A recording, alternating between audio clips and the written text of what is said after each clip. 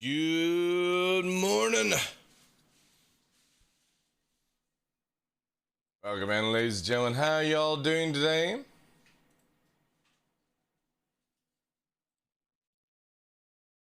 Good morning, Joe, Dev, Summeron, Psycho. Love to watch you, Loveline. Thank you, appreciate that. Avrox, good day to you. Zayman, Scotsman, morning to you. Welcome in, everyone.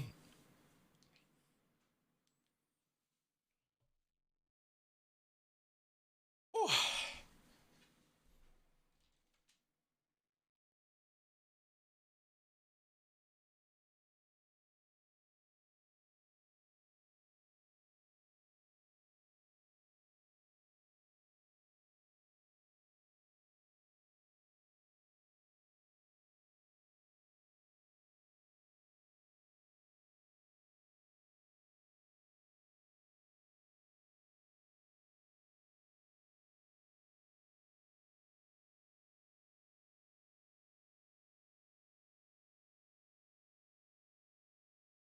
Alpha Zero, Morgoth. Welcome in, everyone. Whew. You hear voices? I always hear voices. It's what gets me up in the morning.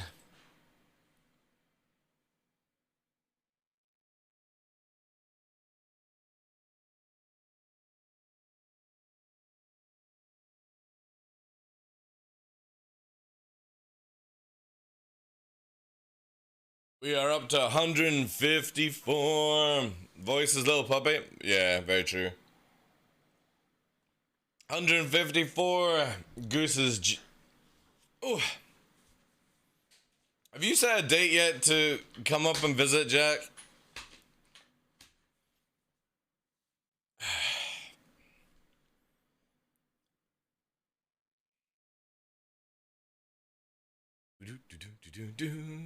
Thank you for all the love on the tweet today, ladies and gentlemen. Exclamation mark tweet if you want to get involved. I appreciate you.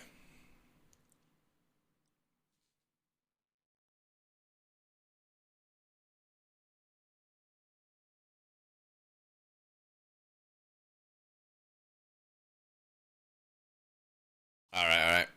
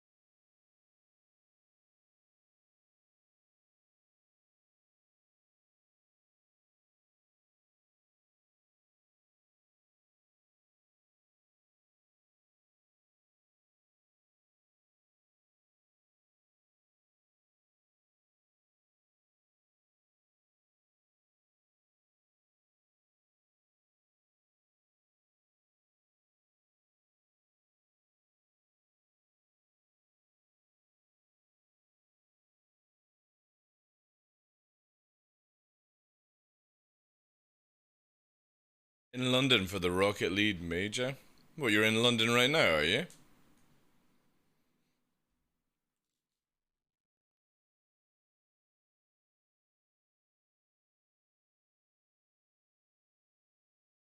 The fuck would you be going to Rocket League Major? Oh, first weekend of July. Alright, alright, alright, alright.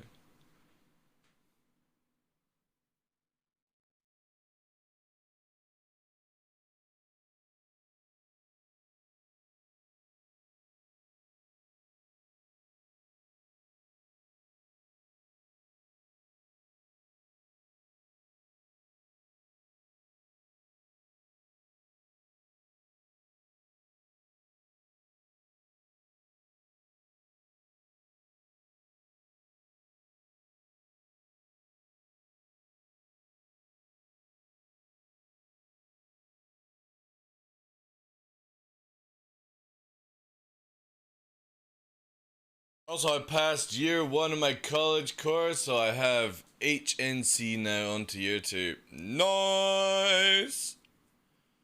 Nice. It's good to hear, dude.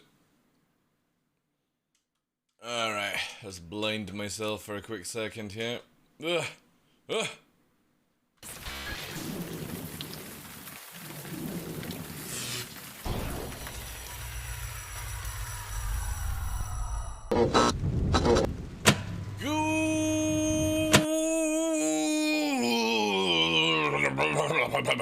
Morning, ladies and gentlemen. I am your host, Michael the TheDarkLaw, and welcome to another episode of The Darkness here on Twitch. It is Thursday, chat. Nearly at the weekend. Well, I mean, to be honest, if it is a long weekend for you, you could probably count at the end of today the weekend, depending on where you're at. It's the 23rd of June, 22. Day 36 in a row. Appreciate y'all for being here. Hope everyone is doing well. Let's see, we have Chad, Wyverex, Averox, aka Jack, Morgov, Alpha Zero, Umanra, Scotsman, Zeman, Joe, Psychov, and everyone else. Thank you, devs. Everyone. Welcome in, guys. Yes. A little bit of a good news. I suppose for like people who like PvP. Apparently, there's going to be a trial fix for HitReg. A trial fix for HitReg for free 17.2 Evo, so that is definitely good news. Good news on that one. Chris, welcome in. Good morning. Apparently! What's that one from? That's from that little kid Mimi, isn't it? Yeah. And yeah, I know what it is. It was like the little chubby kid. Hey, Vinny Vega, welcome in, guys. Good day. Let me just quickly check some things here. How's everyone doing? Alright. Oh, and we've got 2 good things tomorrow. So, first off, we have something to do with Sneak, Juice, and then also we have another episode of The Boys. We've got The Boys, so as soon as we finish the hike, we get in and we watch The Boys. Awesome stuff. I do like Fridays, actually. Did you just say hit reg? Cause that does sound yummy. Yes, apparently. I gotta find this kid. Alright, where is it? Apparently. There he is.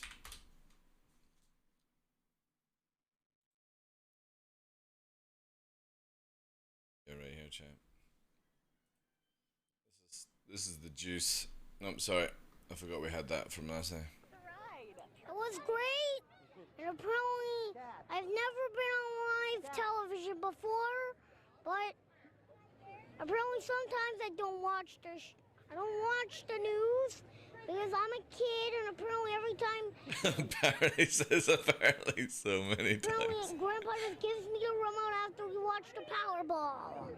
It's the Powerball. Tell me about the ride. What did you think about the ride? Well, it was great. Why? Because apparently. Apparently. Every time you get dizzy. Yeah. That's all you do is get dizzy. Yeah. And I've never ever been on live television. I never ever be on live television. Are you excited? This guy's gonna be a Chad. It's gonna be a Chad, or is it Chad? When did this come out again? 2014. Alright.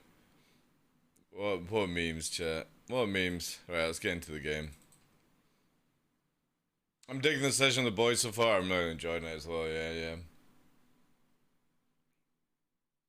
Do we need a sound alert? No, we don't need a sound alert for that. Might already be, yeah, because, like a... That's sort of feels like in between 4 to 6 year old kid, 2014. Yeah. could be already Chad, you know? Not watched that yet, buddy. Told me to watch it. Says it's really good. Oh, have you never watched The Boys? You gotta watch it. Watch it. It's so fucking graphic, but it's just diabolical. It's so good. There's like a few shows that I will rarely ever watch. Like, I'm not a Star Wars fan, Star Trek, anything like that, but I do like these kind of, like, same with me, like, Game of Thrones had zero appeal to me. And it's not that I'm like a superhero kind of nut, but I quite like when, it's the same with Invincible, you know what I mean? Like, cartoons or like anything around superheroes that is very bloody and graphic, you know what I mean? I think it's really cool. It's the same with that movie with the kid, the evil Superman kid video. You know what I mean? It's like the movie itself was pretty shit, but it's fucking cool to see, like, if fucking Superman snapped, you know how much shit everyone would be in, you know? And it's the same with like The Boys and stuff. It shows you like different superheroes, but then obviously the main character is pretty fucking unhinged, so it's cool. I really like it. I hope they do like a live action of Invincible as well. That would be pretty cool. But yeah, we'll stick with that. He said that, yeah, it's pretty fucked, like, not gonna lie. Like, if you are not into blood and gore, don't watch The Boys, because, fuck me, like, it gets pretty fucking gory. The first episode kinda hits you with how graphic it's gonna be. Yeah. Let's not do, spoilers, Chris, alright? I know it's like, again, like, the first series of The Boys is over a year. Normally, like, with spoilers, I always say if something is a year later, you're welcome to spoil on the channel, but obviously when somebody says, I'm gonna be starting to watch it, kind of like, hold back just a little bit, guys. To the Aesop. I watched The Boys with my mum, fucking hell. That's pretty awesome. Alright. Let's get into it. Your insurance claim.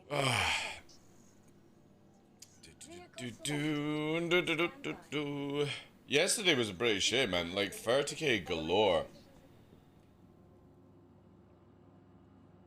And I don't know why. Like, well, I mean, we do know why. They're testing, they're doing all that jazz and stuff like that. But you know what I mean? Like, yesterday was pretty crazy with 30ks.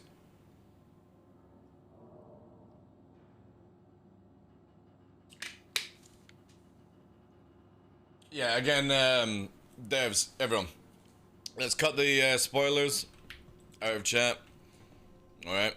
When somebody literally says, I'm about to start watching The Boys, let's not put spoilers in chat, please, alright, guys? You know what I mean? Again, even though it's like over a year old and stuff like that, but let's have a little bit of respect.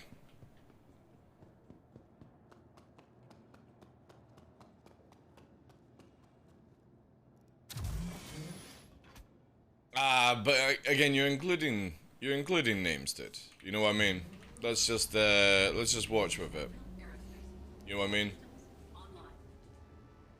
Again, like, let's not use character names and stuff like that. It's just, again, let's not even talk about it. Just let somebody enjoy it, and then they can come back in like a few days, and then we can go full fucking ham. You know what I mean? Thanks, Evan. Yeah.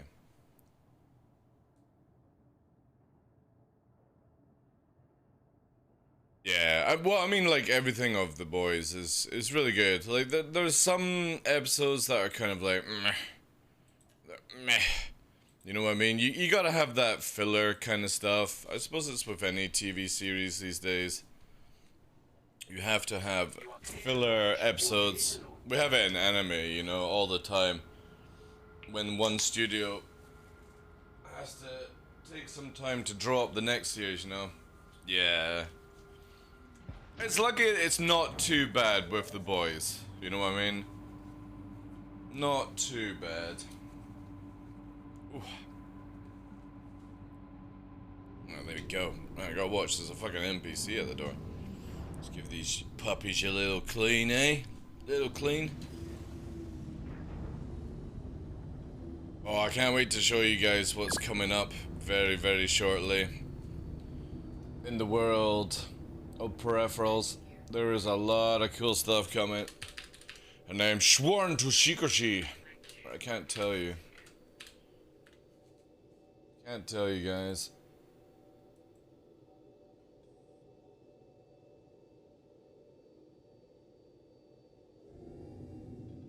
New Gundam. Well, we've got two this year. We've got The Witch of Mercury, and obviously we've got episode 2 of Hadaway, which is fucking awesome, man. I can't wait till October this year. It's gonna be so good, man. Oh, it's yeah. I'm pretty sure myself and Nubifire are, you know, probably the only ones that know, and Vinny is. It's good. It's good. I'm not trying to hype it up because obviously I'm not part of it or anything like that just now. But for somebody who plays Star Citizen, it's definitely a good thing. You know what I mean? It's definitely a good thing, boys. No spoilers. Yeah, no spoilers. You're not allowed to have them. But yeah, looking forward to second episode of Hadaway, Gundam. Really enjoyed the first one, and reading through some of the not really scripts but the plans for the second episode of Hadaway that they started. It's meant to have, or it's meant to be an even longer movie with way more like fighting of mechs. So first episode of Hadaway, or the first movie of Hadaway, first part, whatever you want to call it, really opened up the kind of idea. And I really like the art choices, but I'm very interested to see this new full series, Zayman, Witch of Mercury. Especially as it seems like the fucking Gundam is some sort of unicorn cross between Zero, I think. That's what it looks like to me. It literally looks like a fucking Unicorn Zero version. Again, if you guys are not into Gundam, you probably have no idea what the fuck I just said, but yeah. I do like me Gundams.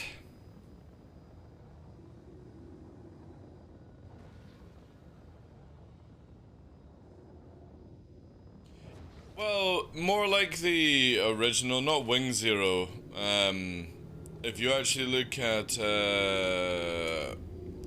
what was it? It's not G95, it's the, again, we can literally see here, right? Because it's worth fucking looking into, boys, you know what I mean? Gundam. Witch of Mercury trailer. Alright. Let me just quickly mute it, right?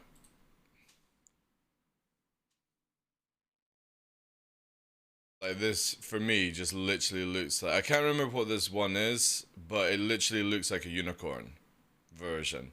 Like, it's got the effects of unicorn, but it's got the shape of... I think it's G95 it's called. Or like the model number. But yeah. It looks dope, man. It looks like it's got... I don't know, like... It's got the horns. It's got obviously the Gundam mask, but I don't know if these are going to be laser swords or they're just literally effect, you know what I mean? But this is very unicorn. Yeah. Can you fly with a different ship like the Talon? I could, yeah, but I don't want to. For me, the Talon is very slow in atmosphere going in a straight line. It only gets up to like 500 meters a second. It's really fucking shit. I like my 800 speed, you know what I mean? So yeah, looking forward to it. It's a great trailer. It's very hard for me to ever be like getting excited about a new Gundam because again, after the way Barbatos reacts, you know what I mean? It's very difficult for me to go from the Wolf Gundam to a new one. Especially when it's just the green eyes, you know what I mean? It's like, ew, the fucking red lightning out of Barbatos was just so fucking cool. But it looks cool, man. I like how it's very, again, we'll have to see where it goes.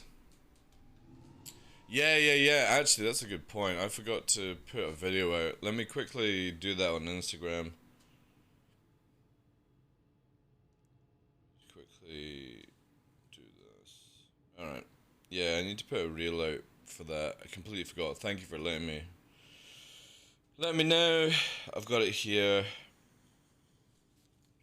Right. And then we're going to add this. Need some music. What should we do? I'm just gonna mute you guys for a sec.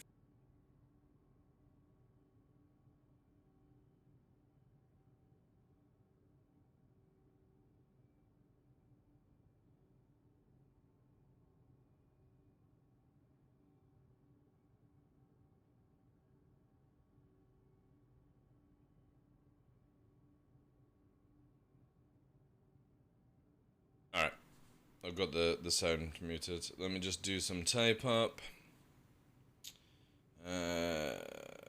Locations.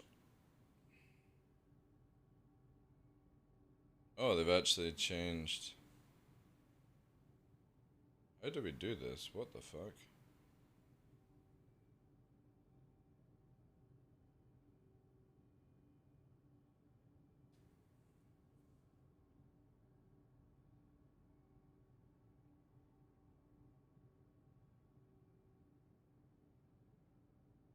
With hashtag Beagle.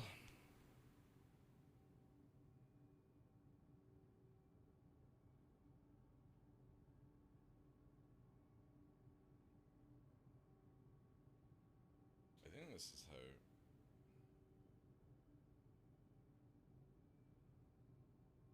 2 seconds.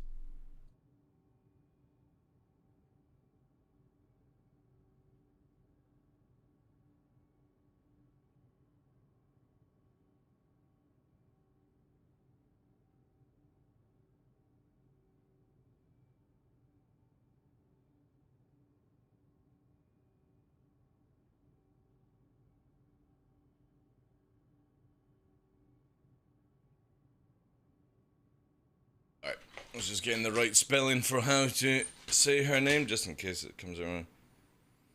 Puppy Melina and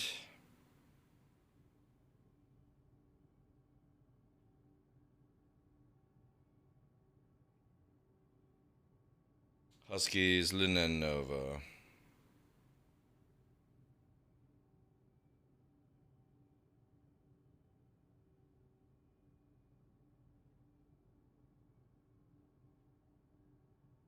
Sorry guys, just trying to do this. I forgot to do it yesterday when I finished up.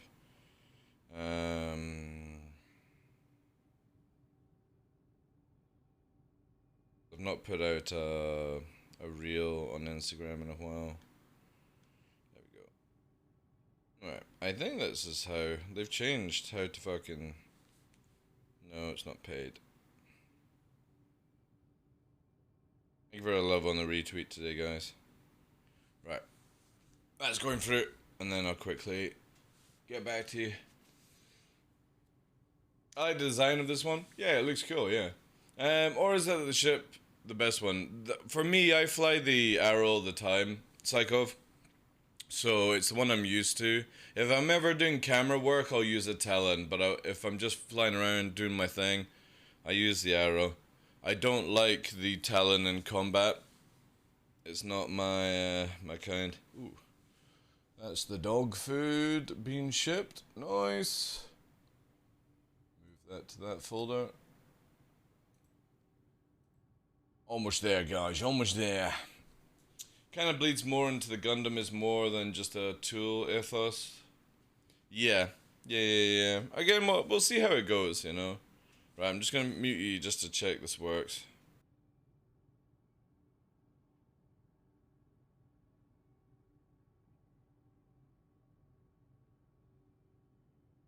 Still finishing up. Sorry guys, a few more seconds. Taking ages to fucking upload this video for some reason. Or Instagram is just really slow.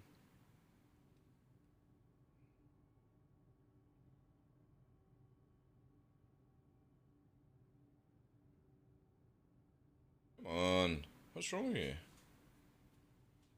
That's taking ages. What the fuck?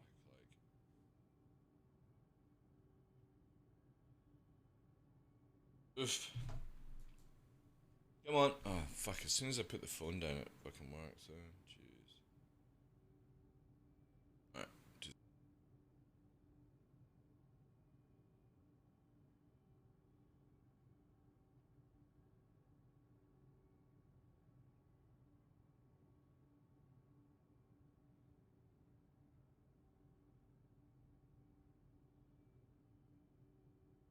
Alright, there you go, guys. It's on Instagram. Exclamation mark Instagram store. It's the latest reel. If you want to see Puppy running around. She did really well.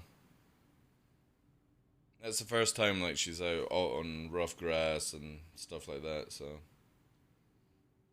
She didn't have a harness on, because again, most of the time I was just carrying her in a backpack. And all that jazz, all that jazz. Right, let me get this turned into bait on the reels. Add reel to your story. Mm-hmm.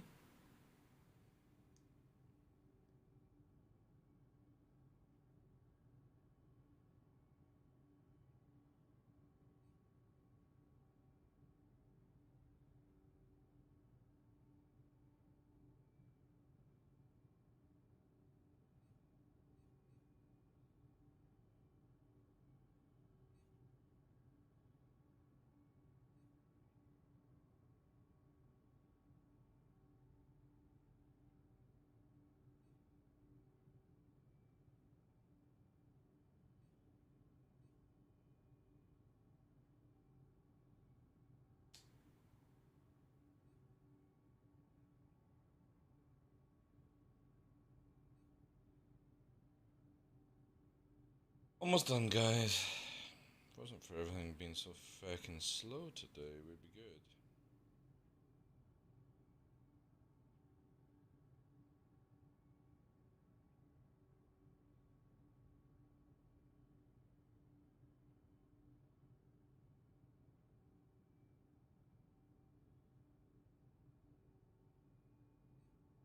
There we go.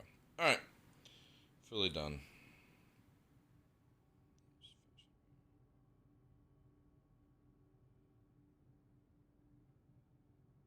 Yeah, easy. Easy. Alright, that's something I should have done last night. Thank you, guys. Hey, Strong Big Creed. How you doing today, sir? Welcome in.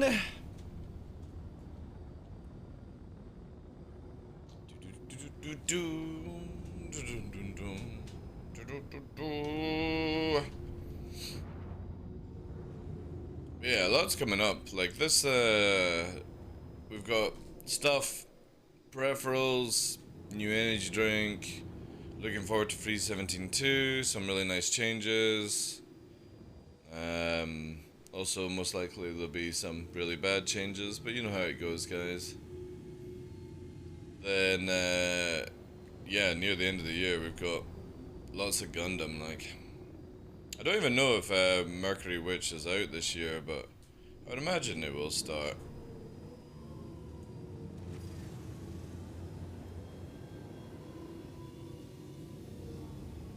Also meant to be getting the, I don't know if they went ahead with it, but like the son of, it's like a next sort of like chapter of Blood Orphans, not with Blood Orphans, but with some of the characters kind of thing. But I don't know if that went ahead or anything. Yeah, doing very well, dude. Got a bit of a sore stomach, but yeah, apart from that, doing really well. Thank you for asking. Hope everything's well with you.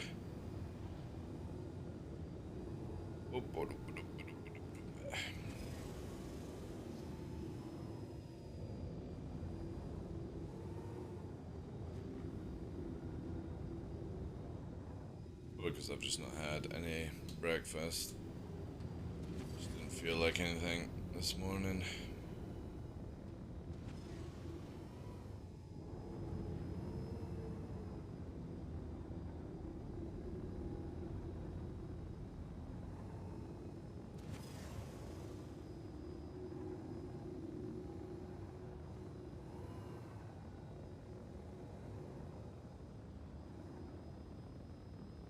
Also, I take it this is just... Yes, this is east. So we have a bit before it hits the west.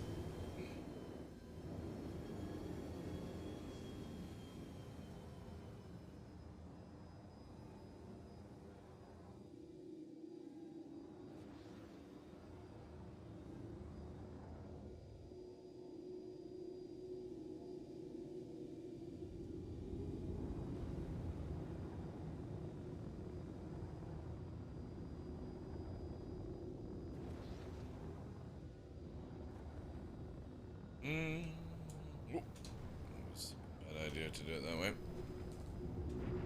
But yeah, hike went well. Vet went well. Driving went well. That was like the first major time she was in the car, apart from when she arrived. Yeah. Everything's good. Little bugger managed to sneak into my room this morning. A crafty little thing, that's for sure.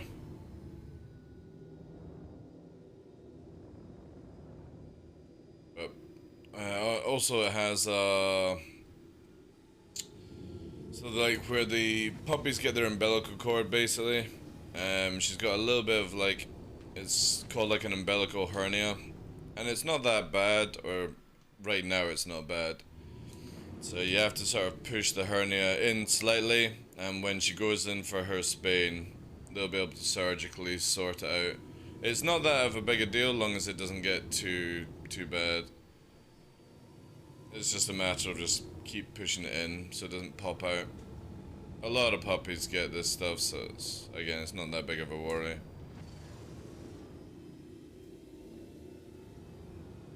I think Luna actually had it though.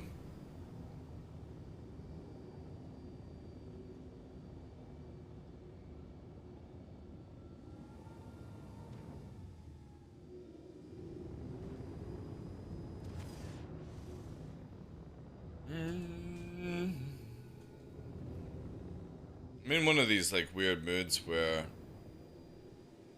like, I don't know, like just everything seems so sluggish today. Need like a wake up. A wake up call. I hope we get P2 next week though. I would imagine so. Hopefully.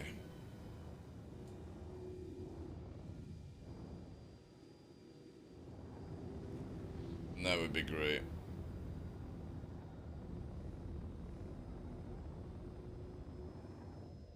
But then I hope PTU doesn't go on for too long either. Because that will suck if that's the case.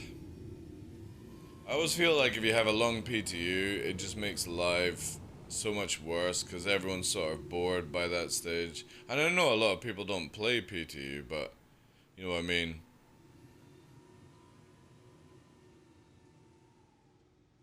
I'm interested to see how these smuggling missions turn out. Again, it's not something that I'm that interested in, like, as a role in this game, but anything that sort of brings combat or groups together, it would be really, really cool.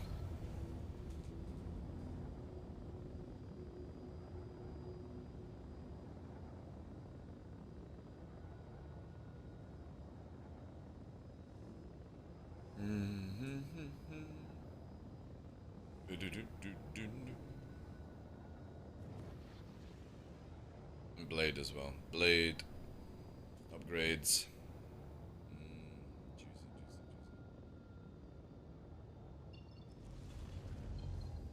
All we need to do is get some better bounty missions, and we'll be solid, like. Or maybe even something to do, you know what I mean? Like, not necessarily like Jump Town kind of scenario. This Orison thing, I don't even know how that's gonna be, you know? Ooh, also I need to do this. Ooh, that's a bit of a hard lump. Boop.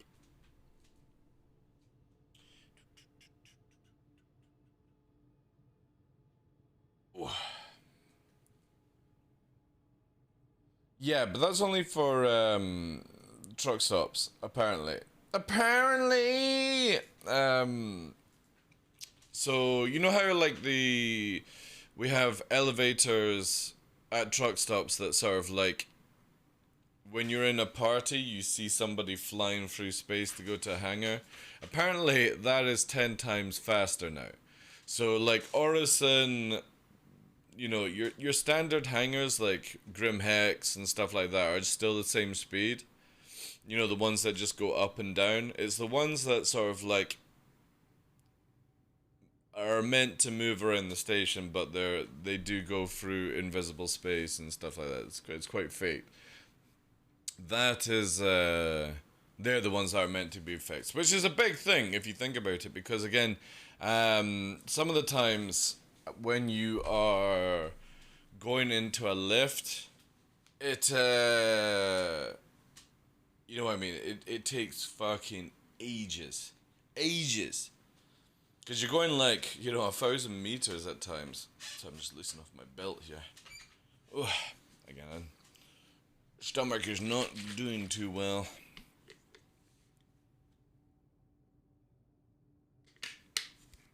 Also, this music is killing my soul right now. Alright, let's change up. Let's change up. Let's do this. Yeah. So that's gonna be cool. Yeah. Refinery ones are horrible. Yeah, they can be. Aye. Hey, Husker, how you doing today, Chief? So, again, with it going faster with the truck stop ones, I think that's great. Orison, Lorville, Microtech, none of them are going to change because they're pretty much just up and down. It's the only lifts that goes sideways is the biggest issue. You know? So... all good, all good. I like these little, like, quality of life things that we're getting each session. More of them, please.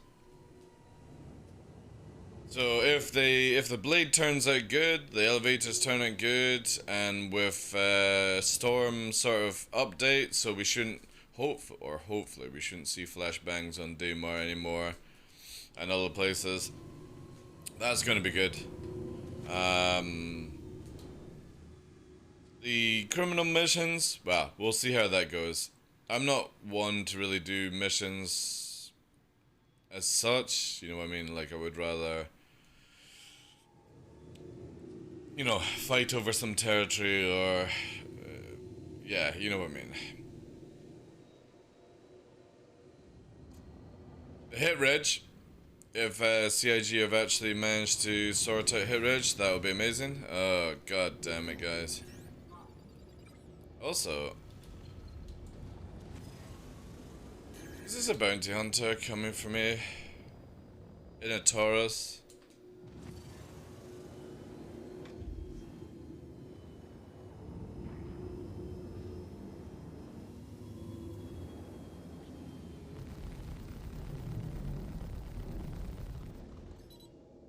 Alright. This is gonna be taxing.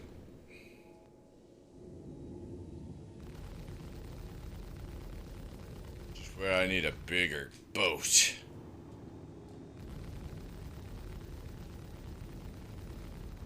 I don't think it's a bounty hunter, I think it's somebody mining. But obviously, you know, don't want something to be around here that has crazy amount of missiles just in case it starts to be like, oh, look, there's a fight kicking off. I want to also shoot and do things. So let's just force it away from the location. It'll most likely warp in a second. I don't have the... yeah, there we go. Beautiful. Go. That's what we wanted, chat. We just don't want a nice little distraction, you know? If I had more deeps, it'd be fine. Or if I had like remote ballista capabilities, then... No, I don't think it's a bounty hunter, Husker. I think it's just somebody coming in to do some mining in Shubin area, which I don't understand. They had a rock, so maybe they're trying to sell at Shubin, because Shubin, it's a Taurus, dude. There would be no Merlin anyway, dude. Taurus doesn't have a Merlin slot equipped to it. Only the Aquila and the other ones have. Taurus does not, has bigger cargo space. That's what you get from it.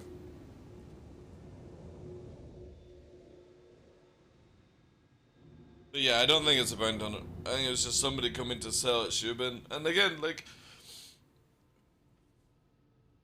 it's more if a bounty hunter comes, you know what I mean? Like, there have been many, many times where I've been, like, PvPing. Maybe 2 versus 1. And then somebody randomly just comes in. And they're not really even a bounty hunter. They're just doing something else in the area. You know, rock mining or stuff like that. And then they just start fucking pelting missiles, so... It's always best to chase those kind of players off. Gets them out of that. Plus, they may go, oh my god, I was getting attacked and I need help, kind of thing. It might escalate a fight, who knows. Who knows today?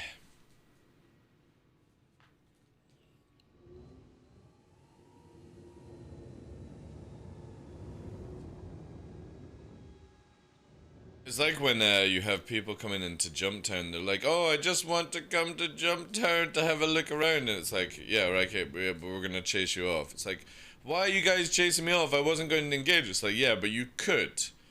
A fight might break out and then you decide to get ballsy and start pelting things at people. You know what I mean? It's always best to clear out the zone if you can. Not that there's any war going on here, you know what I mean, but always treat it that way.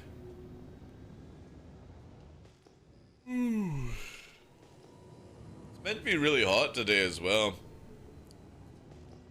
which is gonna make me really, really sleepy. I get very tired in hot weather, so like, veg out. Solo multi-crew, your favorite. Yeah, I know. I know.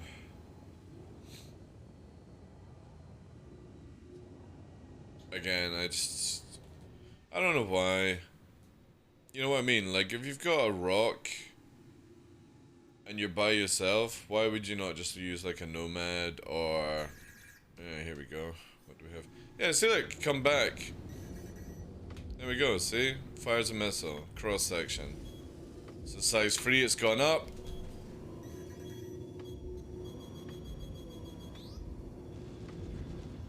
See what I mean?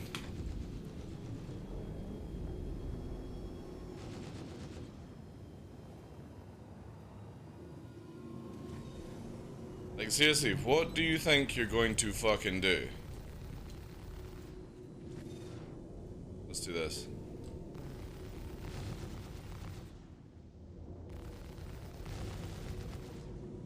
Awesome.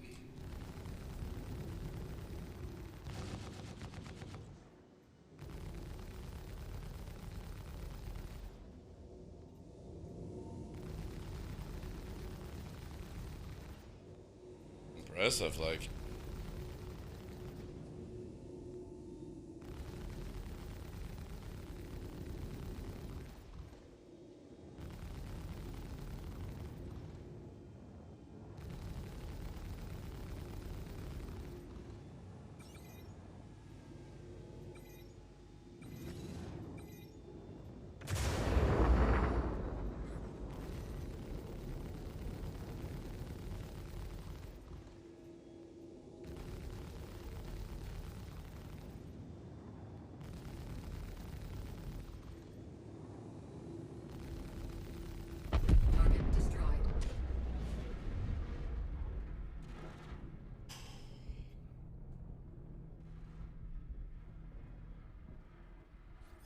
I don't know, chat.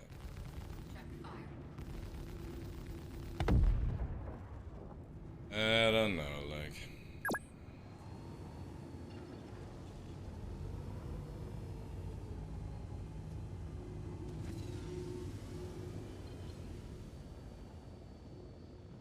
I don't know, Mr. B. I generally don't know why. When you come here, I chase you off, you survive, and then you come back and you think you can fucking take me in your Taurus. It's like, I don't know, dude. I don't know. I don't know why people even attempt. You know what I mean? Like, if you manage to get away after and incur, like, an attack, why wouldn't you just not go somewhere else, you know?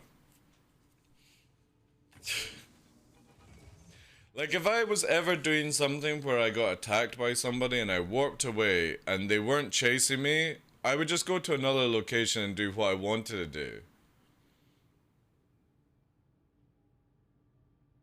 But now they've just lost everything, you know? Yeah, exactly, Vinny Vega. Exactly. I would call it as a win. But for some reason, people are hell-bent on like, oh my god, I've been shot at by an arrow at Shubin. I want to go to Shubin. You know what? You know, fuck this guy. I'm gonna come back and fire some missiles and then die in a fire. You know, that really showed him. You know?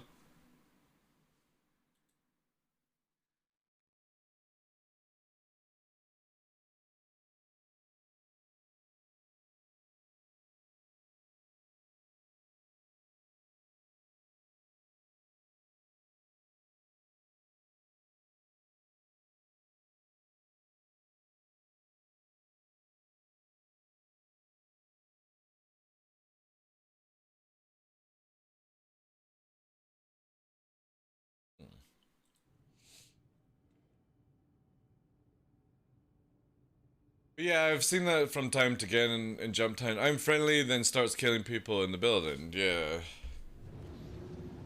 Again, it's always the thing that just I can never really fully understand why somebody does that sort of gameplay loop. You know, if you came back in a fighter and you were trying to get my bounty, sure, cool beans. But why would the fuck would you ever come back in a Taurus? You know what I mean? And especially as you're already damaged from the first incursion. You know what I mean? It's not like they've gone away and repaired. They've come back with damaged body and then, you know what I mean? So they've lost the Connie, they've lost their rock. The rock might have had all the ore in it. I don't know, I didn't check. The Connie didn't drop any boxes, you know what I'm saying? You've lost all that money when you could have gone somewhere else in the game. It's so bonkers, like. You know, if the Connie had come back with like 2 fighters, then yeah, right? That would have been wicked. I'd understand that. I get it. You desperately want to go to Shubin to sell, and you've brought in backup to do so. Or you've gone and got a gunner and you've repaired your ship. You know what I mean? There's all these things that can go through, but you're like, no. I'm coming in with my charge and I'm gonna duckfly an arrow in atmosphere. Oh look, all my missiles miss because I'm using cross sections that can't chase after a fucking arrow to begin with. It's like, oh, no, don't play the game like this. Change your ways. Make it, put it into your head that you won. You got away from me the first time. You flew away, you warped away. You survived. You know? Don't come back for round 2. It's not going to bode well. Imagine if I had set up a blister chat, you know what I mean? Hey, Canities, thank you for redeeming entries. Imagine if I had landed and set up a blister and the moment they come back, they just get insta fucking torped. It's like, what have you achieved? Stop it. Don't play the game like this. If I intended on coming back to fight, then I'd escape in a ship that can't handle it. I'd come back with a fighter. Exactly. Or like a gunner, you know what I mean? A gunner on a Corny is very, very scary if you can keep the gunner in position, which, you know, the ship does roll pretty well. So, again, it is bizarre behavior when I see some stuff like this, you know? It's like, oh, on the other one that I laugh at, Vinny, is like, so you kill somebody in a Titan, they come back in a Sentinel. They die in the Sentinel, they come back in a Connie. They die in the Connie, they come back in a Hammerhead.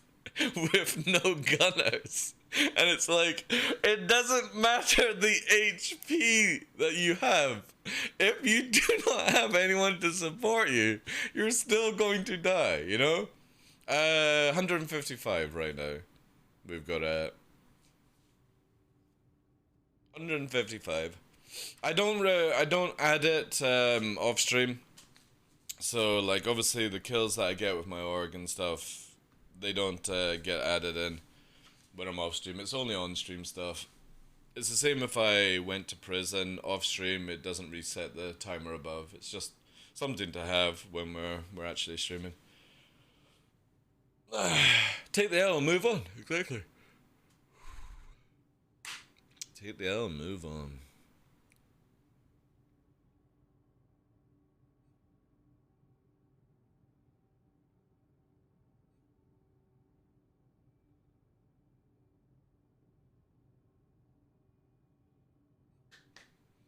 But aye. Where are we at now? Let's save, so there's these. We are. Oh, we're nearly there. We're southwest right now. That's good. Nearly Prashad time, guys. Nearly Prashad.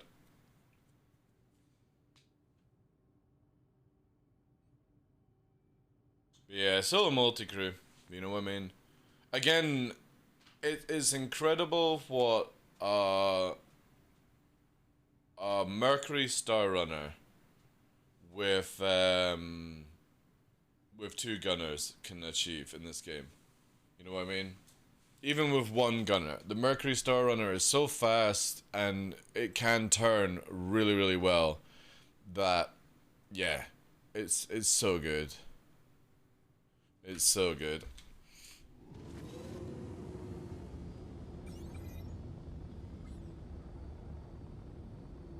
Kind of wish the missile system, when you restock, it remembered your settings.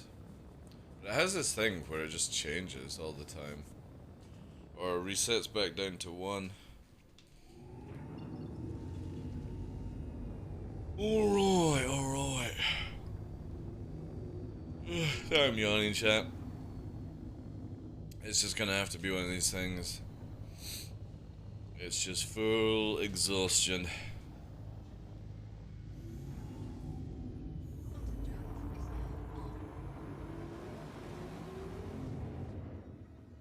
Hopefully this is in the light. It should be. It should be.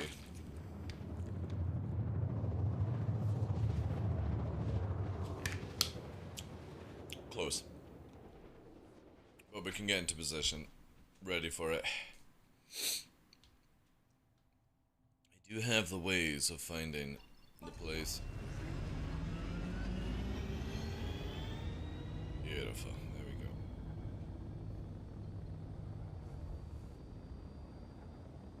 See, when they actually put in the heading indicator, it's such a game changer. Have you been? How have you been? Hey, Mr. B. Air frying, been treating well? Yeah, I've been really enjoying it, dude. It's been really, really good. Definitely worth the money. Has saved a lot of time, and yeah, just I've been experimenting with it a little bit, so every meal's sort of like interesting. Sometimes it can get a bit repetitive, but that's with everything in life, you know what I mean? But yeah, it's been good. It's been good. Mother's got a new puppy, Malina, and she is an absolute handful, chat. New video is out on Instagram if you want to check it out. Glad to hear it. Thank you very much, dude. How's life with you? You been good? You been good? Staying healthy? Healthy-ish.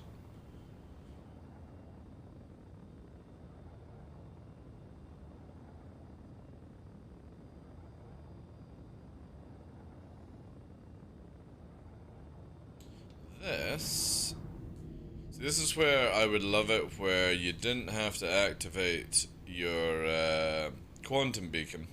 So not quantum beacon, your quantum drive to check on locations. If anyone remembers, we used to have it where if you went to scanner mode, it showed you locations.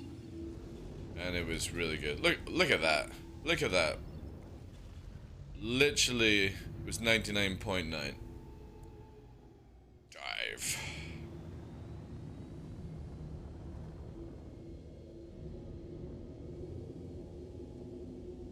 Damn, I'm good.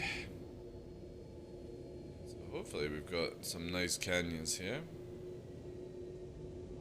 Down. We gotta wait for the sun to come up, but we've arrived at the perfect time. Been better. Lost a friend of over 10 years to drama last week. Been playing a lot of fun. It happens, dude. It happens. Yeah. I know those feels. Got back into a bit of Elite Dangerous. Nice. Yeah. I've had that plenty of times. Quite recently as well, but you know what I mean, dude? At the end of the day, sometimes it's a blessing. If somebody wants to cause drama in your life, and they're the ones causing the drama, not you, then yeah, it's best to just cut them out of your life. It's easier. Because they'll always be the same, no matter what happens.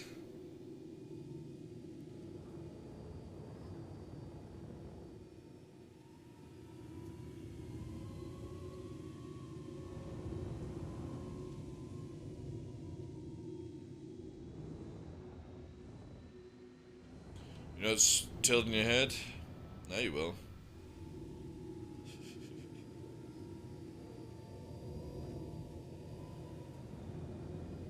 Nice. Right.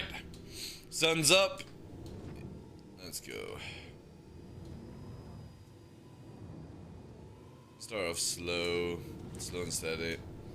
This is the best place I've found recently. Made a video on it. Exclamation mark new.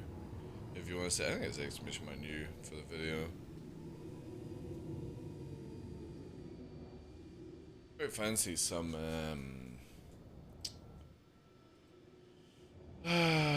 what do we fancy to do some flying with? Yeah, this will do.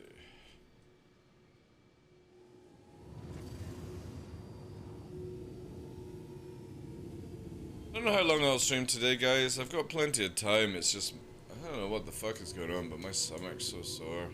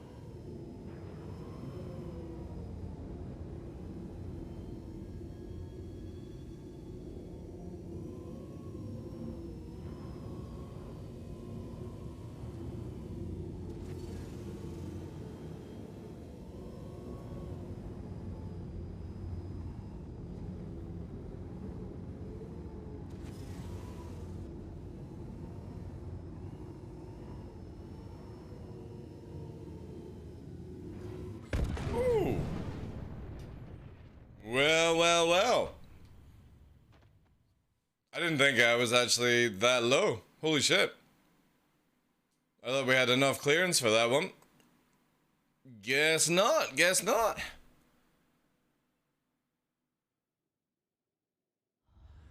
Interesting. Hopefully my dead body's there and then I can go and inspect it. Could watch this all day?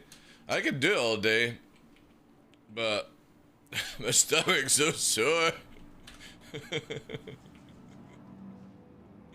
probably got something like indigestion or something like that.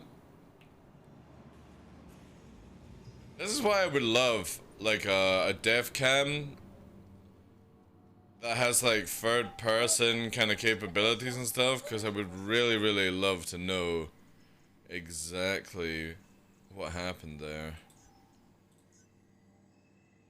It's always these little few gems, you know what I mean?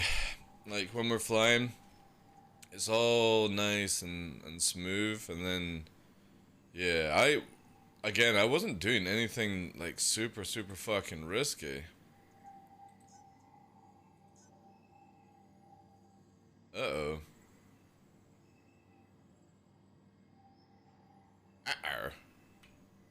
Please visit us again. Have we barricaded? Welcome No, to there's the no way we ASAP barricaded. retrieval system. Oh no, it's duped. It's fucking duped, chat. Oh god, no. We'll use free for now. Stand by. Your vehicle Hey Invictus, how you doing, Chief? It's not just me up at this ungodly hour. I was up at like fucking 6 AM, dude. Wave 1 soon? Yeah, we'll see. With PT, if that's what you're talking about, Greg. Yeah, Double Fat, how you doing, Chief? Some upgrades, but I'm still on a 970 card. Ooh. Alright. I mean, it's not that bad, but it does need... I would say, yeah, card is definitely needing some love. Everything else looks good. The card, yeah, bit lacking on that one. It is a damn fine card, yeah, but Star Citizen is one of these games where it's, you know, that's an old card, right, if you think about it.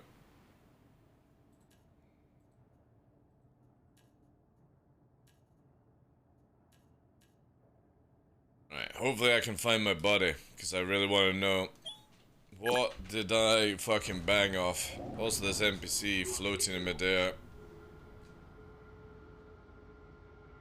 More power! Yeah, again, video cards, CPU, SSD, 32 gig.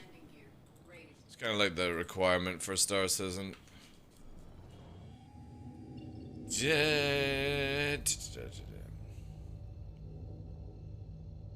Can I find my dead corpse? I just want to inspect that rock. Again. It was 100% my death, but like for me, in my head, whilst I'm doing that run, it's like, alright, cool. I don't have 100% power doing this. I raised my height naturally because I didn't think we were going to actually go the initial line of turning around, but I don't know why we banged off a rock, to be honest. Because it was just like literally a smooth line and a curve, so. I probably won't get a death body because I didn't have any items on me, sadly. It was just a white suit. I need to start getting into the mentality of always equipping a med pen just so we get a death marker.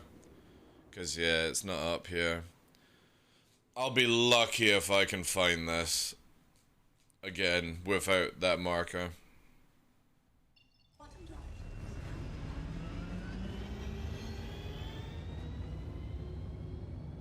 Give or take.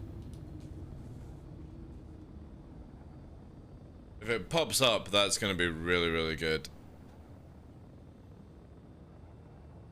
Because I'll be able to find the area, I just won't be able to get the exact rock that I want to investigate, but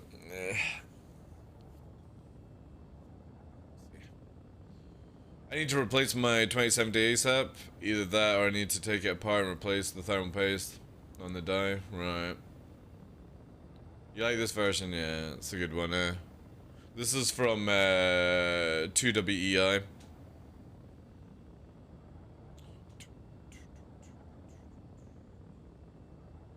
Slightly drifting. Strafe it to the left.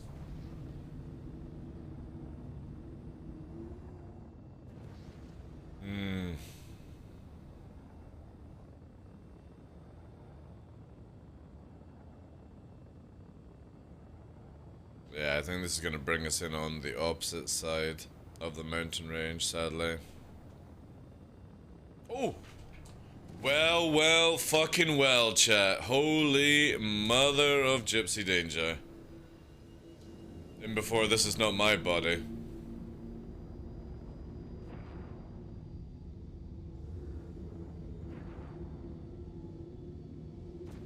Holy shit, it is. Yeah, what the fuck did I hit then? So I went over this way, right? And this is about the height that I went, and the wing was like that. What the fuck killed me then? Even if I went lower, you know what I mean? Like, there's no way I was down at this fucking level when we're going over in the camera. It was like, here. So what the fuck actually hit me?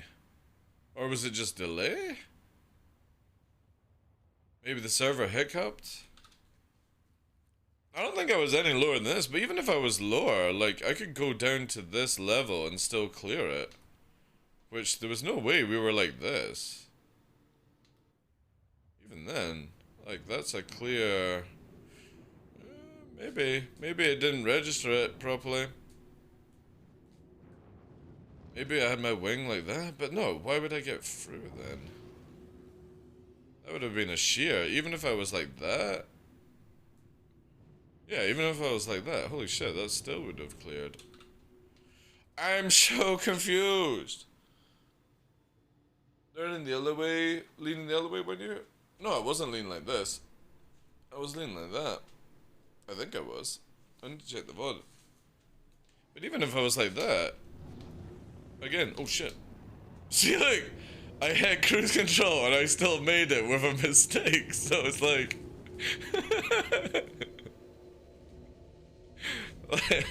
I was nearly fucking back to the respawn point there with that meme. You might blow your again up. Yeah, that's very true, yeah.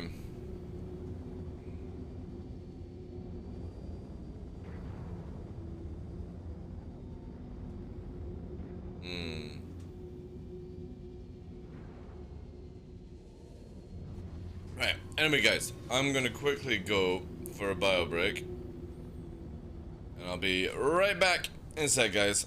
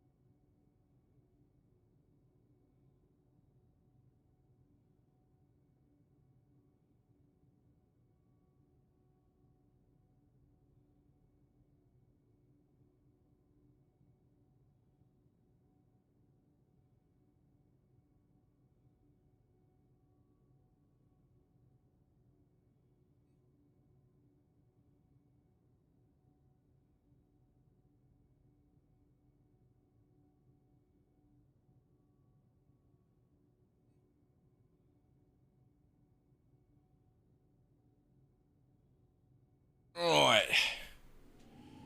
Fuck's sake.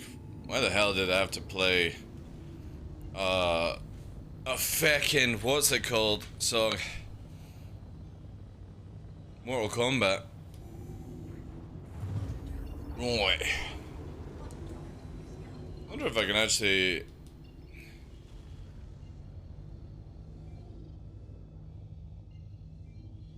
do this. Yeah. It's gonna take me fucking ages to go down if I don't do it. At least the marker's there. We might be able to exactly find it. Oh. It's an oddball one, yeah. I mean, it does happen, you know. It's, again, what I see on my screen is not always 100% what happens in the game. Everyone knows that, so it is what it is. It is what it is, chat. We just sort of have to get through it. But you know what is? Exclamation mark anniversary, guys. Get involved in that stuff, because you've got, I think you've got like a week or something left now to get in that. Why is that floating? That seems really sus that it's moving. No, it's not moving. Because this is not the right area. That's weird. Yeah, definitely not the right area.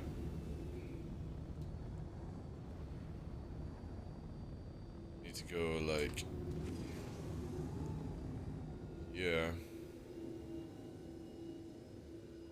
A little bit further.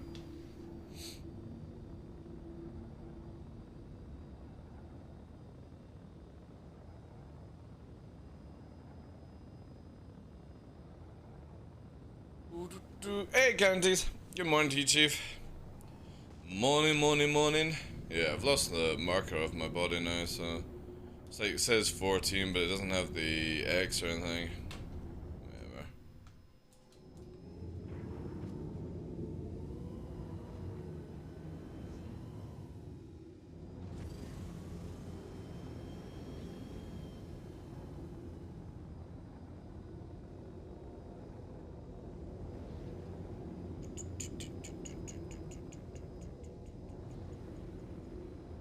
Not sure if I can find the place now. That marker's thrown me off a little bit. If we actually had 120, that would be in deep.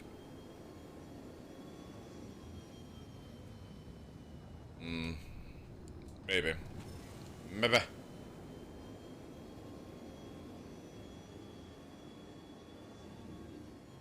I've had a corpse flying around Yellow Belt before when I hit an asteroid. Yeah, that one's moving now, so I don't know where I'm meant to be now.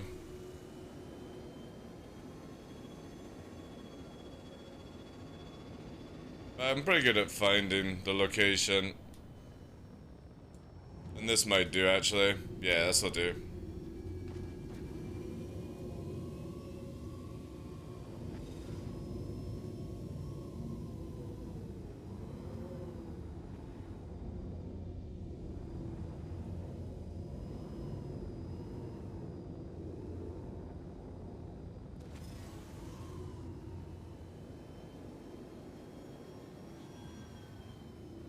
I do. Normally I like it where it's like this mountain range. This might actually work. Yeah. This is it here. So long as you got the mountains to your left when you're flying through it. Yeah, this is the place. This is a really good one. Lots of little fun parks. It's normally 100 out on the dot. This is where I wish they had like an outpost right beside it.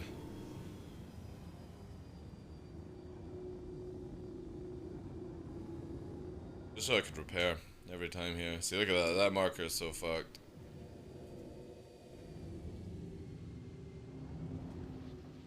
Ooh.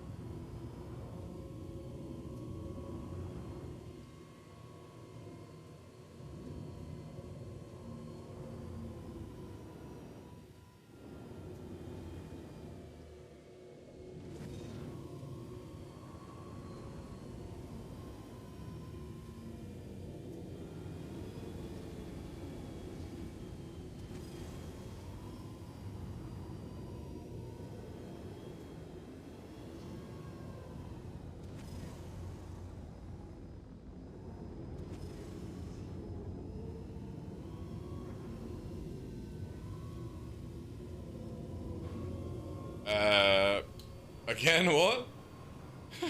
What the fuck? We're not even anywhere near anything.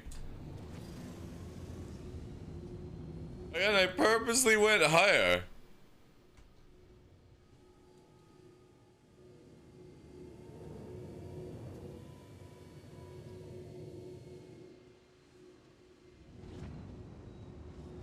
What possibly could I have banged off at that height?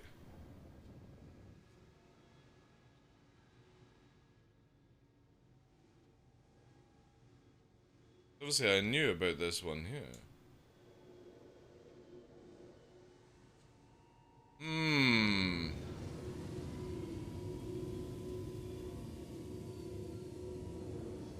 Not sure, chat.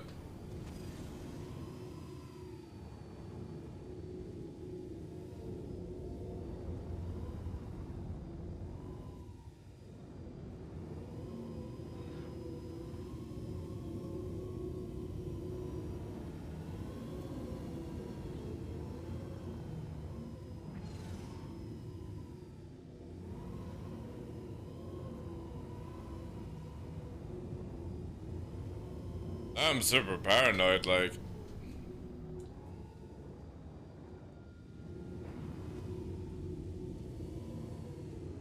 It will just go even more higher, just to make sure.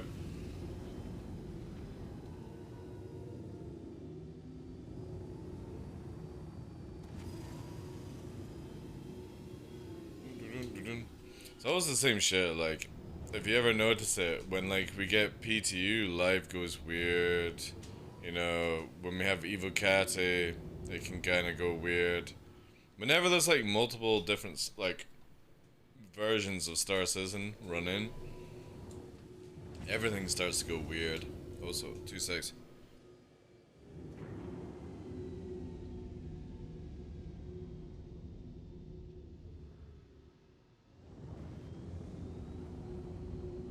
Hey Astro, good morning team. I watched some old SE racing in AC mode. I don't even remember being able to turn that fast. That's because every thruster was the same speed. White hand, that's why. Every thruster was the same. Right, I got an idea. I'm gonna bust to a different server. And then quickly get back as fast as possible. Let's see if we still have the same weirdness. Ugh.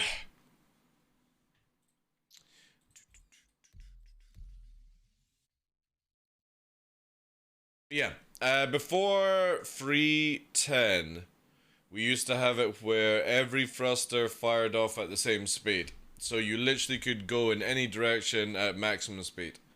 White hand. That's why a lot of the old, like, videos, you can't do the same speeds now around the tracks because they were designed for the ability to constantly move, you know? It's the same as with all the low flyers before 3.10, everyone was doing, you know, this fucking ability to fly and fly in sideways and do all these things and all that jazz. And the moment that they changed the flight model to make it a little bit more logical, it killed a lot of flyers, you know? They were like, oh, I can't do this anymore. And it's like, yeah, because you technically weren't meant to be able to do it. And it's the same as you're still able to do shit in this game that you just shouldn't be able to do. Welcome to the ASOP vehicle retrieval system. You know?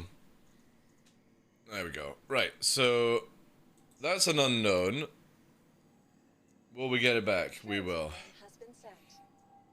And this was the one that we crashed and I couldn't reclaim. Your insurance I can reclaim. So we're going to just do this one. We'll wait the 2 minutes. I'm not going to press these because I've noticed that I don't seem to be bugging the arrows as long as I don't use arrow 1 and arrow 2. If I only use arrow 3 and 4, it doesn't seem to fuck up as much, which is interesting. Again, I'm just waiting for all database issues and all that jazz to be done, you know? At like 600 meters a second, yeah. You used to be able to do such wacky shit, and it's why, like, I'm one of these people who can't wait for the new flight model for Atmosphere, because I'm so done with how everyone, including myself, is flying in this game, in Atmosphere. It's so unathletic, nobody takes into account of what they have to do. They just literally use their upstrafe as an emergency, and it shouldn't be that way. Upstrafe is far too powerful in this game right now, but I understand why it's there, you know. Hey, Alec. This is all nonsense compared to the issues we got. I was fighting some dude yesterday. My weapons did not recharge. Yeah. When that happens, it's so fucking annoying, dude. The worst is when you're literally... I've had this recently, where you're fighting somebody, your weapons don't regen, and you can't change the pip, but you're just circling each other, and you know that the other person has the same problems, because it's basically the server has just lost the connection to you to a certain degree, but you're still dogfighting each other, but you can't shoot. Well, that's a different one. That's you having having issues connected to it and stuff. Everyone's been through it, dude. It's not like, you know, that's anything new. We've had this since like 3.16 plus now, you know. You're in combat, your weapons don't regen, theirs are regenning. They're able to do everything, you're not able to do anything. It happens, you know. Best thing to do is just warp the fuck away in that situation. That's all my suggestion is. The moment you can't fight and you're losing, you warp away. That's it. Even if you started the fight, you know. Bugs will always happen. Welcome to the ASOP vehicle retrieval system. There we go. Vehicle selected. Stand by. Welcome to the ASOP vehicle. Make sure you guys use your points for the anniversary giveaway, guys, because you won't be able to use them again until December. I'm literally only running giveaways now every 6 months on the channel, unless a company, you know, hires me to do a giveaway on the channel or something like that.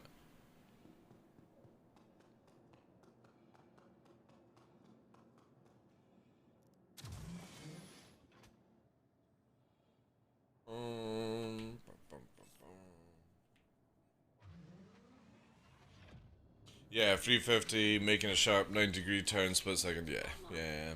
Hey, Spaceman, good day to you, sir. Yeah, I mean, like, I know, like, a lot of people will be like, no, I really like the flight model and stuff like that. Unfortunately, it does not work in the game, or the current state of the game. You know, once you fix desync, all the previous issues start appearing more, and all these other things, you know what I mean? We always have to push forward in Star Citizen. We can't keep being like, oh, around about 263, 264, that was the best time in the game. Yeah, it was probably the best time, sure. You know what I mean? But it doesn't work in this current system of game. You know what I mean? You always have to adapt. If you don't like the flight, you go and fucking play a different game, you know what I mean? But generally, and here's the kicker of it, the moment people actually start playing the game, they're like, oh, you know what, I can actually see why CIG have done these changes, you know? Hey, Tamburino. It's the main reason why nobody generally gives a shit too much about other things that go on in this game right now.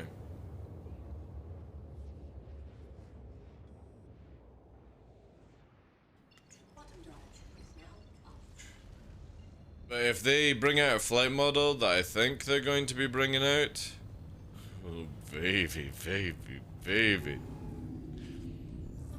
it's gonna get very, very interesting for atmosphere combat if it happens.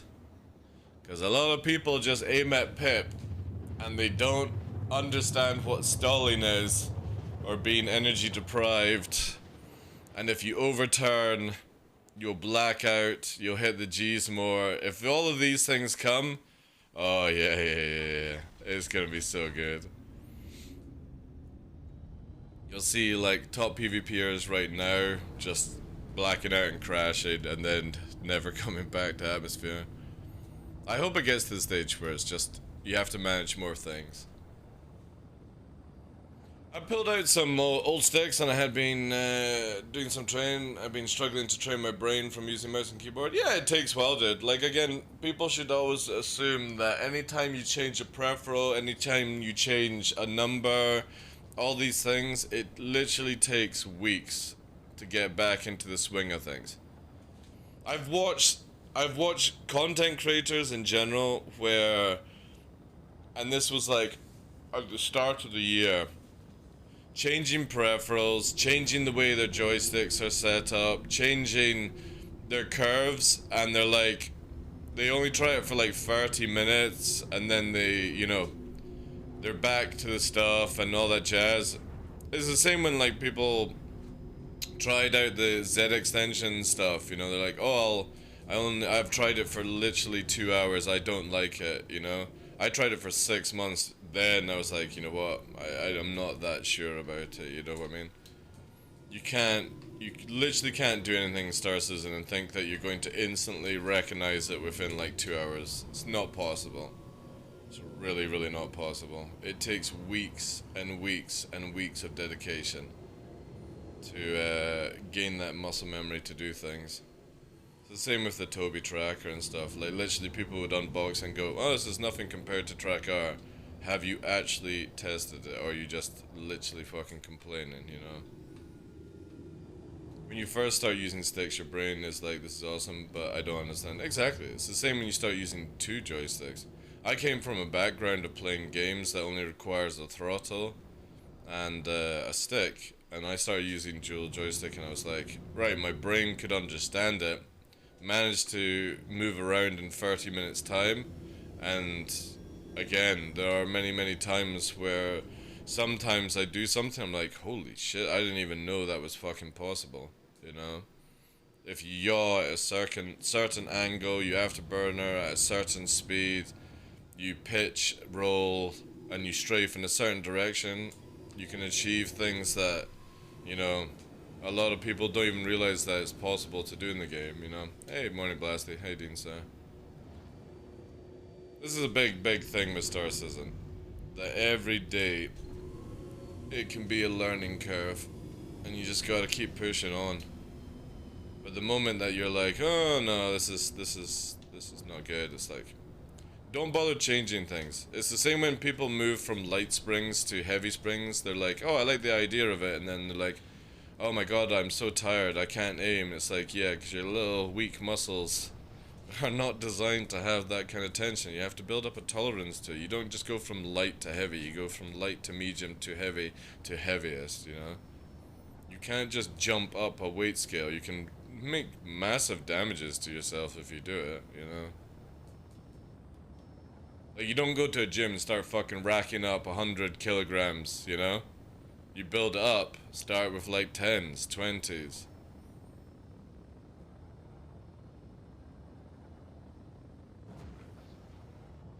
Yeah, here we go. The only problem I have about this area is the white top. You know what I mean? The white top is a bit annoying to cruise through.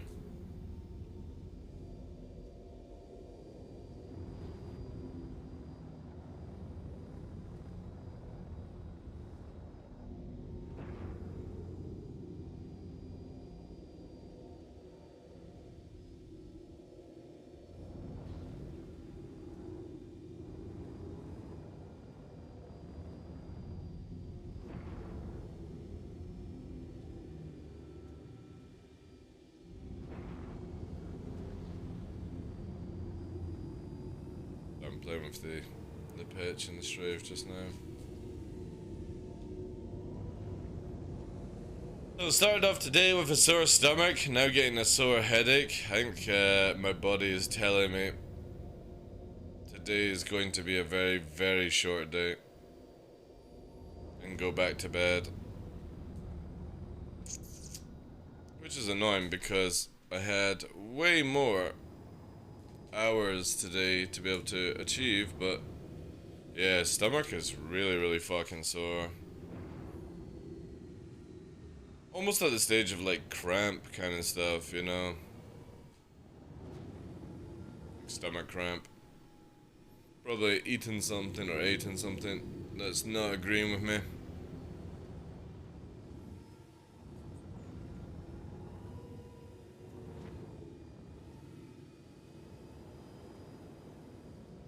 And I think the headache is because we're meant to be getting quite a heat wave today, so I think the pressure up in the air is throwing me head off right now.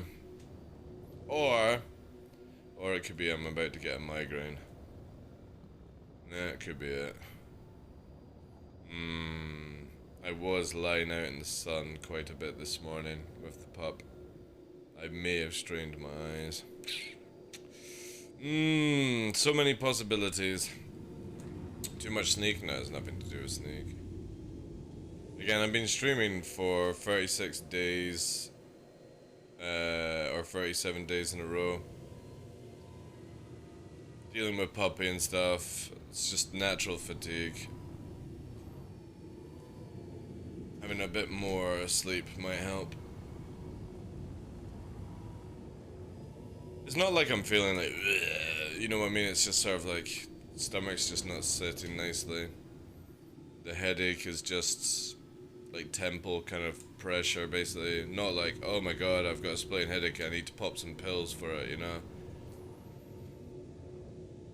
Just like pre-warning kind of stuff. Headache possibly coming in. Stomach might not have eaten something, right? Those kind of things. I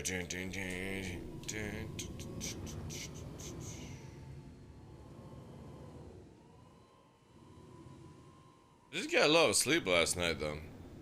I got my 7, so I'm happy with that. Going to bed like before 11.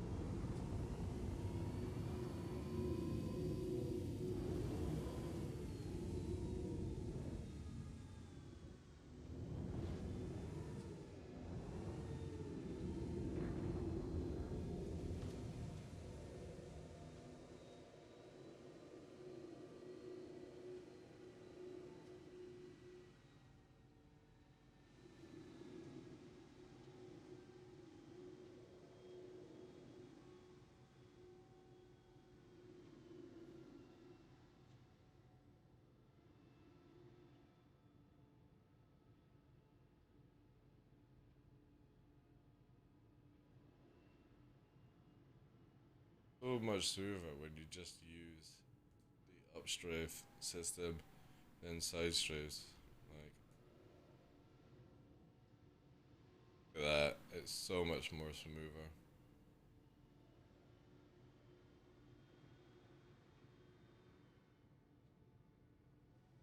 Like compared to a side strafe, for example, side strafe isn't as smooth in the action. The moment you add in the upstrafe, it's like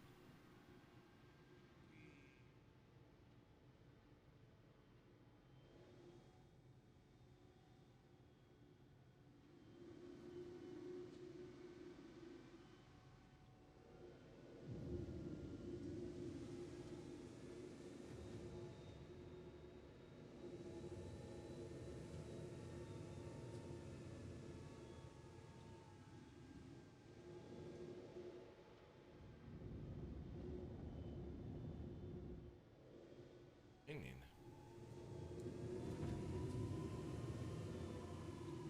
This is actually in a pretty cool location.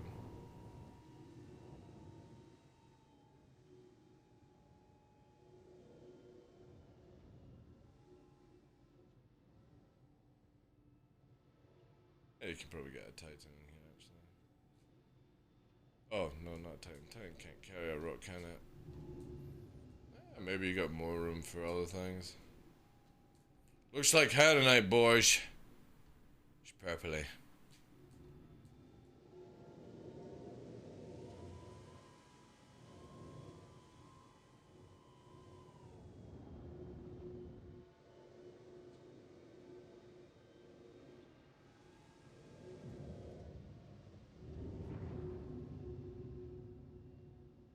I've all dies, and after a couple hours of SE, I have to take a break and don't do anything fancy. Yeah, everyone's different. Having a break is good in this game. Ooh.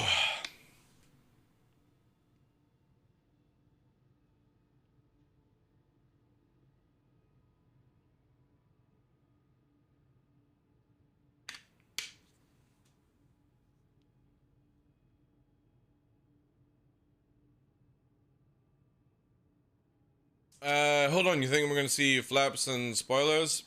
Oh yeah, we're gonna have flaps and tail fin rudders and stuff like that. Like, yeah, you're not gonna see them though. Like, if you look at the arrow already, it already has tail fin rudder. It already has flaps built into it. You see here, see? It's already got flaps. I don't think they're going to move. I think it'll be a fake system, but yeah, you will have natural drag and uplift in the future. I think they'll tone strafing thrusters right down to where you're not turning and doing crazy shit. It's like what I say, it's like this shit in the future, you're not going to be able to be doing at high speed, banking around at these, like, sort of doing this shit. You won't have the ability to uplift, you know. Your maneuvering thrusters are not going to carry around doing this shit. You'll be able to do it if, like, you're doing slower and stuff like that, but the real skill of, like, flight will be where you have to go from the yaw kind of this movement, right? Where you're using yaw to sort of snake in with your rolls and your strafes. It'll be more when you're going around corners, it's like what you see me doing. You don't yaw at all, you're just literally doing this, pushing corners. My low flying kind of style is already incorporating what you have to do in modern day flight with what you're able to do in Star Citizen. And then all you do is just imagine that right now I'm pressing up strafe to create lift. In the future, it'll do it without you having to up strafe, basically. That's what we're hoping for. Well, I'm hoping for. Because again, it's really, really annoying where up strafe is faked around. Oh, up strafe, lift power, wow. You know what I mean? You have too much power in the ability to turn this nose round in atmosphere, in my opinion. Of something so fucking small like these little thrusters. There's no way they should be able to counteract the main thruster's power. That's always my argument for atmosphere. I don't give a shit what people say for space and stuff like that. I don't care about space combat. It just feels unathletic. But it's this, for atmosphere, you can do things in atmosphere right now because there is no aerodynamics, there is no control surfaces. It's all faked around how thrusters work in the flight model. So when you've got, prime example here, you have the exact same thrusters in stats.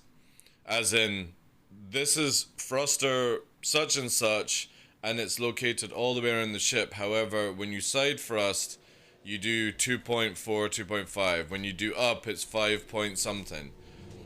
And none of this would be any different. They would always be the exact same thrust. So whatever thrust is required to keep this ship in the air, right? So this ship can literally do this and stand still. So whatever that thruster speed, and you can see it's not even fucking kicking off right now, so when people are like, oh, we have it because it holds us in the air, look, it's literally doing nothing right now. It's fucking idle. That's what it should be doing if we were hovering. It is literally idle. It's fake, what we're doing right now. You're just literally paused in midair. Nothing is holding, you're at 0 Gs, right? So, with these thrusters all located, all the same size, there's no way they would be as dominant as they are compared to this fucking bad boy kicking off, you know what I mean? There's no way little fucking thruster here can compensate against that. Not possible. You know what I mean? Not possible. So when we have this, what I would love to see is where this thruster would be doing this to hold it up in the air, and whatever that is required, say it was 5 Gs, means that you can go left, right at 5 Gs. You could then go down, you know what I mean? It would all be the same speed, which means that when you have a dominant thruster that is higher, which is this one is doing 6 right now to get us up to speed, it means that the turning ability is not like this. You know what I mean? This is what I want to see taken away from atmosphere flying in general. Is that there is no way I can go fucking 500 meters a second, which is like 700 miles per hour, actually more, it's like 800, 900, and just go fucking whoa,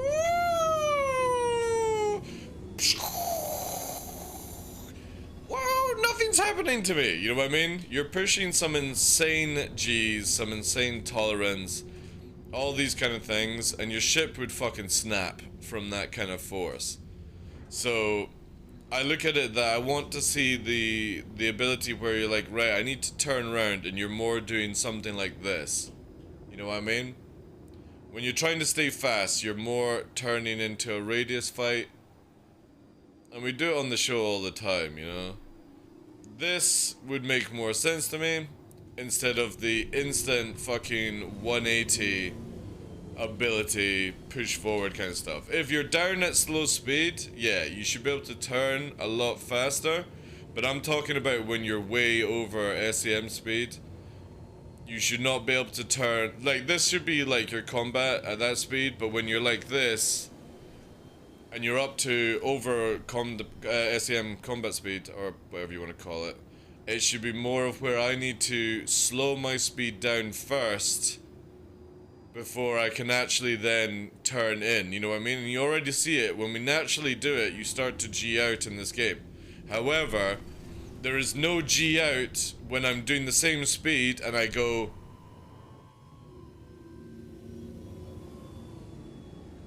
11 Gs, no problem, like, fuck yeah, let's go boys, woo!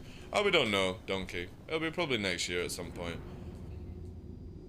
But that, when we get control surfaces and all that jazz, you know, yeah, it would be pretty bad, you know what I mean? So again, like, I'm not trying to take away the agility of ships. When we're in that beautiful SEM speed lockdown, so I'm locked at SEM speed, you should be able to do this, you know what I mean?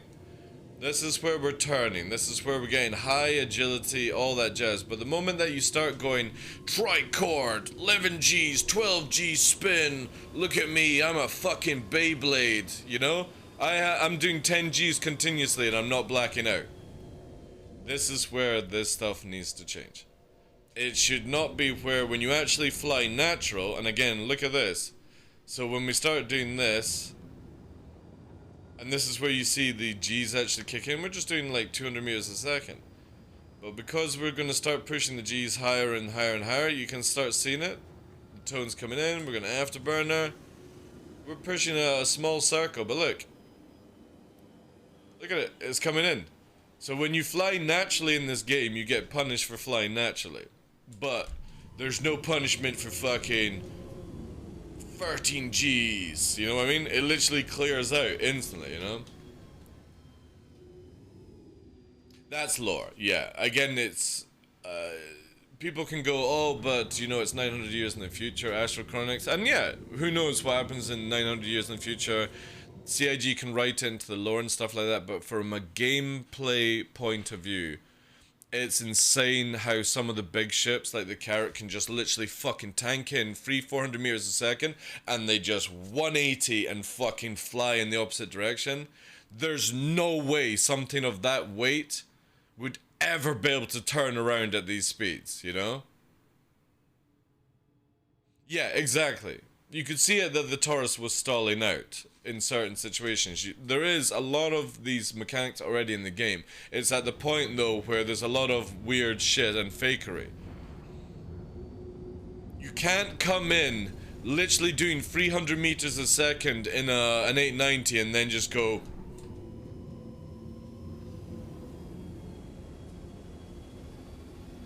You know what I mean? It would take ages to slow it down, and it's so much faster, you know? The panic merchant, yeah. So this is where I like, again, when we're in SCM speed, you get your lovely turning ability, right? But if you're in a super heavy ship and you're over that speed, it should be where you're like a plane, basically. Like an airport, for example. I'm coming in a Carrack, and I need to land over there to the right. You know, I'm coming in and I'm starting to do this as a Carrack. You know what I mean? Slowing down the speed. And then you're like, you know, I'm coming around, basically.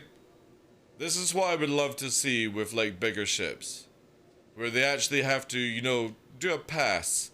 Start to naturally slow down. Not just like... Say the landing spot's right here. So this is your big ship right now. Obviously not at these speeds. I'm using the arrow's capability to get around. But you see fucking Carracks going like this.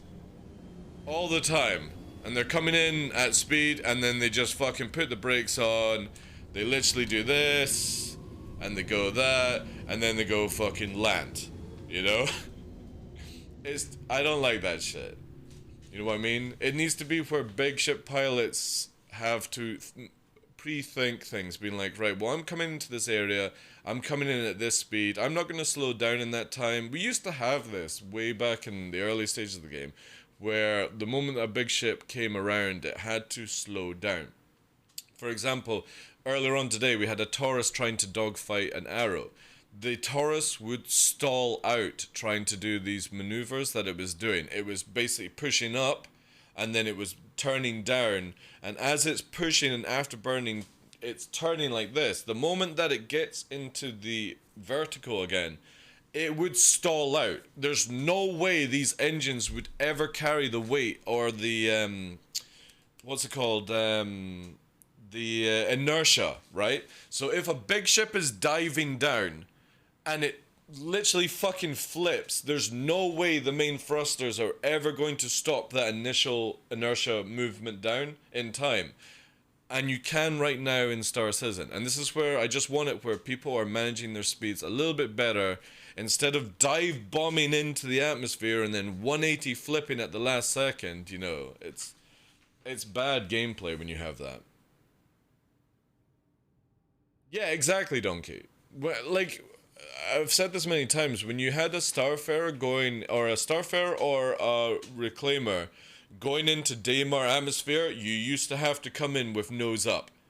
Because you literally didn't have the speed and booster stuff to slow you down in time. So you came in like this, and then you started to level off and go through atmosphere, and then when you were like, there's my landing pad, you would come in and be like, instead of like 200 meters a second, you would come in like, you know, 200, 150, 50, and then just slowly come into land. And it's so cool to watch that shit. But now you just have the fucking Top Gun fucking land. Alright guys, rocks out. Time to fucking mine. It's like, it's so arcadey. It's so arcadey. It's like, well, this is a simulator. It's not a simulator. It's faked. And this is where I'm hoping CIG, the vet team, people working on it, Coulson, because Coulson does physics and the gravities and stuff like that. So I'm hoping we see big ships feeling like big ships. Plenty of HP, plenty of defense, but instead of fucking flying around like rockets all the time, they have to prioritize where they're going. Well, the C2 is going to be the same. It has VTOL. VTOL won't do... It doesn't do that shit. Tombrino, you know what I mean? VTOL doesn't change the way... Like, again, with aerodynamics, if you come in, you look at any vehicle that VTOLs, right? Let's look at an Osprey, for example. An Osprey is a VTOL propeller fucking helicopter plane troop transport. Okay? Don't know what you could even class it as. Or what it is actually classed as. But the Osprey starts off as a helicopter, uses VTOL to fucking pull it up, and then as it goes into helicopter mode and it starts getting faster and faster, the VTOLs come down and it starts to go into a straight line. But if you were coming in a fucking Mercury and you put your engines down, or Hercules, sorry, you put your engines down and you went like this, you ain't stopping it, dude. You are creating so much fucking drag and resistance the moment you put your fucking belly up. You know what I mean? You would literally stall out.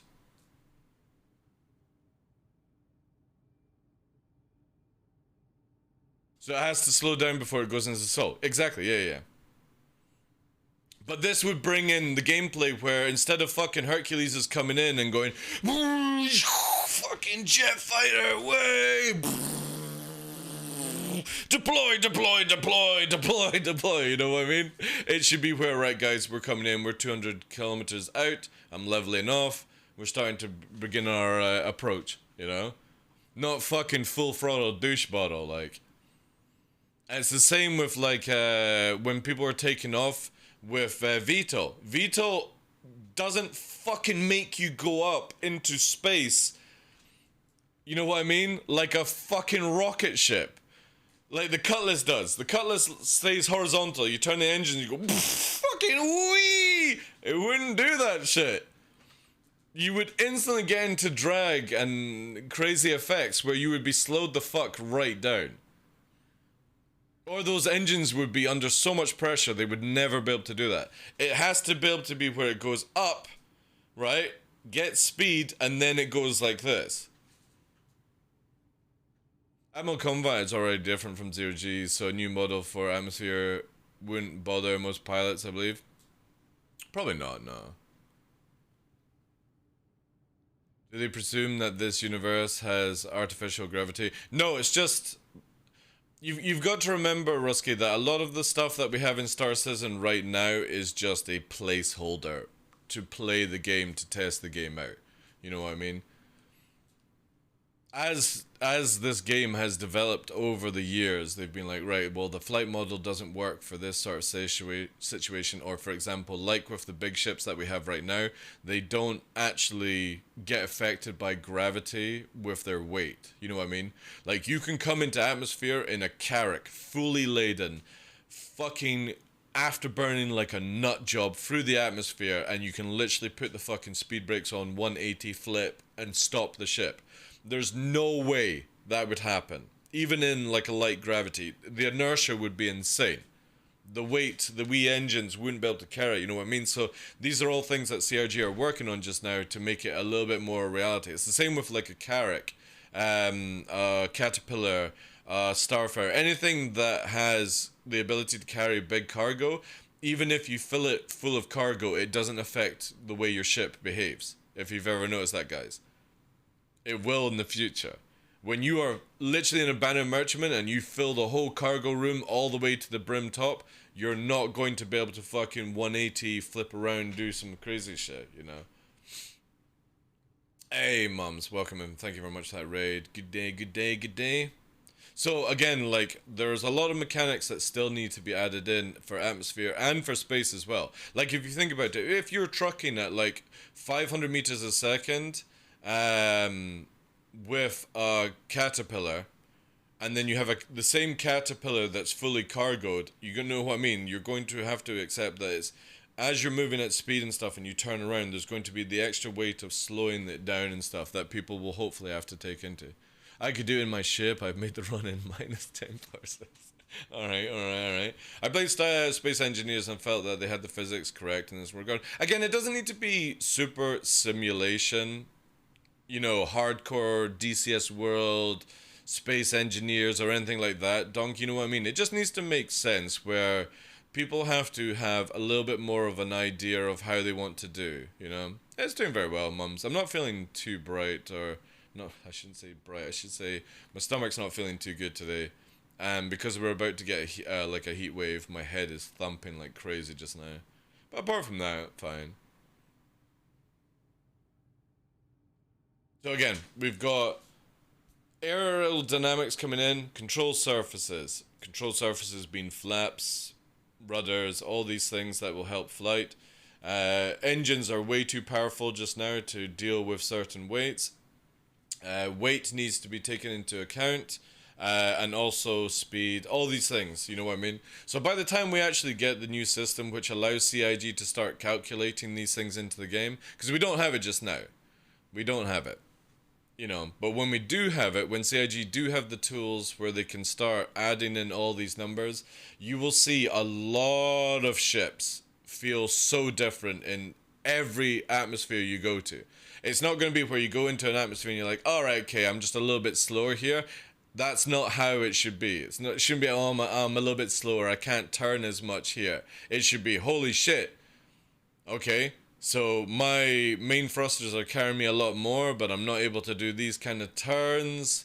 You know what I mean? You then have to massively... And that's what everyone, I think, who actually has like an interest in flight in general, you don't want to come into an atmosphere and it just feel exactly the same as flying in another atmosphere. The difference is you can go a little bit faster. That sucks. That really sucks. I don't want to come into this game and be like, alright, well, this planet is just literally a minus 100 meters a second Daymar. And that's exactly what we have in the game right now. It's boring. It's why I don't go anywhere else apart from Daymar. Because every time I go to a place and people are like, oh, you should low fly here, it's really good. And I go there and it's like, it's literally just 200 meters a second less than Daymar. With less things to look at, you know. Why do I want to go slower, you know? It is just math after all. Well, also you have to be able to input it into the flight of each ship, you know what I mean? Yeah, I can't wait for, like, one of the biggest ones is I would love to see, like, weather effects, turbulence, going through, like, a thunderstorm and maybe freaking out about that you might get hit by, a lightning strike and it shuts your implements off and, instruments, and, maybe, like, an engine cuts out or something like that. I would love to see that in the game. Again, it doesn't need to be hardcore flight simulator, gotta fucking call in ATC, this is, you know, fucking Maverick coming in for a crash landing bullshit. We don't need that kind of crap. But it'd be kind of cool to just sort of, like, you go in and it's like you said, soupy, where it's like, oh, holy fuck. You know what I mean? It's like, right, okay, don't dip the wing too much. Oh shit, I can't bring it back, you know, it's trying to stuff. That would be really cool. Not where you go in and you start fucking barrel rolling and you're completely out of control and stuff. People won't enjoy that kind of gameplay if you make it too hardcore. But CIG can make it where the game has the elements of flight, drag, lift, air pockets, you know, stuff like that, you know. Lightning blowing off your engines. Oh man, it'd just be so fucking cool. Like, again... It's the hopium copium kind of idea, but imagine you're in a thunderstorm, you're having a fucking PvP match, and you're dominating somebody, right? You're winning your fight, and you get hit by fucking lightning and your left side shuts down, and you're like, fuck! I was about to win, and now the elements have just fucking dictated how things are going now. This would be so cool in the game. Or you go into a sandstorm and your instruments start doing like distortion, like an electrical storm. Your radar goes fucking nuts. You can't even see radar. So you're flying and shooting blind at that stage. It's not difficult to add them in. I mean, you can already see that we've got pretty much of a storm coming in. They could make it where it just gets really drastic and radar just goes fucking gone at that stage. But you can see the dude in front of you. You're shooting, but radar's gone. Targeting systems are gone, huh? Only if it was highly balanced. Oh yeah, of course, accepting. I'm talking about like down the line. I'm not talking about at the end of the year kind of. Whenever I talk about things on this stream chat, I'm always talking about end game of Star Citizen, not the next like couple of years, you know. Because I want it where people can get into Star Citizen and have it easier, but maybe there's like hazardous planets that only high skill level of player dares to go into, but the reward is so good. Could you imagine you're doing a trade run, right?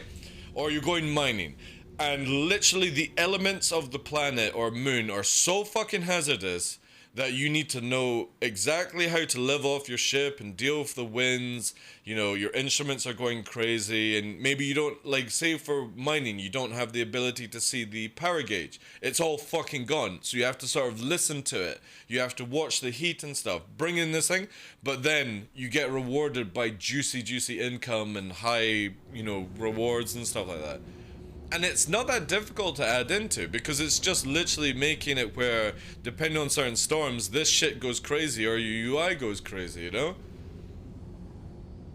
But you risk it, you want to go in, you want to delve into it, and it might not be for everyone, but I would love to be able to, like, fly through a very hazardous place to get somebody to, like, an outpost shelter to pick up something, and literally people would then hire me to be that fucking batshit crazy pilot to get them in and out. It would be so cool, and it doesn't need to have combat. It doesn't need to be shooting something, but you have that interaction of where you're hiring a hotshot pilot that for example, Elden Ring. Who played Elden Ring? There's this dude that literally goes in with the name Let Me Soloer, right? And would literally help out players defeat Milena. Yeah, Milena. And it's so cool to see that shit, you know what I mean? And it would be dope in Star Citizen if there are places where it's like, damn, I could make a lot of money, but I need to get to this outpost and there's no way my flight skills can be. You could then go to a list and be like, oh look, there's fucking DarkLaw. I remember this fucking bald twat on Twitch. You know, he was a pretty good pilot. Looks like he's got a high rating of success rate. You know what I mean? And I'm fucking burning in. People are like, what the fuck is going on? You know, the chairs are rumbling, the ship's rumbling. I've got fucking AC/DC blasting in, and we're coming flying in, and they're like, holy shit, you know? And they're not having to do any flying at that stage. They get their money, I get my payment, and I get the thrill of having to fly through hazardous stuff without even having to shoot somebody.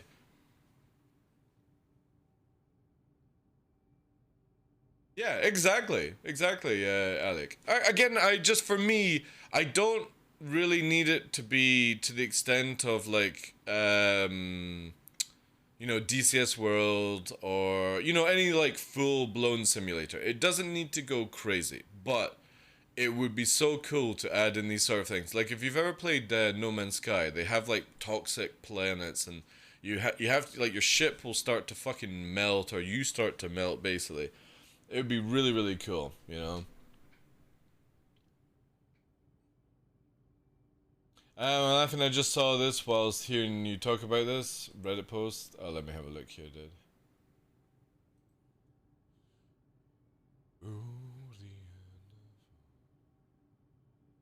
Yeah, exactly. I've been saying this, like, no joke, right?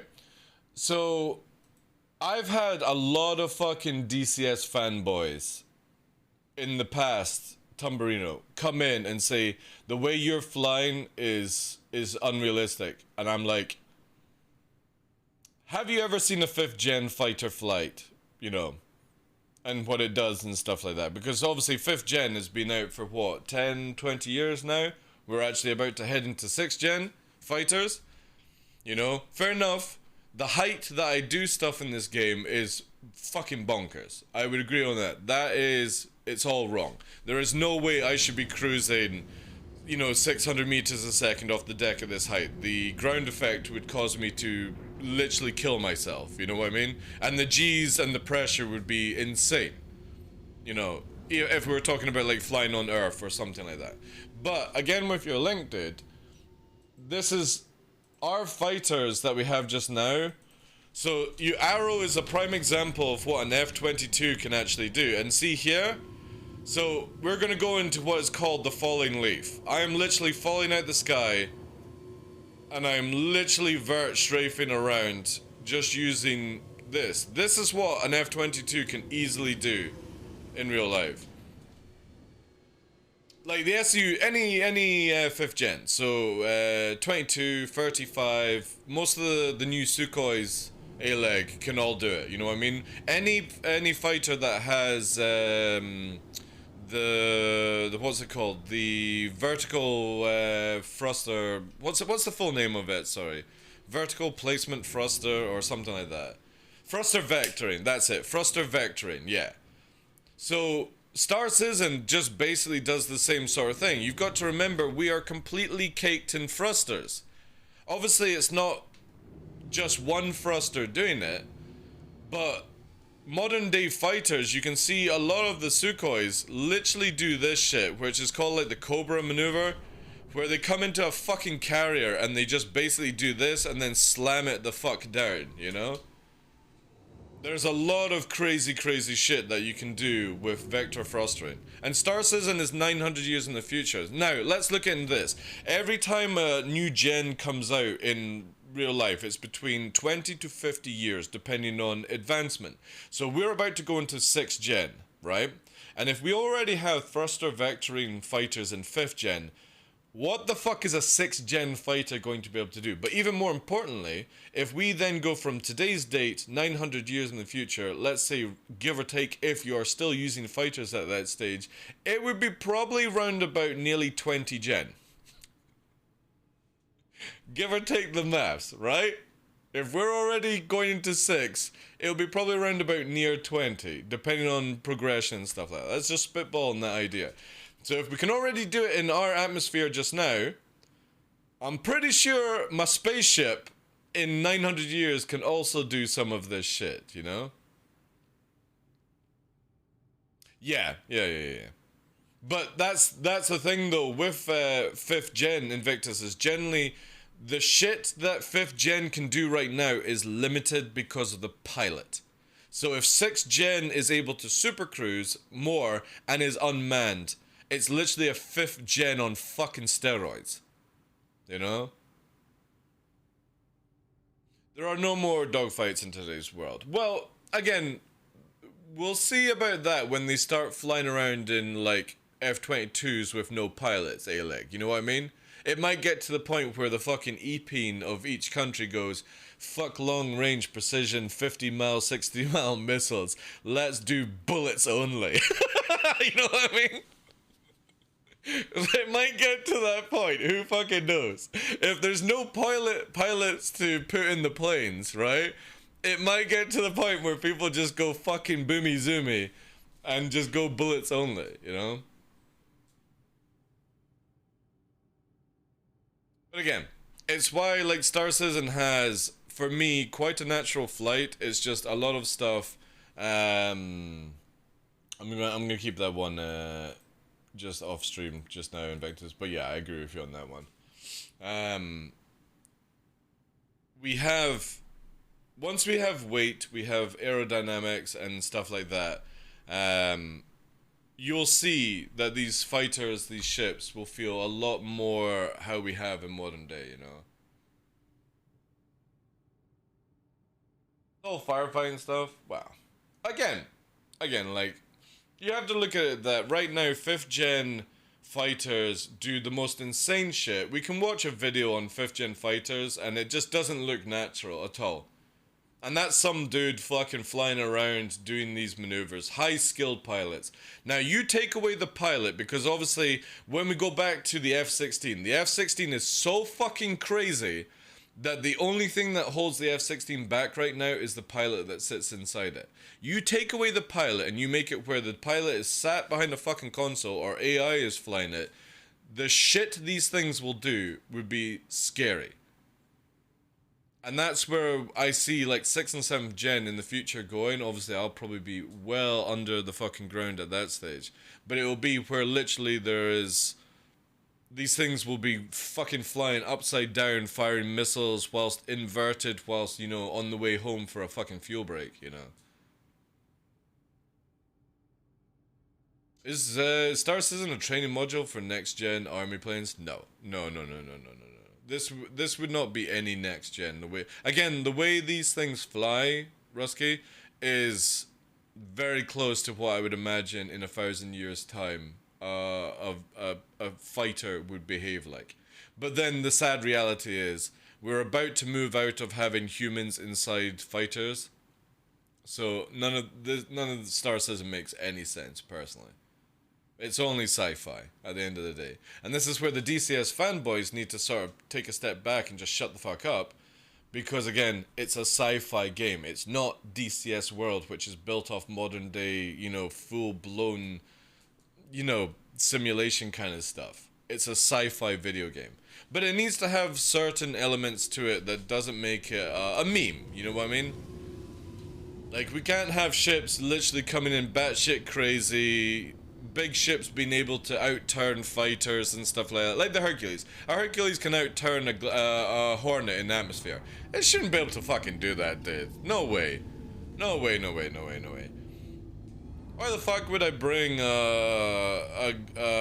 you know, like a normal fighter if I can outturn everyone in a fucking hurricane? Not hurricane, sorry, no, is it hurricane? Hercules. Hercules. A Hercules can outturn a Hornet in the atmosphere. It's fucking stupid. Absolutely stupid. Yeah, exactly. The F-16 only have like 9G limits because pilots, yeah. Airframe, yeah, it could probably do about 12. I can't remember what the 22 and the 35 can actually achieve, or some of the Sukhois. Again, I can't, like, I'm an enthusiast to flight and stuff like that, but I can't remember all the numbers that these fucking things have. And some of them, you know what I mean? Because a lot of military ships are like, we're not actually going to disclose some of this stuff, you also have to kind of like just go on a few speculations and jazz like that, you know? Hey, Newty, how are you doing, Chief? I want my Hornet to be good, medium fighters, they're dreadful. They're so fucking shit right now. And the funny thing is, right, and this is what blows my mind, I don't even think the meme armor is ever going to make them better. You know what I mean? The problem is the damage. Light fighters, and I'm a light fighter pilot, I should not have size 3s on this ship. I should have 2 size 1s and fixed 2 size 2. The Gladius should be free size 2. And then you jump to the size 3 when you go into Saber, Hornet, Buccaneer. Classed as medium then, you know what I mean? Then into the Cutlass and stuff. Fucking light fighters should not have size 3 weapons. That's my personal opinion. Let them shit on fighters, because still size 2 weapons and size 1 will shit on another light fighter, but not dictate that there's no need for mediums and heavies in this game right now. It's so shit. I fucking hate it. And it's also the same as I can carry a size 3 payload. No. It should be size 1 missiles on this fucking thing and no more than size 2 weapons. That's it. The Arrow and the Gladius are far too overpowered with their weapon loadout. And it needs to be changed. Let them be agile, let them be fast, let them get in and out of hot zones, you know, what they're designed to do. Let them dogfight light fighters. Let them gang up on medium fighters, but it should not be a fucking shit show. I don't think they are shit. They're not supposed to go against light fighters. That's a bad way of looking at it, Alec. Alright? Because you're always going to have where somebody is always coming after somebody, you know what I mean? You can't go, well, if you're a medium fighter, the moment that you see one arrow, you should just warp away instantly. That's not a good attitude to a video game. You know what I mean? Oh, we're in 10 Hornets, we see 10 arrows. Time to leave, guys. You know what? We can't do this shit. It will piss off so many people. No, it won't, Donkey, because again, if you put size 2s on light fighters, it means that they just take a little bit longer to kill size 3 like medium fighters, which then, you know what I mean? A bad arrow pilot will lose. Again, you can't look at it on skill base alone. You know what I mean? There is a lot of things that you can do in this game built on skill base, but you should not have a platform that shits on every other platform, even if you are a shit pilot. And I don't care, you can go to any content creator and ask the same thing who knows a bit about this game. You will literally, if you take an average pilot in a Hornet or a good pilot in a Hornet, they will get shat on by an under average player in an Arrow. Because it can't do certain things. You need to be highly skilled to make these things work, you know? It needs to change. Light fighters should not be carrying size 3 armaments. They should be 1 to 2, that's it. And I include missiles on it. And still, Arrow and Gladius would be a lot of fun. You would fly in 2-man cells and they would be able to dominate a lot of people because they still have their speed, they still have their mobility, they still have their low signature ranges. They just can't carry a bigger payload. They are light fighters, not fucking I've got big guns. It's the same as like the Talon makes no fucking sense carrying 2 size 4s. They should have made it where it was like 4 size 2s or something.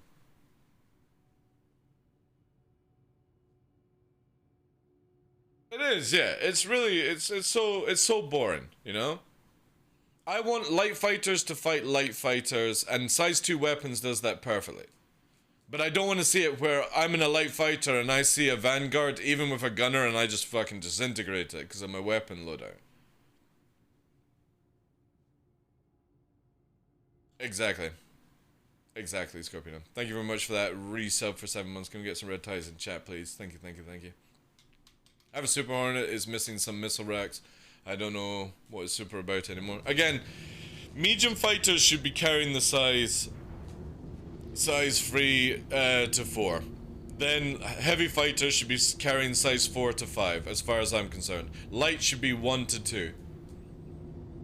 And it's the same with missiles. I'm so bored of seeing people fucking, you know, just... Light fighter meta has to change. It has to be where light fighters are support. Anti-dogfighter support.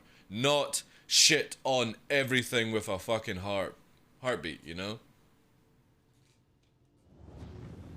It's the CIG sales model. Developing new ships, they're gonna be a... I know. This is where I would just like the game to go to. Because I would still use the arrow. It just means that if the Hornet actually gets a turn on me, it can do way more damage that is more scarier to me. You know what I mean? Yeah. Well, there's a lot of things tumbling on, you know what I mean? But it starts where you lower the specs of the arrow and the Gladius down to size 1 to 2. And they would still be ridiculously scary. They would just be scary in a group. That's all. And even an arrow versus an arrow with size 2 is going to be a lot of fun to the pilots. You know what I mean? You're still going to kill people pretty fast if you're a skilled arrow pilot versus a skilled arrow pilot. You know what I mean? It just means that you can't shit on the universe. And the simplest way is just drop that size 3 ability down. No, it needs to go down to free size 2 again, Invictus. Again, it needs to stop being able to carry high armament for a light fighter. You've seen PvPers saying an arrow needs another shield? Fuck off. Fuck off. To be competitive? Oh my god. I fucking hate Arena Commander pilots that sweat out, like, it's so boring and dull.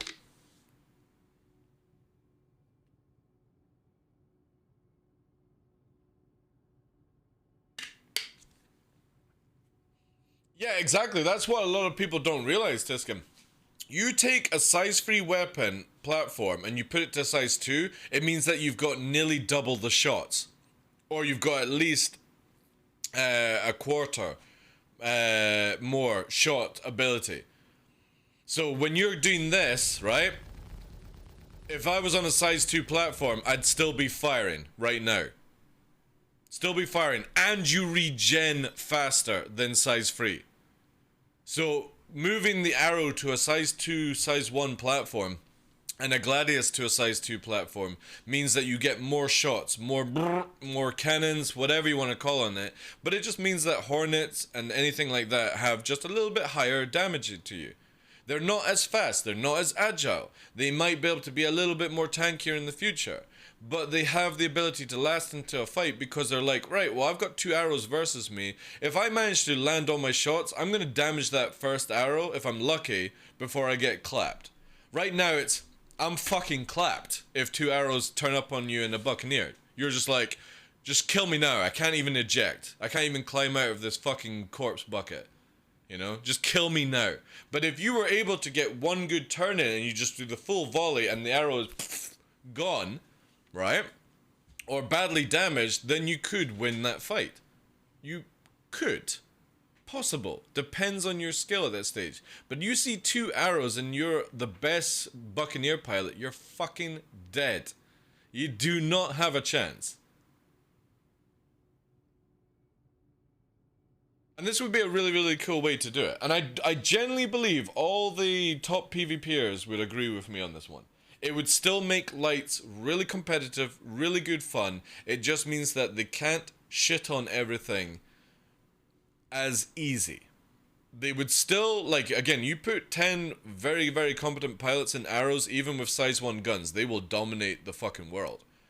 But it means that they can't do it as ridiculously fast as you can just now. It's the same with talons.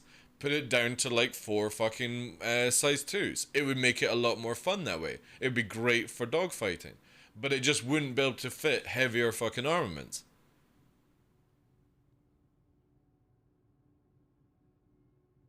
Exactly, Tumberino, exactly.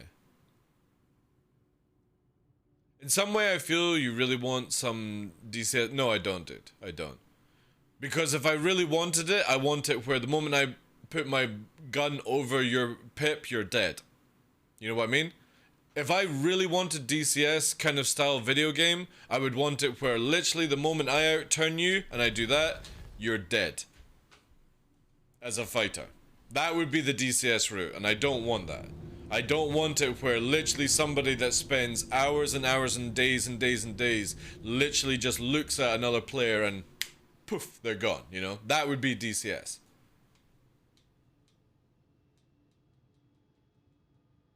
But we have ships that are different classes. It's not like DCS where it's about whoever has like the most advantage possible. I'm looking at it that when you have a light fighter platform, it needs to stay in a light boxing ring.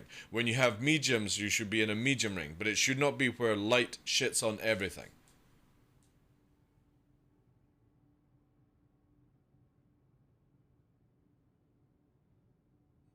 DCS is not SE. Even 1%, it's a space game which should be fun for pro and new pilots. Exactly, yeah.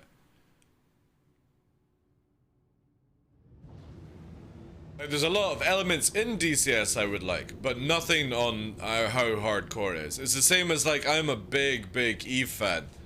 I played EVE for 9 years straight. I love a lot of EVE mechanics, but even I know if you brought EVE mechanics into Star Citizen, it's dead. Dead as a game. If you bring some of the mechanics from DCS World and you put them into Star Citizen, it's dead as a game. The game has to be very, very fun to get into, very engaging. But if you learn certain things, learn different ways, it should not be where if I get into an arrow and I see a hornet, I'm like, you're fucking gone. Or you see, you know, a buccaneer, you're fucking gone. You can't outturn me. You might have more damage than me, but I can just literally sit around, you know. I think if you lost everything, Baram, you know what I mean? Baham. Baham. Oh god, I can't say your name. I'm just gonna call you Bah. You know what I mean? Like imagine if you you played Star Citizen and the moment you died, that was it. You don't get your shit back. You get a little percentage of money. You know what I mean? And you had to go and buy it. You had to go and buy all your modules again. You know what I mean? That would kill Star Citizen, I think, if it was that extreme. You know, as much as they want sort of like a little bit of a hardcore kind of thing. Like permadeath, but imagine like permadeath. You fucking lose your character the moment you die, you know? That would be the EVE Online kind of way.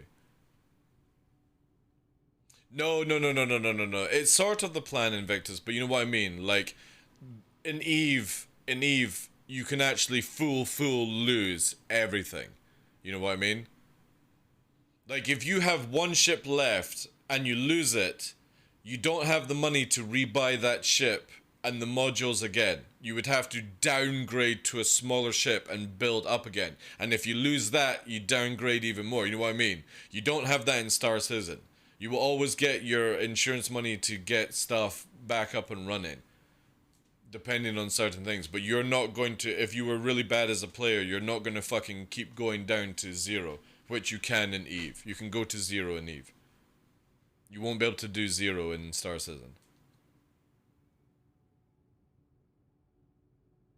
I would love to try a Hornet versus an Arrow in Atmosphere. The problem with the Hornet is the moment that you lose energy, Tumberino, you can't push away. You know what I mean? You've got a big fuck-off engine behind you, and you literally can't put away. So when I say like energy deprived, so say you're flying around, right? And this would be at this stage where you've got this sort of maneuverability and all that jazz. Maybe not so much on the thing, but we're literally at the point where after reverse, you're like down under 150 meters a second, and you do this at a lower height. The Hornet is just sort of like, fucking let's go. It's got no natural push away unless you have afterburner. So if you're full energy deprived, you are just dead in the water, and by the time you regain it back, you've lost so much health in that situation. You know, that's the only criticism I have with it, is that a lot of the ships, like the Buccaneer, have these big fuck-off engines at the back, and it just doesn't move you. You know what I mean? It requires you to press afterburner to get you going, and it's like, you know what I mean? It's a little bit frustrating that the engine size just doesn't take into anything in this game. Especially if you've got twin engines like the Buccaneer. Buccaneer, because of its weight, because of its size, the Buccaneer should pull the fuck away without afterburner, you know? Unless it's a Herald, but that's because they've got the nuts kind of situation in it, but yeah. Yeah, losing an Eve really makes you feel it. I'm pretty sure we will get that to the stage in Star Citizen, but with Star Citizen, they want it where you lose over time. You know what I mean, Astronauty? Or, like, you don't lose instantly. Because that's what Eve is. When you lose, you lose. In Star Citizen, they want it where you lose, and it's like, okay, well, your character's not dead yet. You've lost a bit of wealth and reputation. Your next of kin has taken over things. Kind of fucking gameplay, you know what I mean? It doesn't go straight to get fucked, you know? It takes a wee while to get fucked in Star Citizen. So that's where I would say if they made Eve kind of mechanics, a lot of players would just give up. I wouldn't. I would love that shit. I loved it when we lost our ships, we had to go and buy all the modules all over again, and we lost money and we lost time. I loved it. But I'm an ex-Eve player. But I don't want it for a new player to come into Star Citizen and go, oh, well, I just got fucked, might as well uninstall the game because I'm done. Catch you later, guys. I'm fucking out of here. You know? That's not healthy, you know? Eve be like, you died, get fucked, noob. Yeah, exactly. It's punishing, but that's why you have a very strong community around Eve. But as much as I love DCS World, I love Eve Online, I don't want their hardcore mechanics in Star Citizen. Because I want people to enjoy this game and keep playing it, but I want it to where when you get to a certain level, you start noticing the pro pilots, the, you know, top of the range pilots and stuff like that, but you've also got the ability for other pilots to get into this stuff. It's the same with, like, Battle Royale is a cancer pit, because you go in as a brand new player and you get curb stomped on with people that have been playing for like 6 months straight, you know? This is a big thing, right? What the fuck? Holy shit at that speed. Holy shit, chat. It's diving down, boys. Let's pre-flare on that. Let's bring it into a circle. Did you see that? It's fucking flying at like 1,000 meters a second. Crazy, man. Crazy. Oh, this is not good. I can't shift these flares. I have, but I managed to get in close range. Box free. My turn. Size fucking 2 or 3 EMs, I couldn't shift them. Also there, can we get there? Thank you. So he afterburnered correctly, or incorrectly, sorry.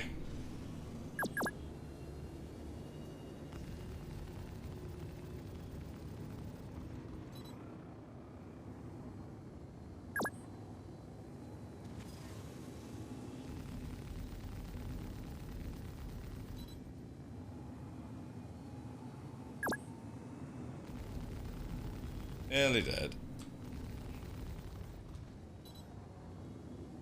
One more.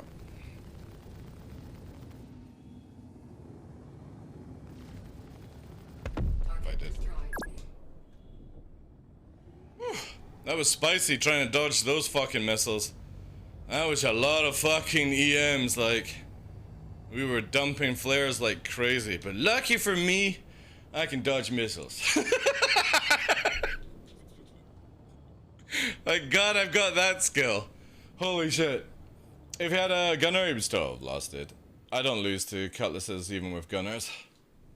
I can play differently at that stage. Unicorn, hunt him down.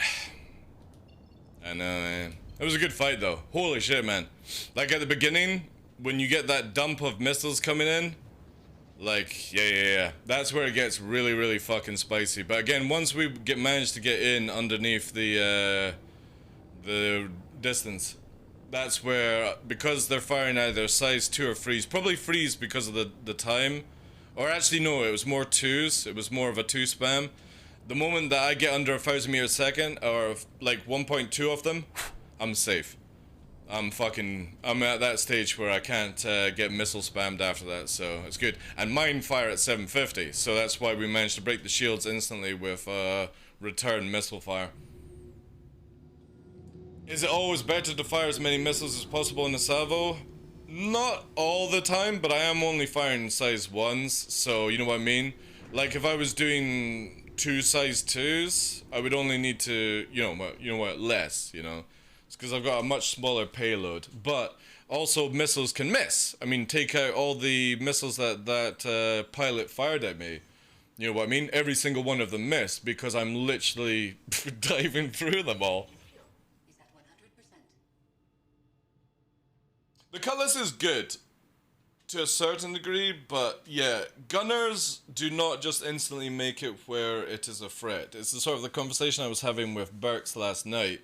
That he was like, you know, a hurricane with a gunner in atmosphere is really, really deadly. It is. But the conversation was against like 2 fighters that knew what they were doing. You can literally, like a hurricane is 0 threat to 2 fighters that know what they're doing. Because the moment that a hurricane primes on something, you drag it and the other one just disintegrates the shields. Then the moment you change target, you play this game. The hurricane can't keep up with that pressure. It can only run and do things at that time, and again, if the pilots disengage, you know what I mean? It's one of these things where CIG have made turrets turn really, really slowly. And yes, like, as I was saying to Burks, the Hurricane is, and the Scorpion is very, very deadly, but if you know pilots that know how to avoid these 2 ships, they're not deadly, even if you don't use missiles. Because you can generally stay at 1100 off a hurricane, especially in space. You can stay off 1100 off a hurricane, and you can just beam it down over time, and it can't hit you. For some reason, the moment that guns go over 700 against light fighters, 800, they just don't do as much damage. So yeah, it's not an instant I win the moment you put a gunner in. You need to be working, communicating very, very well and stuff like that. Stay under a hurricane and out of range, yeah. And again, the whole conversation with Burks was it was 2 fighters versus 1 hurricane and gunner in atmosphere. And again, if you, like, obviously there are times where I've been with Light Fresh and we've had to play differently, but we've generally never lost to a hurricane in atmosphere. You have to just play really, really fucking smart. You do not dogfight a hurricane with a gunner. No! You do not dogfight it. You have to fucking, like, literally, like what Tumbleweed was saying was cat and mouse game. Drag it, weaken it, damage its thrusters, because again, if it loses, or because it's got big cones on the back of the Hurricane, if the other pilot is beaming whilst they're chasing the first pilot, and you land a lot of shots through when shields are down at the back, because most of the time as well, Hurricanes are putting their shields forward, which is a sensible idea. But when you're versing 2 people, again, your back shield drops. And if you land a good burst on those back engines, the Hurricane shit cans in its frontal speed. And then it hasn't got the ability to turn around. So you can, if you are sensible, sensible. And I'm not saying just go in fucking buns, like, balls crazy kind of stuff, you know what I mean? It's quite easy to do. Scorpius is more dangerous, no, since the gunner can swap. No. That's a whole gimmick thing, Game Warden. Like, again, guys, the Scorpius is pretty shit. Alright? It's pretty shit. The conversion on the pilot is so bad. And if you are against two fighters, and I'm not talking about because you can EM missile spam it, and it can't really do anything right now. I'm talking about turret gameplay on the Scorpius can only fly forward. Hey, dude. Is that Rogue? Oh my god. In Rogue or something? Thank you, I appreciate that. But I'm not a pirate, dude. I'm not a pirate. I just kill. The turret shifting is more of a ground assault. Yeah, or more storage and stuff. But the thing with Hurricanes and Scorpius is that they're more better if the pilot can stay on aim as well. You know, in that frontal cone. The moment that a gunner has to turn around, that's when you lose so much damage from this thing. Because even in gyro mode, it can't keep up with movement. No, it doesn't need special turret. Again, guys, like, literally, it's a gimmick fighter. Right? It's good against bigger ships. It's not designed to go against fighters. Light fighters. And this is where we talk about where I was saying, like, light fighters really need to drop in a weapon size, in my opinion, because of this talk. Hurricanes and Scorpius are good, but they're not anti-fighter flak. You know what I mean? They're not designed to go after fighters. And this is the big difference where people use these ships for the wrong things. Yeah, exactly. Bashkan, exactly. Yeah.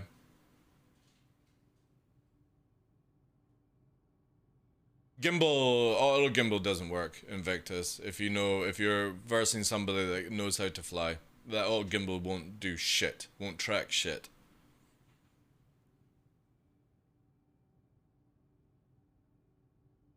Again, the conversion on your X-Wing is shit.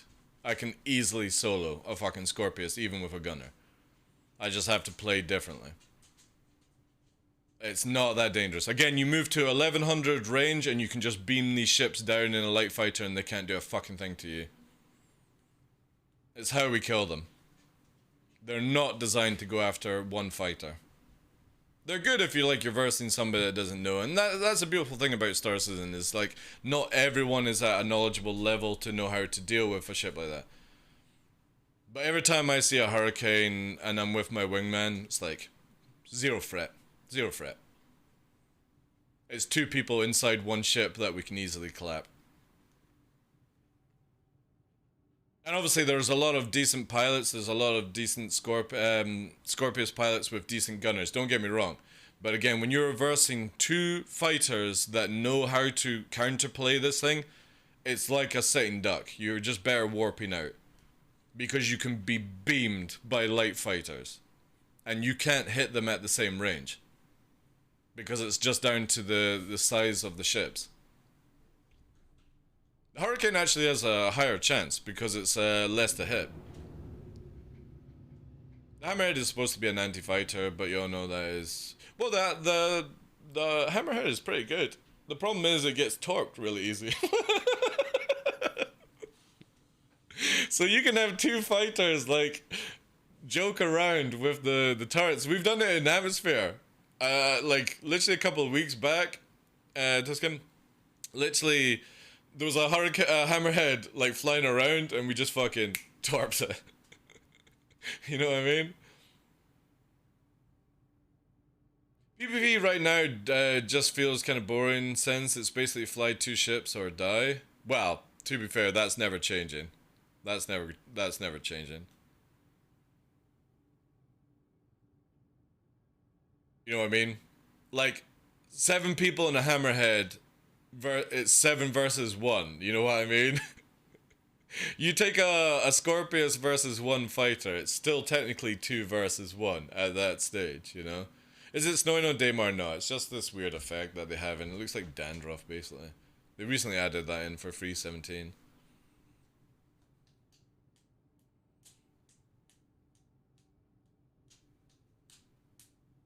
Well, again, it's very difficult to ever, you know what I mean? Like 1 versus 2. It's the same as in real life. If you go into a boxing ring and you've got to deal with 2 people at once, this game is not designed around 1 versus 1 fair fights.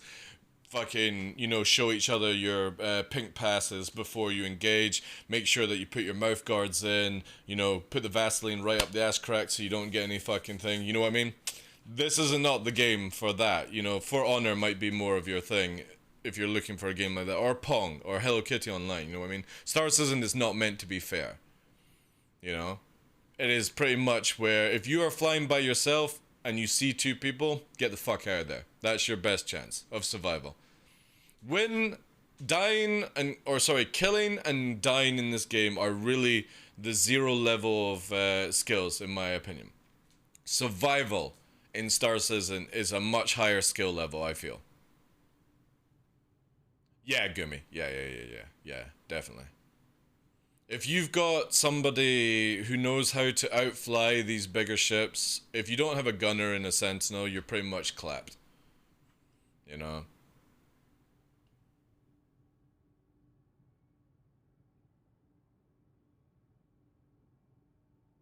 Slowing down is more like, you know how like some ships do like 1400 meters a second? They'll probably bring it down to where some of these ships are doing just like 1000. You know what I mean? They'll probably just make it where instead of 1400 meters a second, they'll just make it where 1000 meters a second is fast enough, you know? And then that lowers the combat speed naturally of a lot of ships anyway. You know what I mean?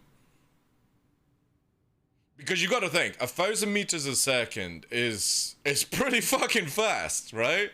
You know what I mean? Like most modern day fighters barely pushed the Mach 2 boundary, which is like what, 640 meters a second.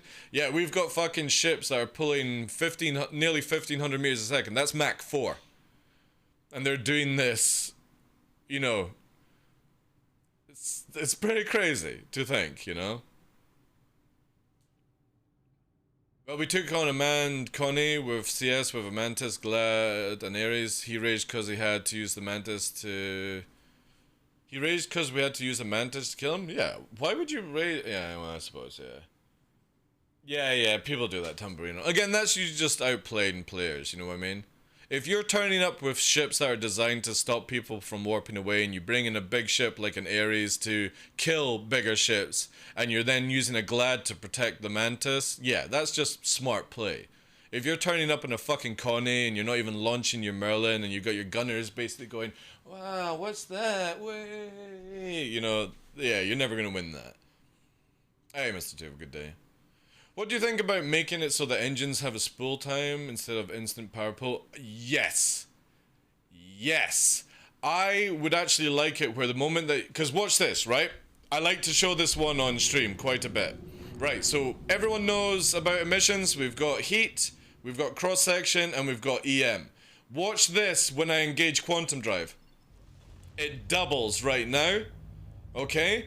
But this would be cool that the moment you engage it, it takes a little bit, like, under pressure, you would have to divert power, or the ship starts to divert power to the quantum drive, right? So imagine you're getting shot at. Your shields, your engines, like you afterburning, your shields regenning, and you're trying to spool at the same time, it should be too much power, where it either surges, or you have to stop regenning your shields, stop afterburning, to do that. That's what I would love to see.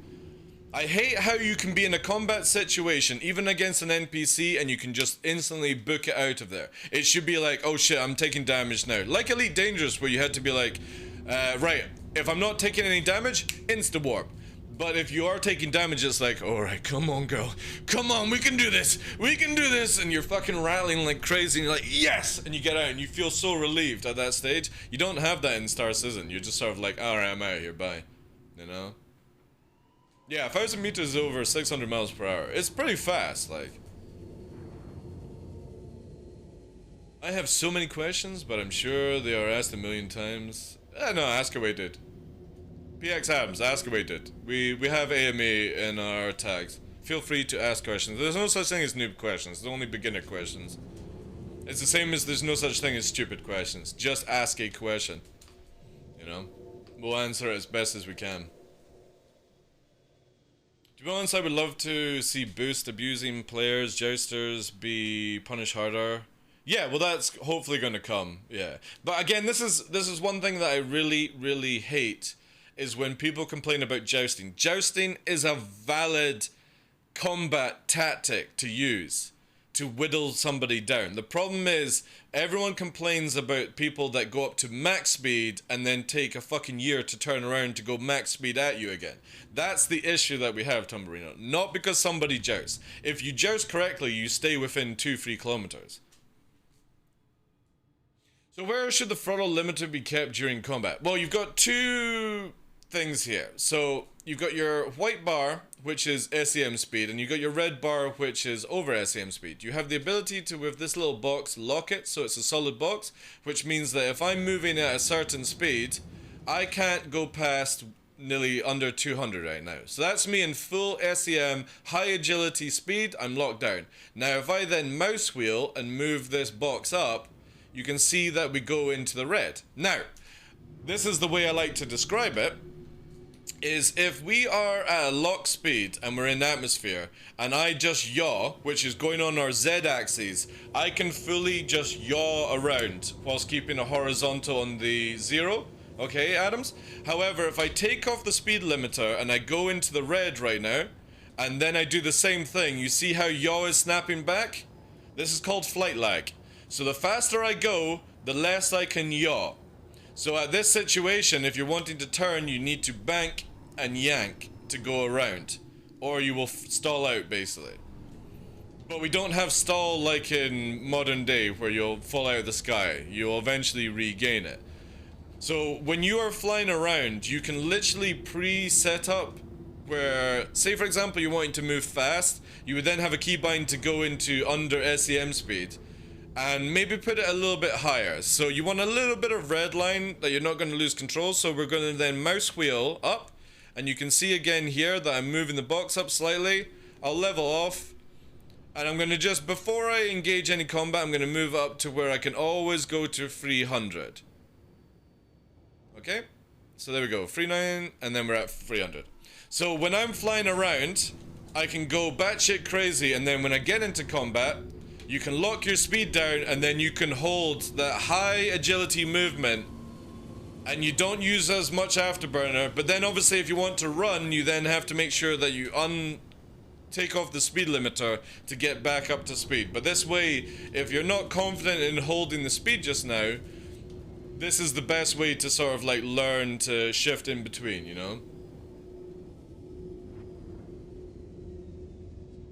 Yeah, no, Gummy. Mass locking is something I would love to see in Star Citizen. I would love it where if you're in an arrow beam and you're within a range of a hammerhead, you can't just warp away. You have to actually fly away. It would be so cool. But I don't know if CIG will ever bring in a mass locking kind of system. I really enjoy it. There's a lot of things in No Man's Sky. Not No Man's Sky, Elite Dangerous, sorry. That they've got really cool things. The quantum sort of build-up under time, and also the mass locking is really cool, you know. Missiles are so unreliable. Again, missiles are just placeholders, guys. Like, every time somebody says, you know, this is unreliable or this is not working, you have to take into account that pretty much 90% of Star Citizen right now is just a placeholder whilst they work on other systems. You have to accept that. It's not fair to always be like, oh, this needs to be balanced out. It's most likely that CIG don't want to balance something because they're probably like, this isn't going to work for the game, let's do it this way. And then that becomes the next placeholder, a proof of concept, basically. And then it'll eventually get tweaked down, you know. So yeah, missiles right now, as said by the guys from the vet team plenty of times in videos, it's just placeholder stuff. Just so you can actually use missiles where they're not too broken, you know? Alpha development, yeah. But I never really call Star Citizen an alpha, you know what I mean? Alpha generally always has like the main functions working, donkey, you know what I mean? And not being like, oh, you know what? We're gonna spend the next 6 months to a year changing this, you know? Generally when you get to alpha, you've sort of built the game to an extent. And then you have alpha to beta to fine tune everything, balance it out, and then you go into beta and you then again test on that. We would always be, if I was ever to call it, a pre-alpha sort of development stage. You know what I mean? It's not alpha. It's not early access. I think it's well before that. I call it a tech demo. I call it a development, like, placeholder stage. You know what I mean? CIG are working out what they want to do with the game, which is cool, you know? And then eventually down the line, we will go into what I would class as an alpha to beta stage. And then when we go to beta, that would be like a roll-on launch, you know? A development snapshot. Exactly. My favorite way of calling it is proof of concept. That's it.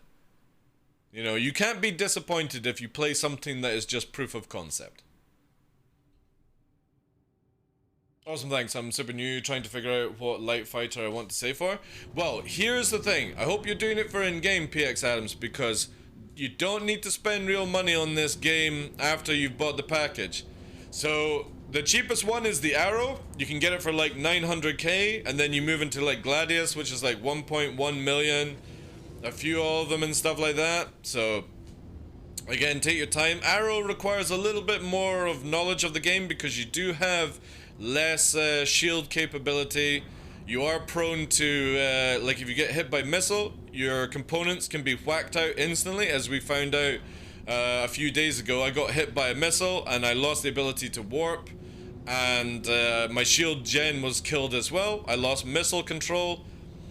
So yeah, you gotta watch. Sometimes having that little extra shield. Gladius, I would always say, is probably the best to get into to begin with, if you're going for like the light fighters, and then again just save up for more and stuff like that. You pledge for a cutlass? Well, a cutlass should be able to get you plenty of money. Just be safe. Don't try and dogfight a dogfighter in a cutlass without a gunner, and then even then, you know, I wouldn't.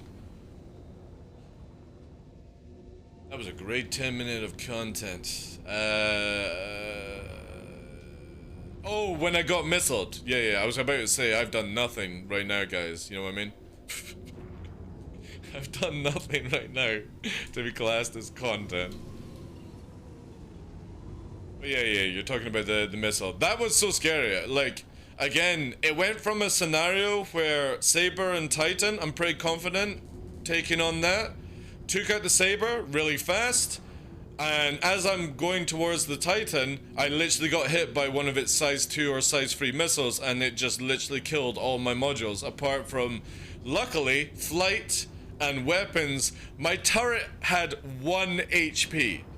My turret had 1 HP. If that HP had gone to 0, I would have lost 2 weapons, you know? That was a good fight. And it wasn't against sweaty pilots either. It was just that one lucky missile changed the whole course of a fight. I've taken missiles that wipe out my power plant. Yeah, it's a nasty feeling when you get fucking fully shut down, you know? That's why I would always say when you're fighting against missiles, try and shift your weight around. So even if it explodes, it doesn't kill the whole fucking power plant systems and stuff like that. I do play with joysticks, yeah. I've got them here.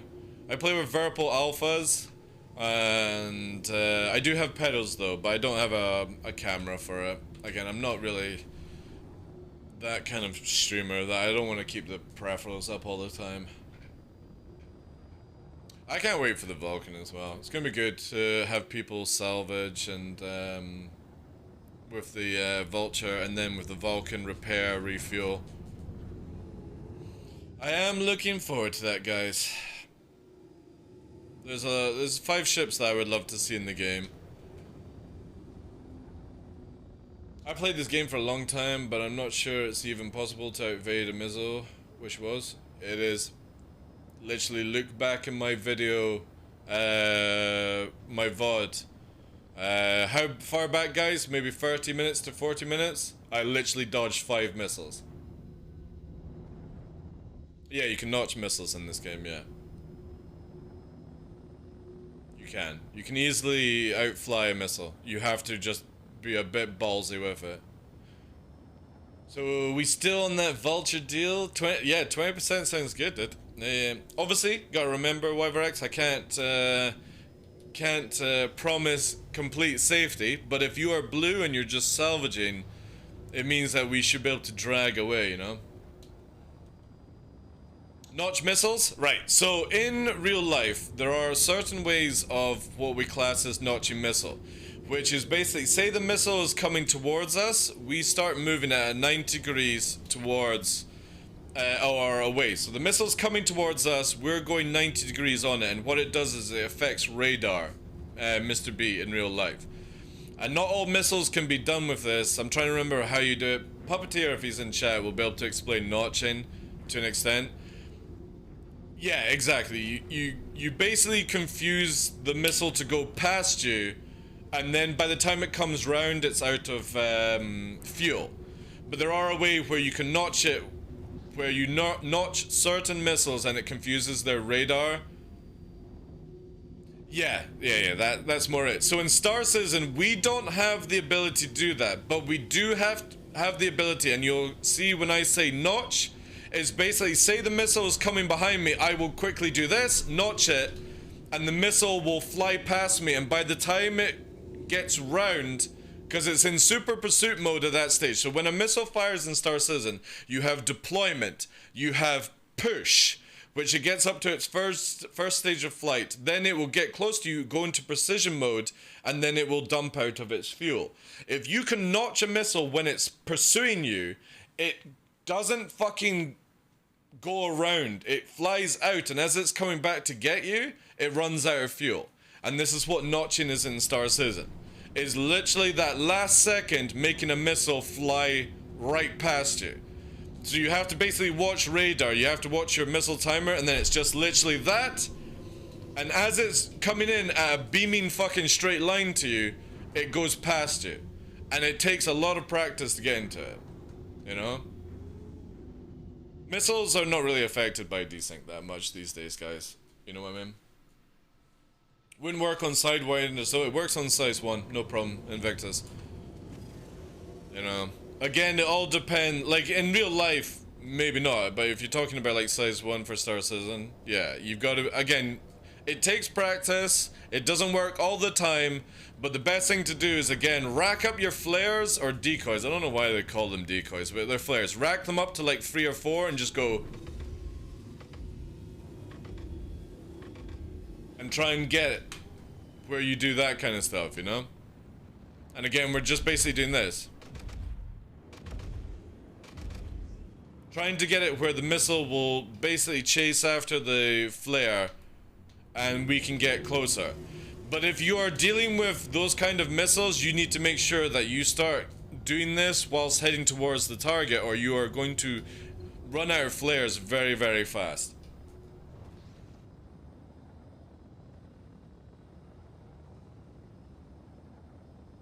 Yeah, there we go. So again, notching is not something that you really do with Sidewinders, because again, they're not Fox 2. Sidewinders are Fox 1, aren't they? If I remember, they're just pure fucking fire and forget. I can't remember actually if that's right or not. Somebody a missile expert? Sidewinders are Fox 2. Alright, okay. Aim 9, right. So if they're meant for missile warning, since they don't have a radar. Yeah. Because Fox 3 is radar, isn't it? What's Fox 2 is IR. What is, Fox 1 is literally fire and forget kind of shit. You know? Or not even fire and forget, that's not the right term of it as well.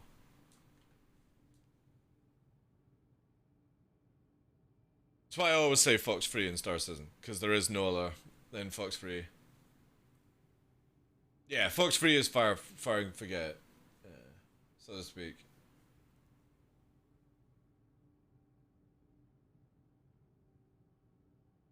And then obviously Rocket is you just press a button and it fires, goes in a straight line.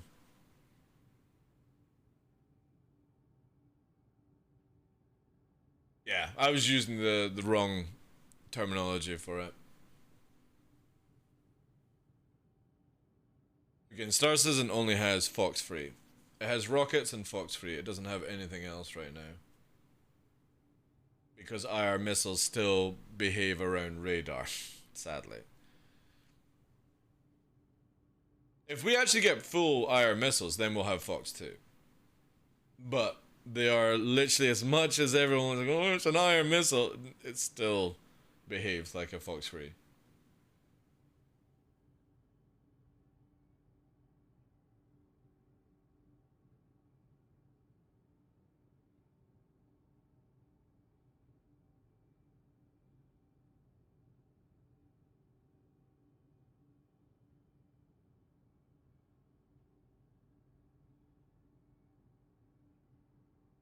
Yeah, that's it, yeah.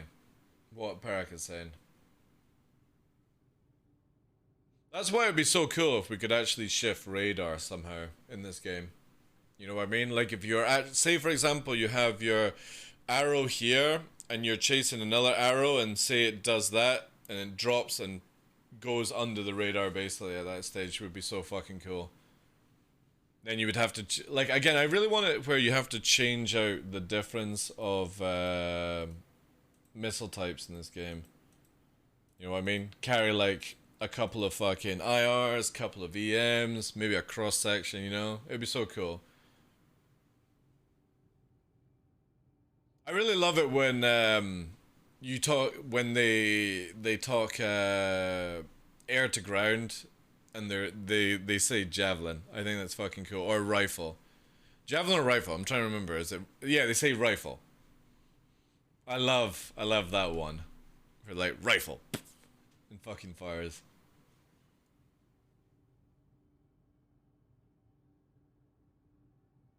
Is there any term? I actually can't remember if there's a term for ground to air. Oh yeah, phoenixes.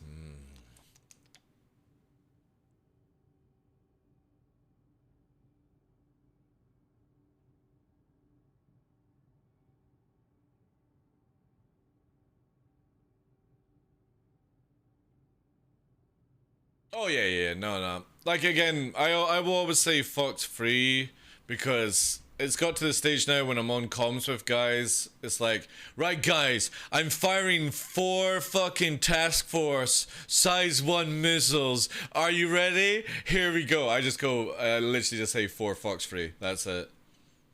I've literally got to the stage where I don't want to make it complicated for guys on comms. But I would love to be able to switch between Fox 2 and Fox 3 in the game. But maybe... Again, I don't know why CIG just don't do this. I don't know why they just don't make it a little bit more like how we have it in modern day. Decoys be called flares and noise be called chaff. Please, can we just get it back? Cause watch this, right? Watch this, guys. This is what annoys me, right?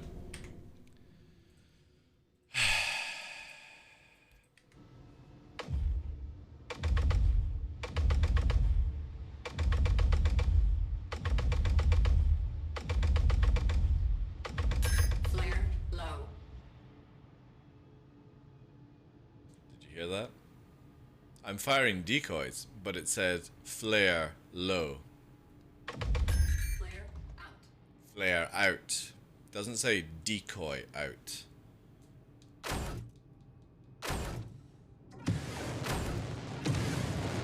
Chaff low. Oh, you mean noise? Chaff out. You mean noise? Exactly. Put it fucking back. Make it flares, make it chaff, and stop being monkeys. You have a sound file that says different shit. Just put it back, vet team. You don't have to be fucking edgy. Everyone knows it's a flare, everyone knows it's a fucking chaff. But it's so stupid that it's written and vocally said differently.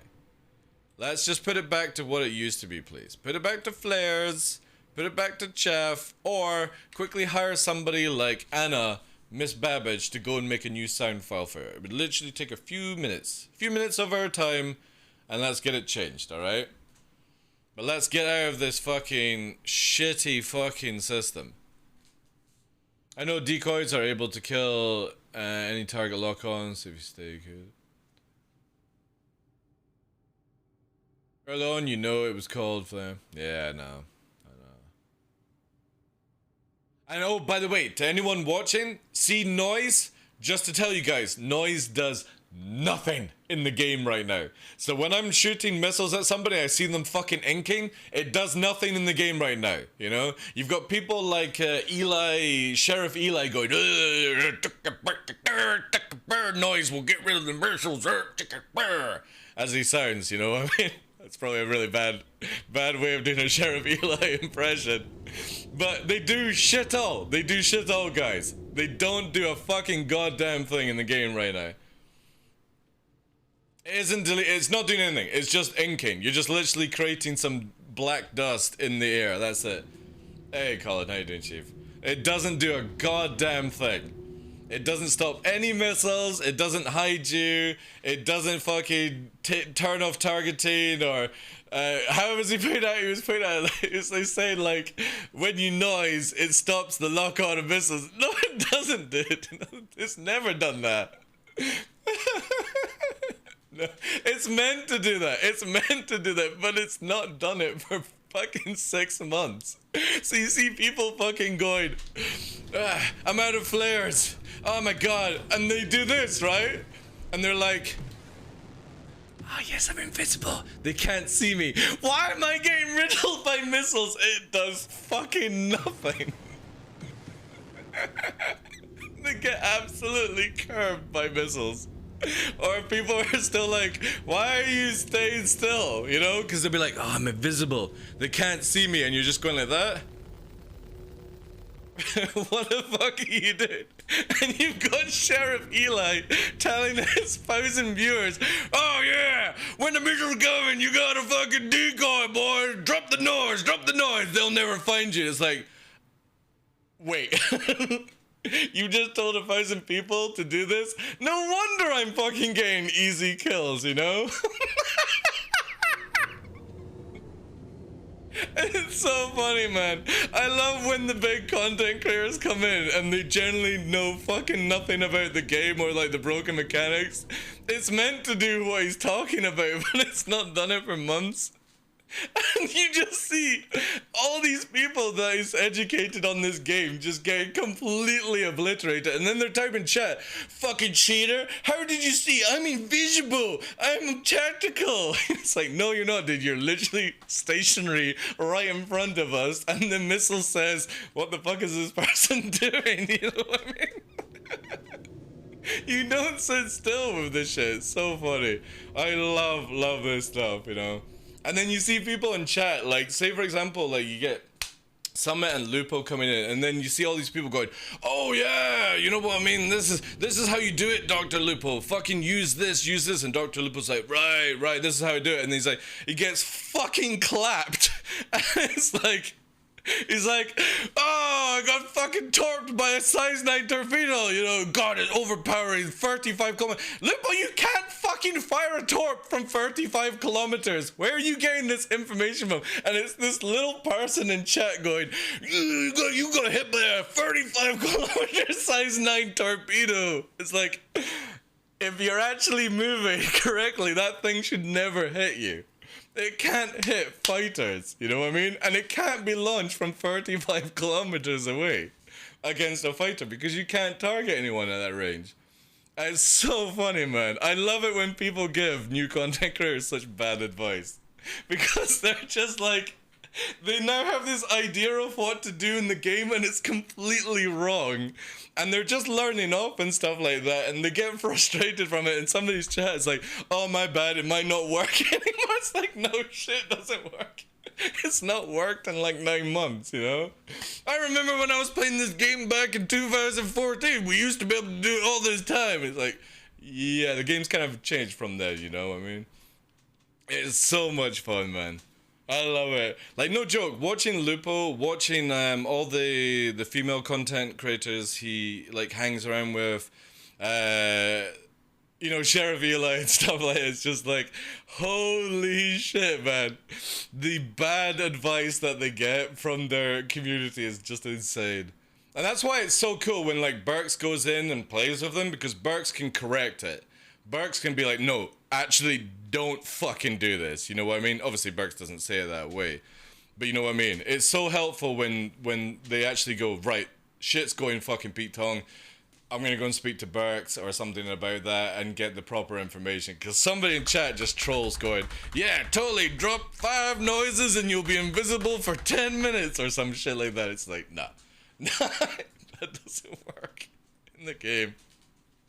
But then they get the information, they pass it on to their communities, and then literally for like the next 5 days, you see all these people doing this shit, and you're just like, yeah, I know where you got this from, you know?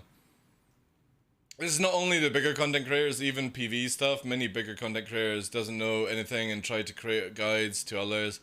Oh yeah. Like, again, I'm not shit talking on the guys on YouTube, but a lot of new YouTubers that would do like Battlefield content have started to make content in Star Citizen, and they're like, oh my god, the blade is fucking awesome, and the, you know, the Banner Defender and shit. I can take it, or they did a video where I upgraded my Scorpius and I can now take on 12 fighters, no problem.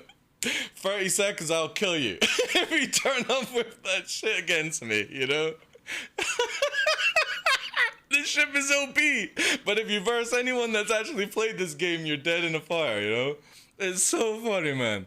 I love it. It's probably one of the best thing about video games is when you know about the game or you hang around with people that know the game, and then somebody comes in, gets bad advice from somebody, then escalates the bad advice to like these 100k 200k YouTube videos, and you're just like, the next couple of months is gonna be good, boys. Because you're already well ahead of the curve. This is why I don't make videos, you know? I don't make videos because if I made videos, like, again, everyone would have all the information days, seconds before it was ever out, you know? It's why I'm not invited to Evo Catty. Because, yeah, you know what I mean?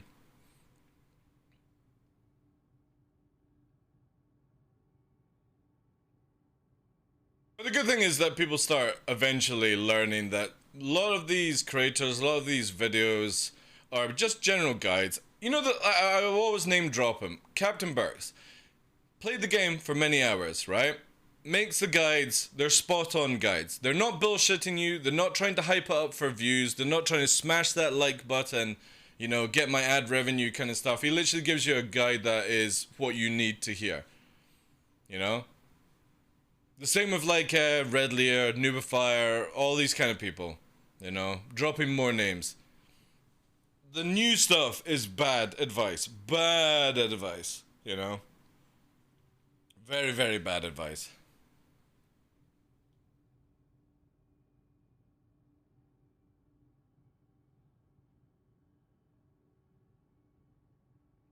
I've seen it happen with Dr. Lupo and his crew. They got beat by Gladius and their first idea was, yeah, exactly, Donkey. Like, no joke. And it's just literally like I've been saying, when you verse somebody that knows how to play this game, it does not matter the fucking spaceship you're in, they will kill you. It's the same with like Avenger 1 videos, right? Avenger 1 shows you that he can literally take a certain ship and kill another ship of skill. It's the same thing, you know what I mean? Now, obviously, like, it doesn't happen every day, it doesn't happen every second, so it's not something that you need to worry about, but you should always be wary that even somebody in a Merlin will fucking wreck you if you have no idea. Meta, like, there's no meta in this game, guys, unless you go into Arena Commander. Just gonna tell you that right now. There's no meta in the PU. Because I know people that will shit on you with a Saber, shit on you with a Hornet, and they will pick their fights where if they see 2 people of competent arrows, they'll just warp away. You know what I mean? There's no meta in the PU. It's only in Arena Commander. Because you can find people that will kill you in Vanguard Sentinels with a gunner and stuff like that. Well, the guns, again, it depends. Like, cannons work really well in, like, hard atmosphere. So, like, Microtech and places like that, Invictus. So, one would say that if you know how to fly your ship really well and you have cannons fitted, you can do a lot more serious damage, you know, especially with no desync in PvP these days. Arena Commander would be Arrow and Gladius. Parak. Arrow and Gladius. There's nothing else that you could class as meta in that situation. Arrow and Gladius, that's it. And a lot of people fly the Gladius because the Gladius is really, really good in space. And since you don't have atmosphere, if it was atmosphere only Arena Commander, you would see everyone in an Arrow. Hands down. You know what I mean? But the Arrow works well in space.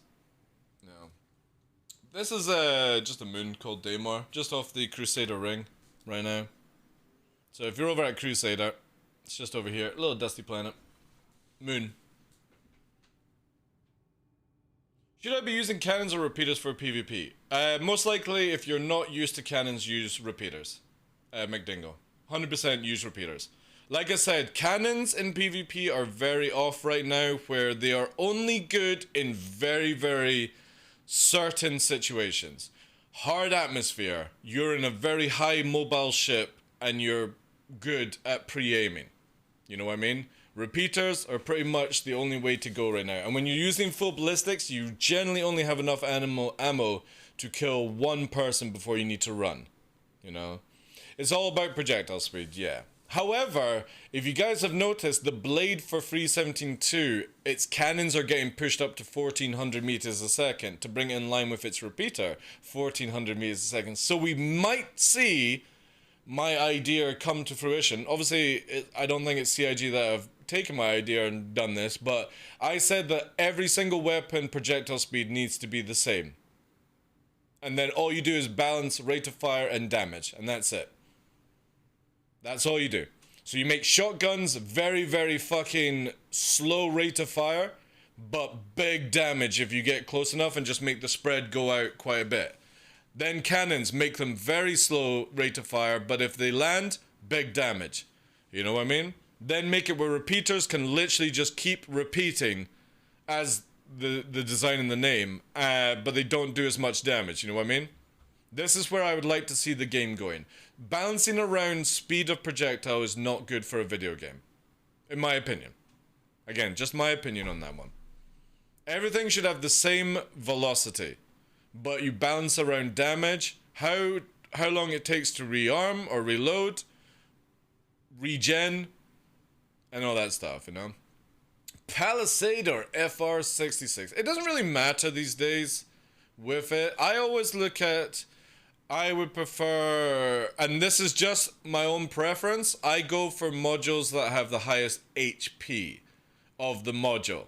Because like what happened with that Titan the other day there, guys, I got hit by one missile, my shield gen went down, my quantum drive went down, and I nearly lost my top turret on the Arrow from one missile. And I have the highest HP modules on my ships right now. I design around anti-EMP and high HP modules. I don't give a shit about anything else right now. Because again, I'm pretty sure, like, if I had, like, say for example, a less damaging missile had hit me, my gem would have been out so much sooner. You know what I mean? That's how I balance the game around just now in my head. I want my modules to be as tanky as they can be if they get hit by splash damage or puncturing damage. And I want it where they're kind of like anti-EMP, basically. You can do it in the XML files. So we go here. We're going to go to where you've got Star Citizen installed, or Robot Space. So say you have it here. Let me engage this view as well. Give me 2 secs. I think I still got it set up. I know I don't. Let me do a copy. Alright. Let me make this bigger for you. Let me just center it now. Transform. Center. Put it down here. Alright. I'll just turn this one off here. Set color. We'll just do it as blue so I know the difference. This way you can see it better, guys. So we're going to go here. You're going to go to Star Citizen. You're going to go to your live folder. You're going to go to your user folder, clients. You're then going to go to 0, profiles, default. And if you've got a system like Notepad++, you're going to go to attributes. And literally here, I have 72 FOV, right? So under the file here, you can change it to. Now, I don't recommend you go any higher than 80. It will literally look like a fish tank. But depending if you're ultra wide or whatever, you know what I mean? That is where you're going to find it, guys. The FOV. This is where you can actually manually change it. Stuff like that. Alright. Put this one back up for you guys.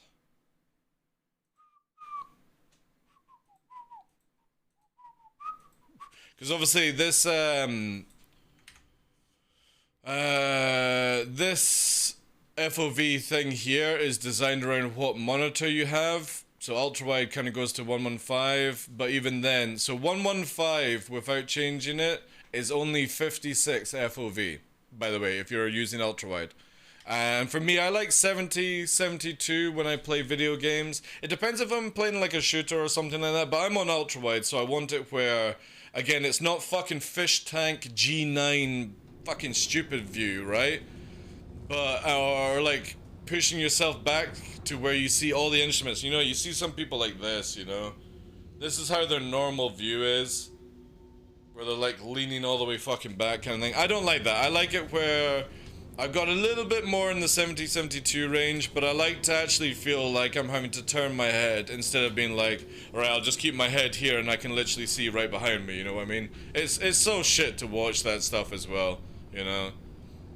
Again, each to their own with content creators, but for me, I like it where you actually feel like you're getting to see what I see kind of stuff instead of the super high-pitched fucking view back kind of stuff. Yeah, 70 to 75 I would probably recommend for people. Anything higher than 75, it just looks really fucking washed out, fisheye kind of view, you know? It does. Right, anyway, enough chatting. God, you guys are such a distraction. Such a distraction, guys.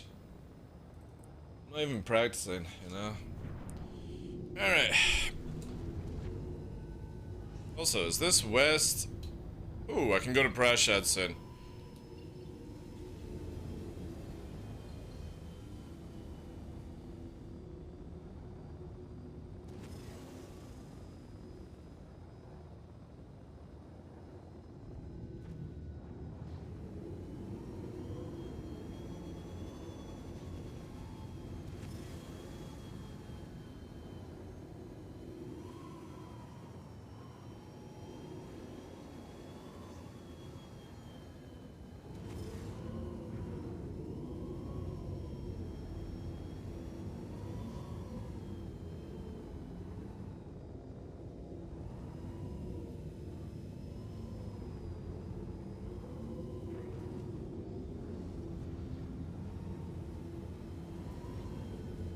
Really bad area.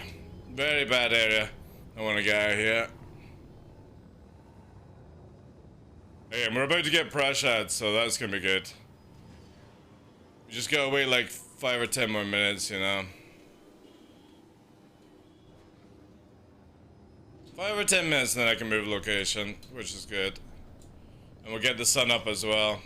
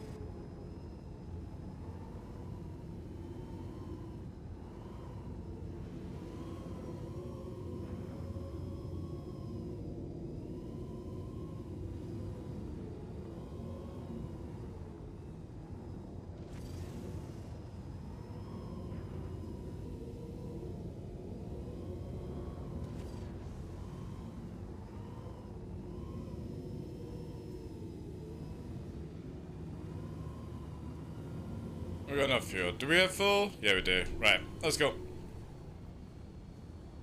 I think we should be enough time for sunrise. No jazz. No, I don't use reshade. Fuck that. I enjoy the game. I don't need to make it any other color. My personal opinion with reshade is I feel it's an insult towards a developer that spends time to change it just to suit your own need, you know? And that's just how I look at it. I fly both, Perak. Hey, Hank, how you doing, Chief? Welcome in.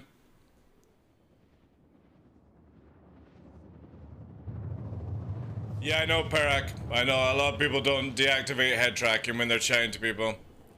I don't know why. It's so easy to push a button, like, it's just pure laziness.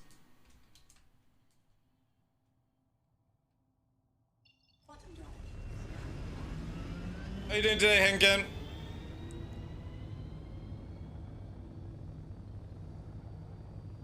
About here. So strafe left. Bingo.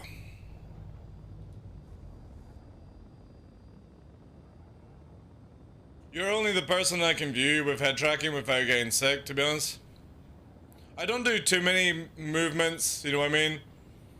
I do a lot of spins, but yeah, you know what I mean? Like, I won't go crazy with it. Again, I always set up things for your kind of pleasure and that jazz, you know. It's like putting glasses on. Yes.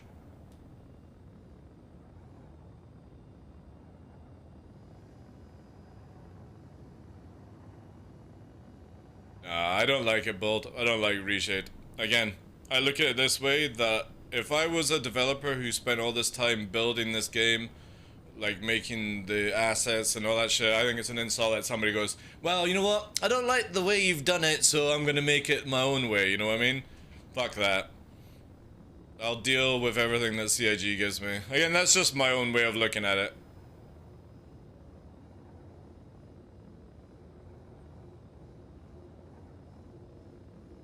Also 69? No, I'm on 21/9. McDingo. I'm ultra wide. Very ultra wide. You don't see the extra bits. I have it hidden away here. Because again, I don't want it where it's like fish tank view for you guys.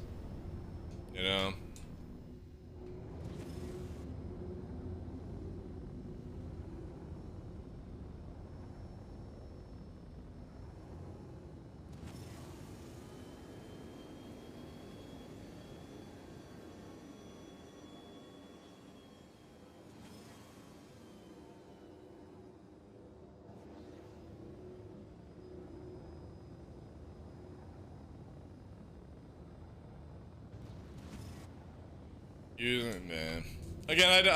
Again, I don't need to do any of that reshade stuff.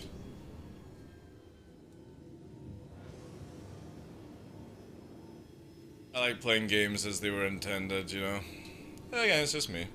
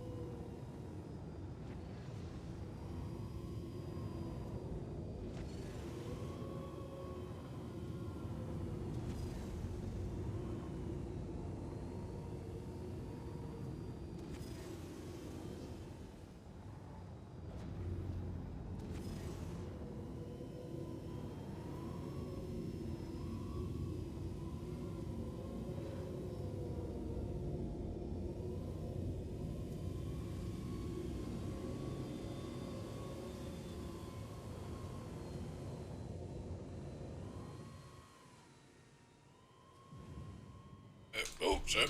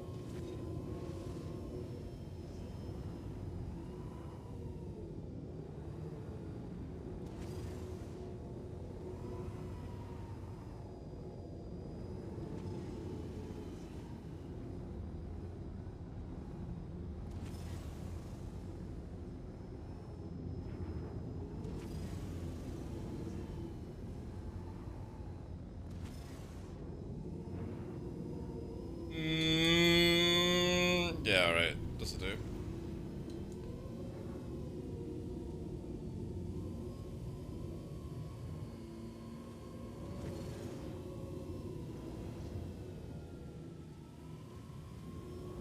Woo! Thank you, dude. Appreciate that, donkey. Distracting as well. Thank you, sir. Thank you, thank you, thank you. So I'll be with you in a second, chat. Let me just finish it.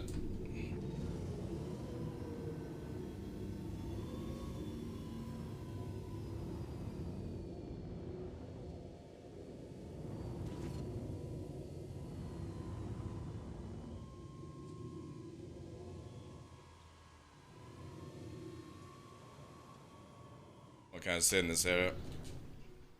Thank you so much, dude. Also to Cankers as well. Thank you, thank you, thank you. Firefox? What, the fucking movie with Clint Eastwood? That's a good movie, like, if that's the one you're talking about, yeah. I have no blurriness off, film grain. Yeah, I turn all that stuff off as well. Classic movie, yeah. It is.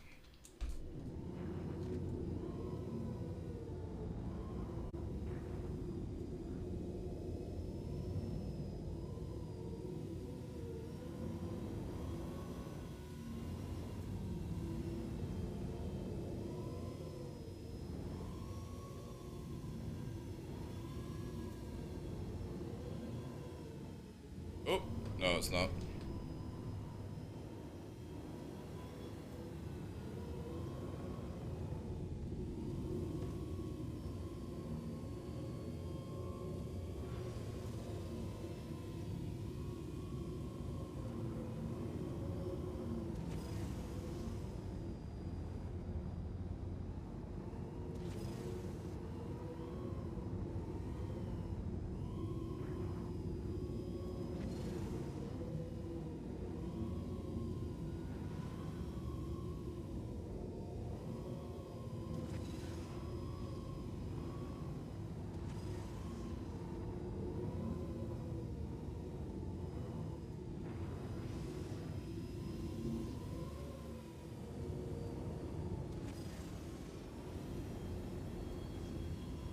Oh. Am I getting missile locked?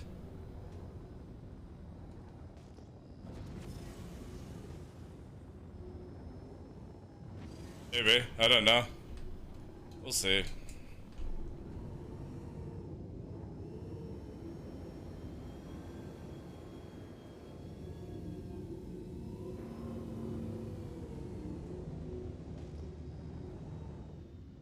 Don't think so. It sort of sounded like a missile lock to me. Maybe it's just a song though. Hey, Space Nine, how you doing, Chief?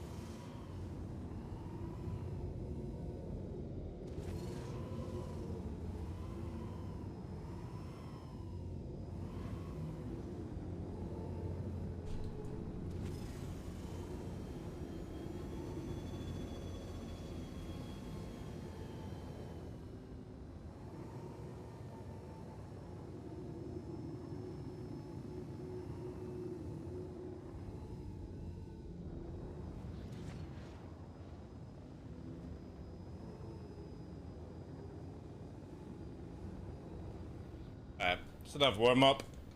Thank you again for that sub, dude. Appreciate ya.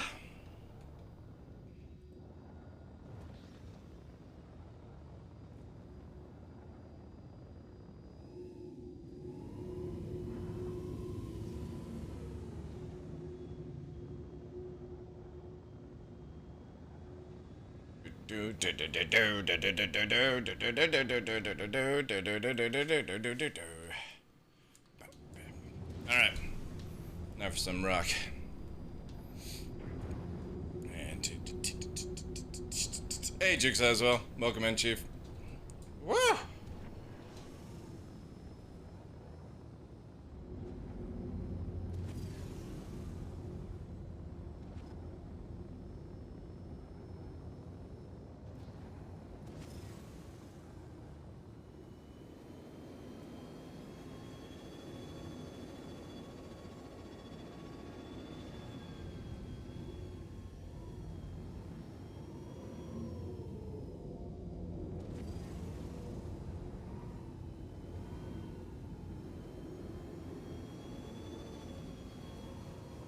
Oh, this might be a bad idea.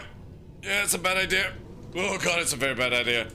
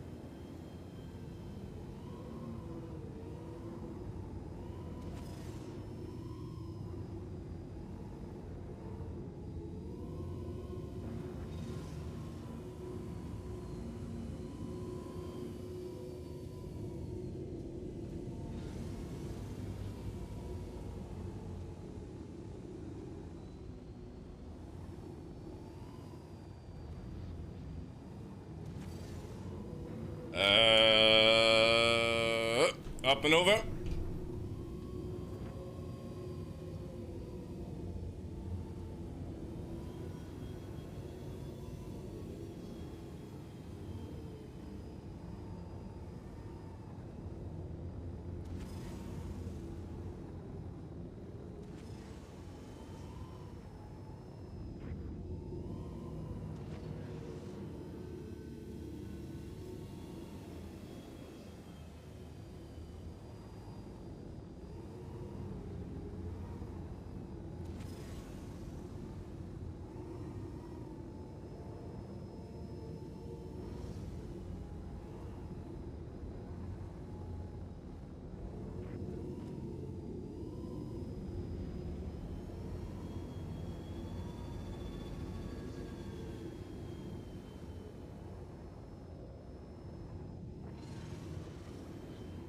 I'm looking for just like a straight basically, so I can get up to like 600, 700 inside it.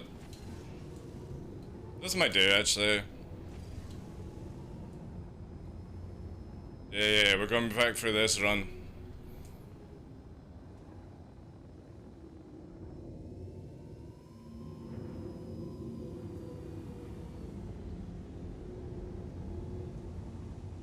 I think that's the line there. Give or take.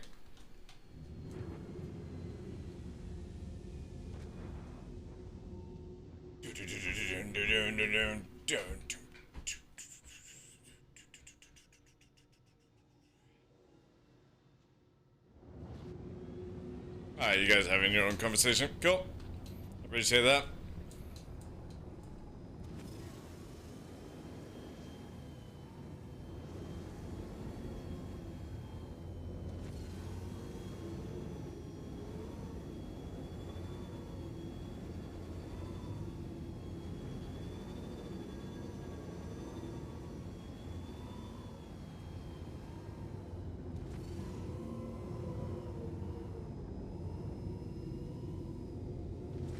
Oh, nose!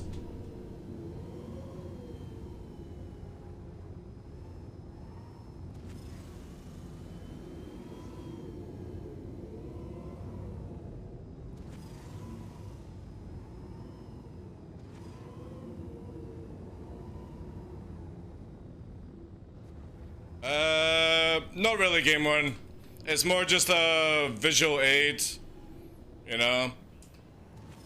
It's just, when I'm doing certain corners, I don't look at it. It's more just to correct where I possibly could end, you know what I mean?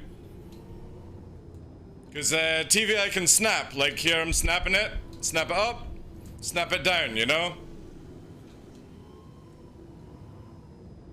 But for me, I'm like one of these people who, if I was flying like this in real life, I'd want all my fucking systems on, you know what I mean? So I'm not really looking at TVI too much. It's just peripheral guide, basically, you know what I mean? Slower you go, the less you need TVI, but again, I'm just making sure I can fucking pull off turns at 400 meters a second. Little bit of visual aid, guys. Actually, funnily enough, the main place I actually look at is the crosshair. So my main eye focus is on the crosshair, and peripheral does the rest, you know?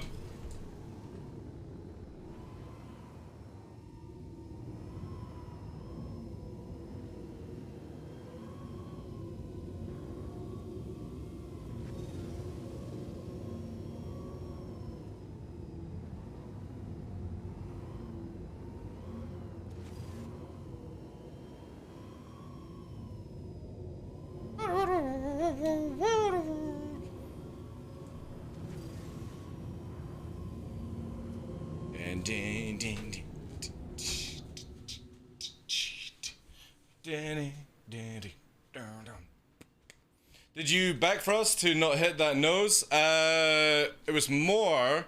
So what was happening at that speed, White Hand, was basically my nose at that speed, I couldn't push it down.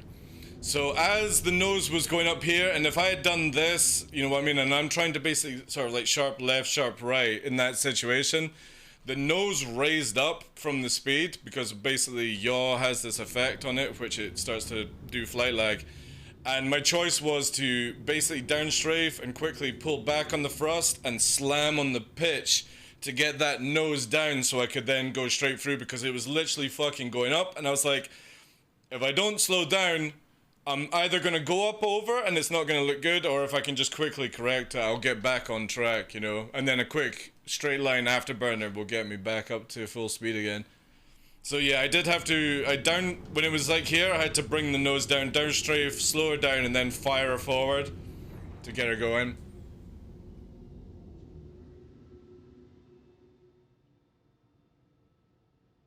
Kinda like smoke.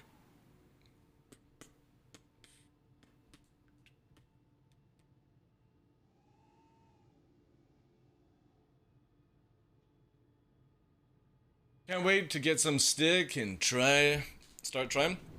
All begins at, you know, starting off, guys. You don't even need sticks to do it. Some of the stuff requires, like, sticks, pedals, but, again, if you're just wanting to just chill around, you can just do this, like, you know. This is, like, some of the silky kind of flying, you know. Ooh.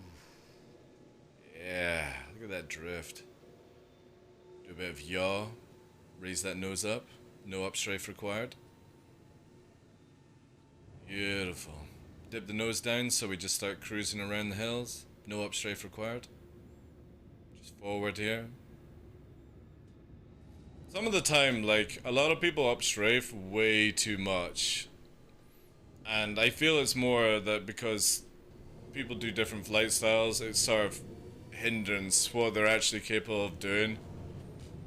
The more you dip the nose, more you need to upstrafe. The more you fucking raise your nose, the more downstrafe you need to do. But you can actually use momentum in this game to carry. So for example here, I'm just pressing forward strafe, not in upstrafing. And we can carry ourselves into the point where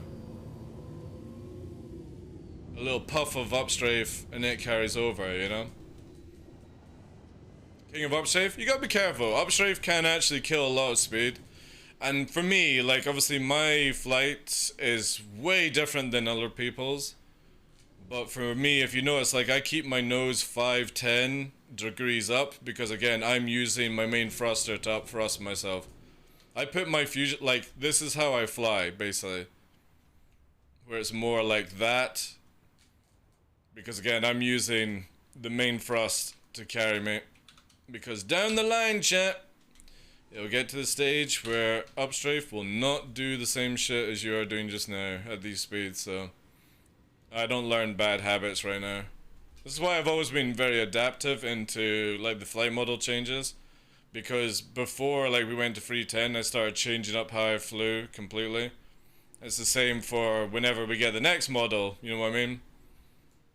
I spend more time with the nose up like this, if you notice, and then it down for going around corners, because I'm wanting to push into the corner to get across it as much as possible, and then down, nose around to angle the main thrust. So when we're doing this, again, don't need upstrafe until the last second, but then I can literally just strafe to the right.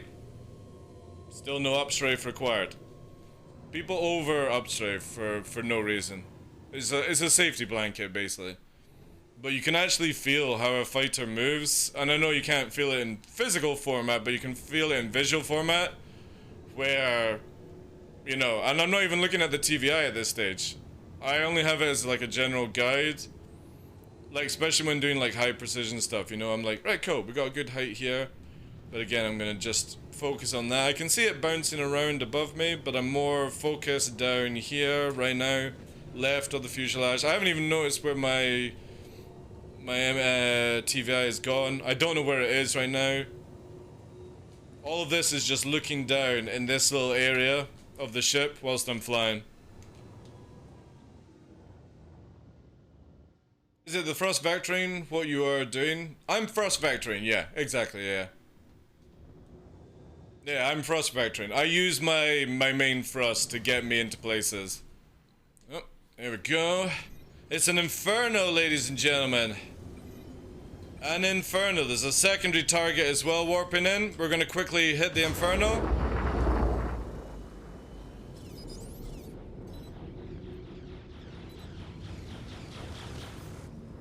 Cutlass blue. Let's go for the Cutlass blue. 2v1.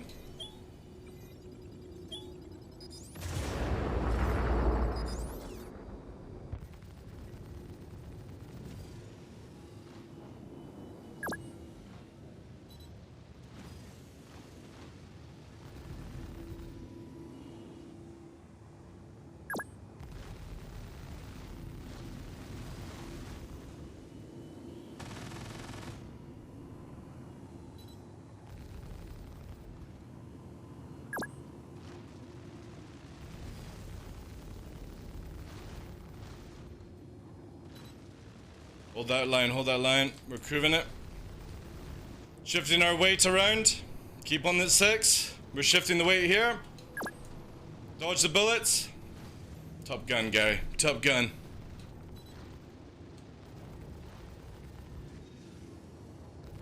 Target destroyed. Arc 1.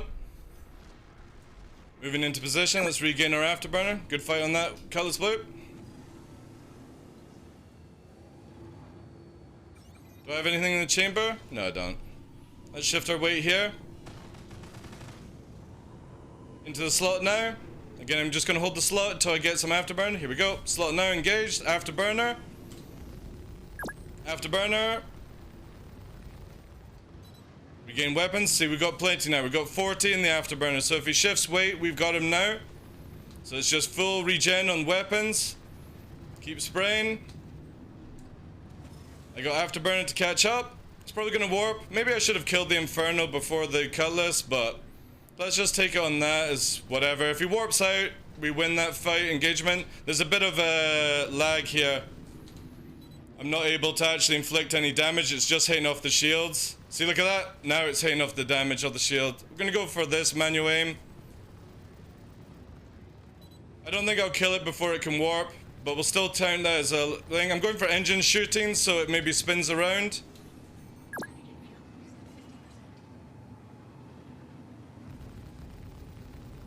See how it's hitting the front shields? Let's push a bit on our weight. We'll push into more of an aggressive slot. Back on the engines. There we go. Back on the aggressive slot. Go for those engines. Get that turn. Back on weapons. We're still holding. Engines on. Damage on engines. So his fucking thrusters. His right just malfunctioned. We got a secondary target coming in. I need to quickly do this as fast as possible, boys. I'm gonna start pre-flaring. Secondary target coming in on me. I'm gonna quickly shift my weight. Missiles are out. Missiles are out.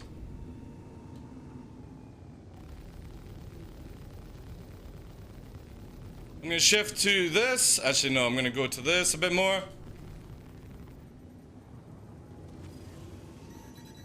Second missile is out. Flaring. He's in a jet spin because I've damaged the engines. Let's just hold it here. Still don't know what the secondary ship is. It's not landed a shot though. Secondary 1, splash 2. Moving into the next ship. It's a bounty defender. Let's regain. Let's keep it in a nice spin here. We're gonna go down. We're going down. Bounty defenders just wanting to stay fast. I'm actually more concerned about my water right now. Let's bring her down, chat. We're at a 3 versus 1 situation. It's gonna fire off more. It's only got 2 more missiles. 1 more missile out. Inbound. Notch it now. Notch. It's coming back round. I got 35 flares left. Let's bring it in here. He's gonna fire out his 4th missile now, so he's out of missiles, chat. 4th missile is depleted. My turn. Move into a more position like this. He's in slow speed. Box free. Clap, clap, clap.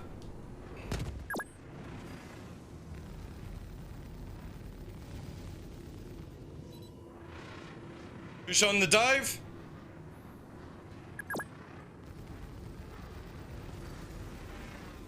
Not taking any damage. Still not taking any damage. Have I crashed? No, I'm alright. I don't think I'm gonna be able to catch this thing though. Maybe. Yeah, I can't catch it. Yeah, it worked out. Alright, splash free. We'll take that as a win. Yeah, I'm not gonna be able to catch him. Hit reg wasn't working. I literally couldn't land 2 volleys, no damage. So, yeah. Let's bail out now, chat, though. Good fight to those guys. Good fight. I think the Inferno was waiting for backup from the Defender.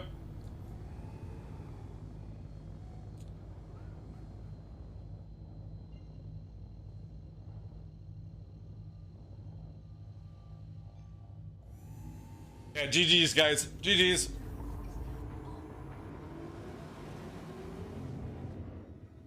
But yeah, I do quite a bit of vector thrusting when I'm low flying. I find it just works so much better if you have that sort of idea with it. No, they don't have force feedback, Game Warden, so I use the heaviest springs, but I don't recommend new joystick users use heaviest springs. You'll hurt your arms. Build tolerance first, go with light, medium, heavy springs. Build up that tolerance in the arm before you jump into a heavier spring or you'll end up damaging your nerves.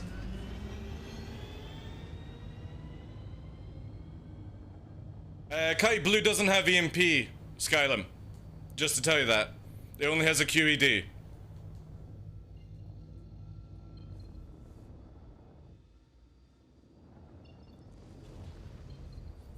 We got Valkyrie here.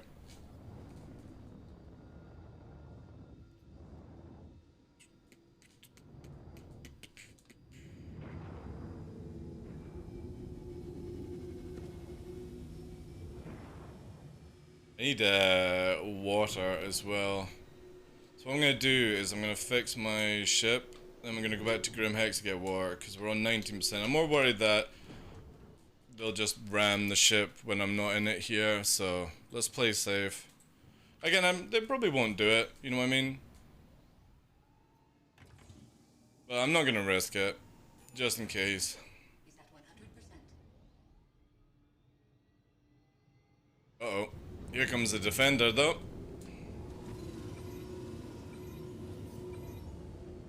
Let's pop it.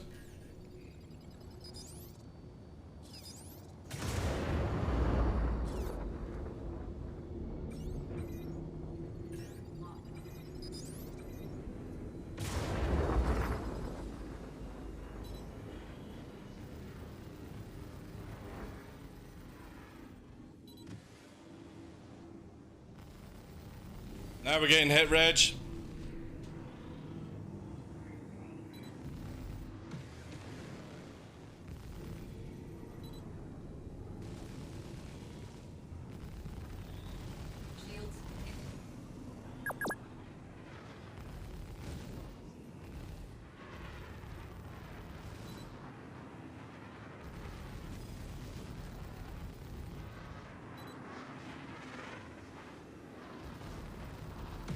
No hit, Reg there.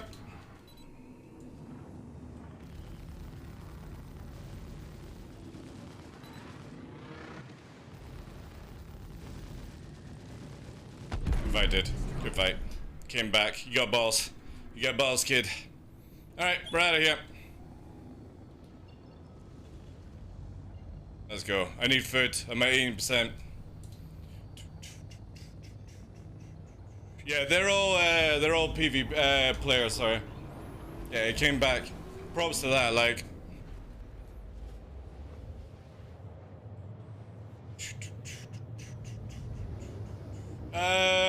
I've got a bad back, donkey. I'm coming up for 40 years. I got a bad back, so that's why I've got the Herman Miller. I can't recommend any other chairs because you only have one back, so I only recommend you get a Herman Miller. And I'm not even sponsored by them, you know what I mean? Can you put a price on your back?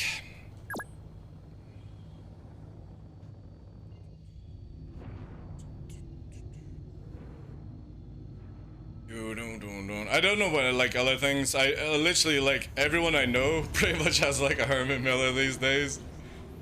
I don't know what a good like a good office chair is better than like you know like these racer chairs. Don't bother with that shit. Go and get yourself like a nice office chair that's designed for somebody sitting on it for a while, you know? That's the best way. TDL, would you fight to the death if you were losing, or would you call him away? I would call him away.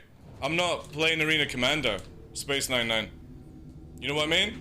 I'm not killing players at stations. I'm low flying with a crime stat so players will come after me. But it doesn't mean I have to lose. You know what I'm saying? I'm not playing an honorable game right now. I'm only giving people the option to come after me. That's it. You play my rules, not your rules. Because it's my game.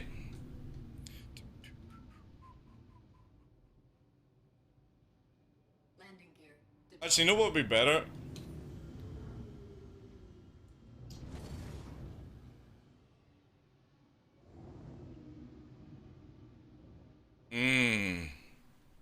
Yeah, we could rearm. Harder than a rock.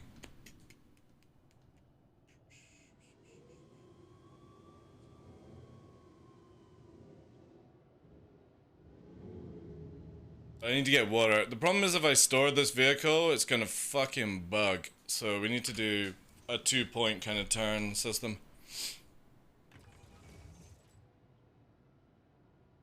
Plenty of people with honor wake up in their easy hab. It's not so much that, it's more, again, look at it this way, guys. This game is not about killing or dying, it's about surviving, you know what I mean? The Banu Defender made the right call to warp away the first time.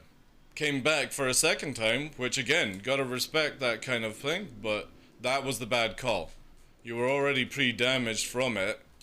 But it's a learning experience, you know what I mean? There's no risk loss right now in the game, but ever since I played Star Citizen, if I'm not like fighting a 1v1 or I'm fighting a content creator that's come out of their way to hunt me kind of thing, I will always put survivability over kills and deaths, you know what I mean? People might go, oh, it's a cowardly way to play. I'm still kicking. 160 of you to 0 on me. That's because I play a different game. So you might call me a coward. You might be like, oh, why is he running away? At the end of the day, I'm not the one coming after people. You know what I mean, Space 99? I'm not going after anyone. I'm letting you come after me. Does not mean I have to die or lose, you know? There's nothing in a rulebook that says that. Just smart play, yeah, exactly. I try and, like, for me, I don't look at it as like 160 kills is something to brag about with. I look at it that I've got myself to the stage where I'm like, okay, cool, you know what I mean? I managed to get, I've survived 160 battles, and yeah, like, again, one crazy-ass player is gonna turn up one day and absolutely curb stomp me. I already know that shit happens in Star Citizen, you know what I mean? So, again, that's not my bragging meter, it's just basically, I'm happy with myself at 160, you know what I mean? It's like I was saying to Barks last night, you know, I don't rate myself as a good PvPer, but my fucking brain is synapsing way more than most people. I see a battle unfolding, and if my aim and flight is good enough, I should survive. If not, I need to bail. Simple as that. You know?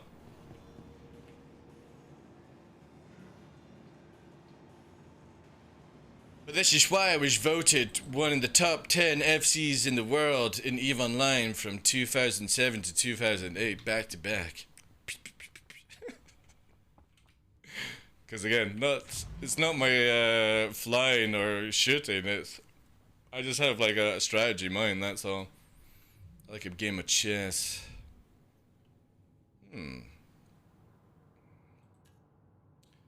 That was good, man. That was really, really good. Difficult with the Inferno, you know what I mean? Like, the Inferno is... Oh, here. Hello. Hello. Or you can have the pad if that's what you're after. You after the pad?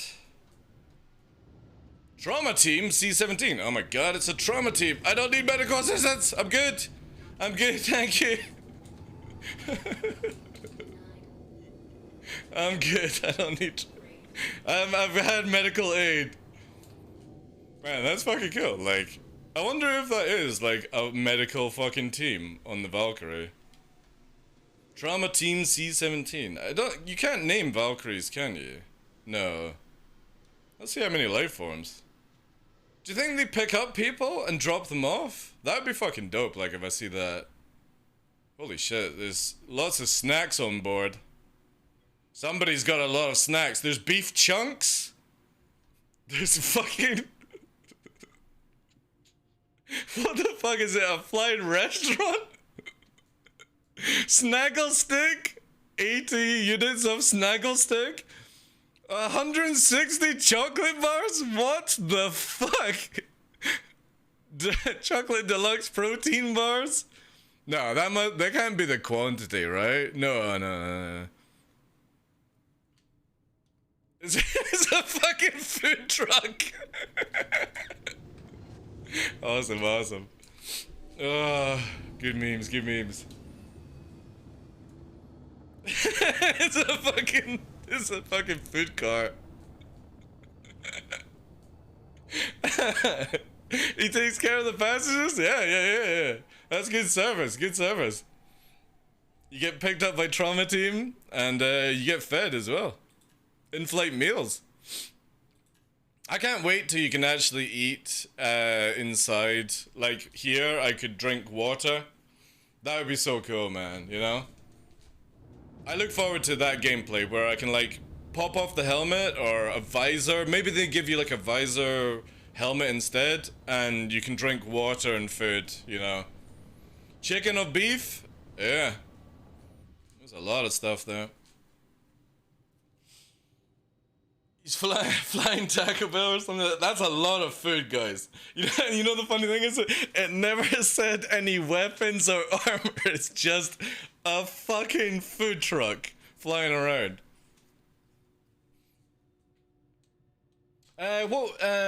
Sorry, Sammy. What game would you recommend for somebody who wants to get into space games but hasn't played any before? I don't know, dude. I don't know, like for me, I would say Star Citizen, !REF in chat, use my referral code, $45, boom bada bing. There's a lot of good games. Right now, No Man's Sky is pretty fucking good. Solo, you can play it, lots of content. They're just about to release another content patch on it.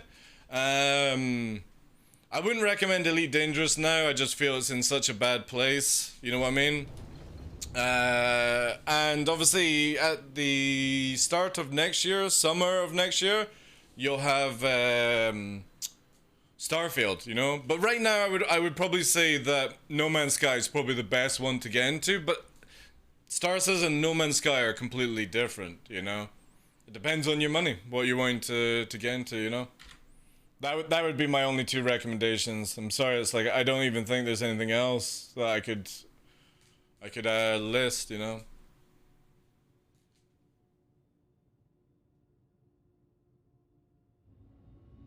Invest in the future of SE? Yeah, but No Man's Sky is really, really good. So I bought it when it first came out, and I got 40 hours out of it. And then I've not played it since it's gone like super, super amazing and stuff like that. I know quite a few people that actually play it. But yeah, like I mean, it's a fun theme park kind of ride, open world, I suppose, build your base kind of stuff. Anytime, Sammy, anytime. There's another good, if you guys are into like your Left 4 Dead game, there's a game called, it's where you go in like some sort of cave system, stuff like that. There's the food court there. I'm just gonna hold here. Yeah, I'm like that, Donkey. I'm like that, dude. I'm all in Star Citizen now. I got a wonderful offer from some other companies to play stuff on the stream, and I was just like, I massively appreciate the offers, but I'm SC bound now, you know? I literally don't have the time these days to play anything else, and I have so much fun in Star Citizen. Hanging out with you guys, you know, streaming every day. But yeah, like for me, low flying will always carry me. I know it's not the best for everyone to watch. You know what I mean? Like people are like, oh god, TheDarkLaw is just low flying. It's like, yeah, TheDarkLaw is just constantly practicing every day. You know what I mean? So I can take on 3 versus 1 and hope to survive a little bit better than flopping around, you know? That's why I keep flying practice. Doesn't mean I'm the best PvPer, but at least I'm able to fly in atmosphere, you know? You should not be allowed to eat and drink in the Arrow. You're wired up to headgear and there's nowhere to walk around. Yeah, but they're making it where you can pop out water in your seat. Space 99, it's literally coming. The idea is you pop your helmet off and you pull a fucking bottle of water out of your pocket or in the cubicles and stuff like that. You're not actually standing up and stuff like that. No, I disagree with that, Space 99. Sorry, dude. Not everyone wants to be in a multi-crew ship, right? I shouldn't have to fucking park my ship to get out to have a bottle of water, you know what I mean? You can drink and eat and write and do everything inside a fighter these days, you know?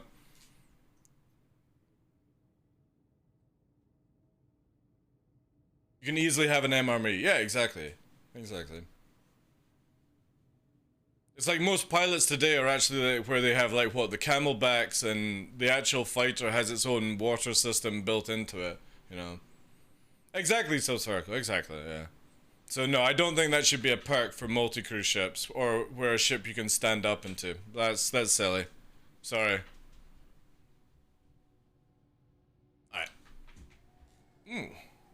That's an emergency beacon that went out.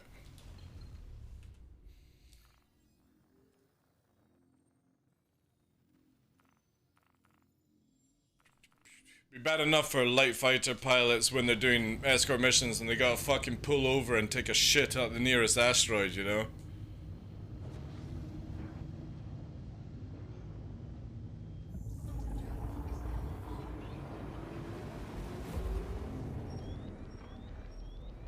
I kinda hope they remove that mechanic or just go up all in survival mode. No. I don't want full survival mode. Why can't I... What the fuck? I can't target the ship, even though I see it. Can I change pip? Yeah, I can. What the fuck? I can see it here. There it is, look. Whee! There it is. Yeah, we're manual flying, it seems.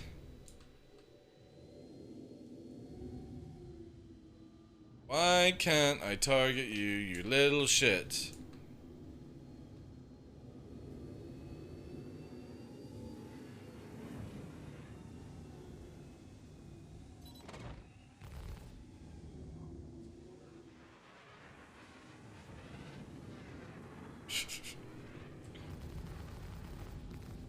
Oh my god, right, okay, it's teleporting to Narnia. Bail out, run away! Go this way. Bail out, jet! Let's go, fuck that. If it's teleporting to Narnia, no thanks. Look at it. It can't even fucking turn around properly. It's still fucking going out to the side. It's like, wee! It's like, alright, I'm going to demo. It's going to fucking Microtech. Secret government ship Chris? Yeah. It's Chris Roberts' annoying mantis. That's why I can't be targeted, chat. 38 in count? Maybe, who knows.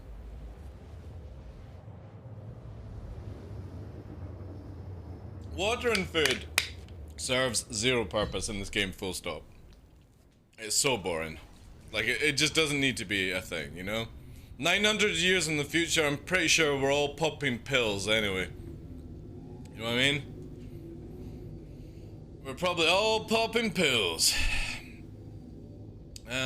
What is the time? Yeah, maybe we can actually do shipping. Who knows? I'll head there anyway.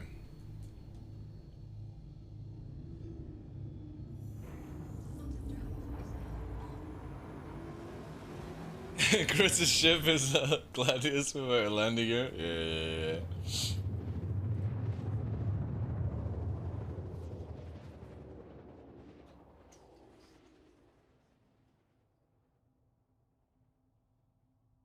Bottom drive is now off.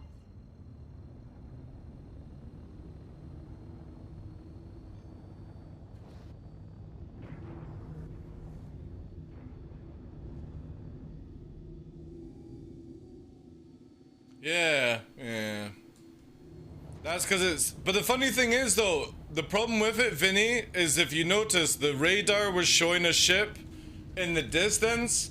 I just generally think the radar wasn't matching up with the actual ship, that's all. Because obviously in 3.16, the radar bug was you could be literally invisible on radar, and you couldn't be targeted or pipped. But that one, I think, it just generally the NPC's radar blip wasn't anywhere near where the ship was actually done. Kind of like, you know how the team marker sort of like goes one direction, then it suddenly teleports like 10 kilometers? I think that's sort of what's going on there.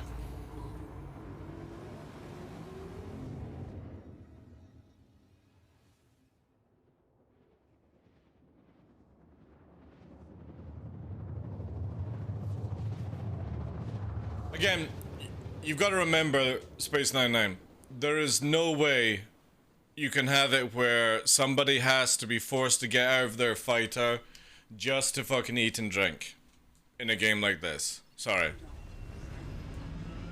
You don't have to do it in real life. Why would you have to do it in Star Citizen? It's not a skill check mechanic, you know what I mean? Armistice Zone is a skill check. Making sure that you're safe before you decide to embark, you know? Or disembark. Having a stupid fucking eating and drinking mechanic and pooping mechanic in Star Citizen is just... it's worthless as far as I'm concerned. It shouldn't even be considered to be in this game. This is not a fucking, you know, Ark survival type game. Because it's 900 years in the future. I'm pretty sure there is no eating, it's just literally whacking a pill in at the start of the day and you never feel hungry or dehydrated, you know? Because we're already starting to get in that shit, so...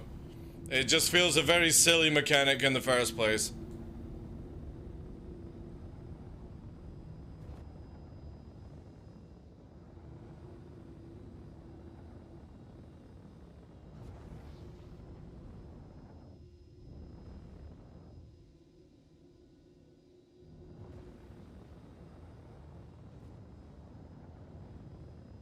Yeah, very true, Donkey. Very true. Life would be so boring just taking a pill, but you know what I mean? If you're a UEE fighter, right? And you're spending all this time out in space, South Spherical, right? You would be taking something that suppresses the need to piss, shit, drink, you know what I mean? 900 years in the future, you would, well, I mean, it's stupid to even think that there would be pilots anyway, but, you know what I mean? You would be having suppressants.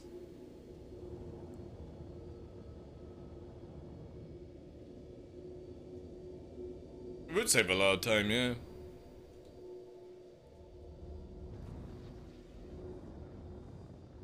Again, I'm all down for gameplay like that, Donkey. Just, I don't want to have to be forced to do that shit, you know what I mean? Nothing worse than playing an MMO where you've got to do cooking to fucking give yourself a buff, you know what I mean?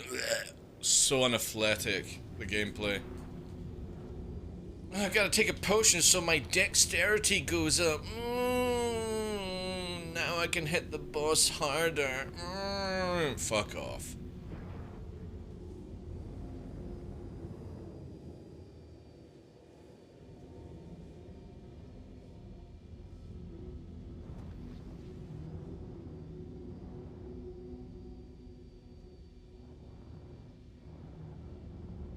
Oh, Space 99. Wow. When you're able to do that, you let me know, dude. When When you're able to do that, let me know. Because I've also never been railgunned by somebody in this game yet. So, you let me know when you have the ability to do that.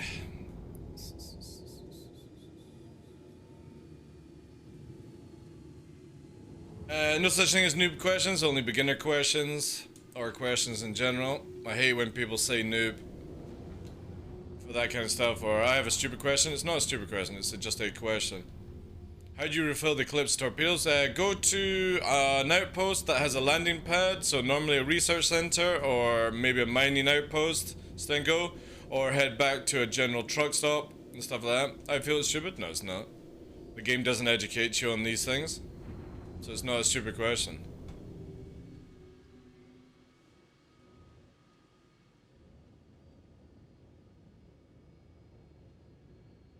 Alright, okay, Space 99.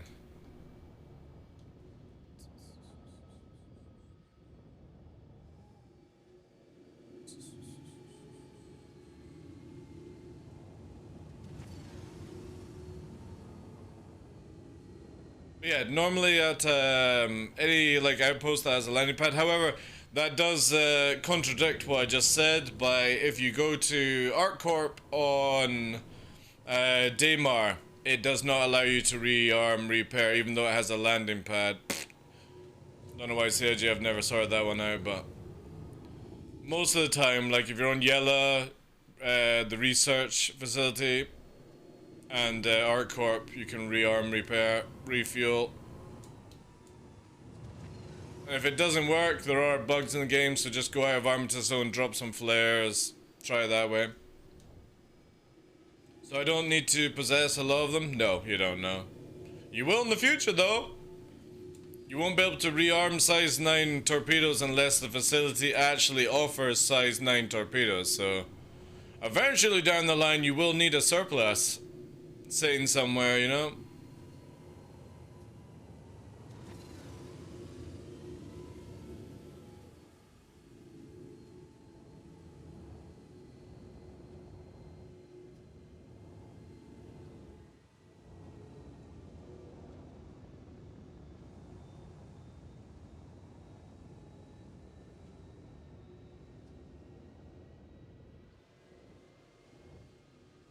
Anytime, Snuggo. Anytime, dude. Ooh, does the landing pad on stations work? Yeah. Just make sure you book in a landing pad for it first. Cutlass fitted with beer tap module, doors open and slide out with 16 beer taps. There was a meme back in the day of a purple cutlass purple that had like a giant disco ball that hanged off it and stuff like that. That was pretty amusing. But no, I don't want CIG to go fucking crazy with the food and water stuff and showering and shitting and all that stuff. Like, you'll lose so many people playing the game for that. Make engaging content, not fucking I've got to go and have an ice cream just cause the fucking game is boring to play.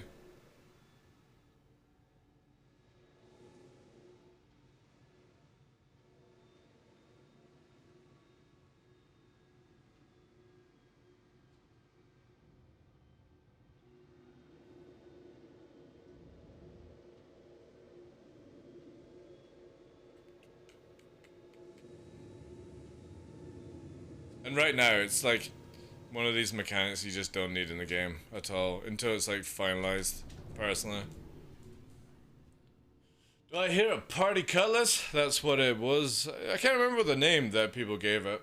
I think it was the party cutlass or cutlass purple. Yeah, it was a Jackson McCleary meme. Yeah. Free seashells, exactly, you know?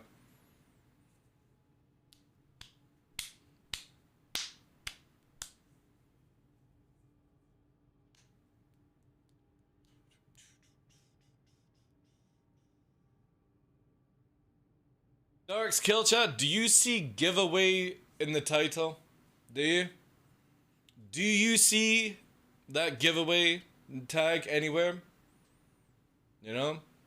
Don't automatically do it right after as well, please, Blasty. You know what I'm saying, dude? Just let people work out for themselves, dude.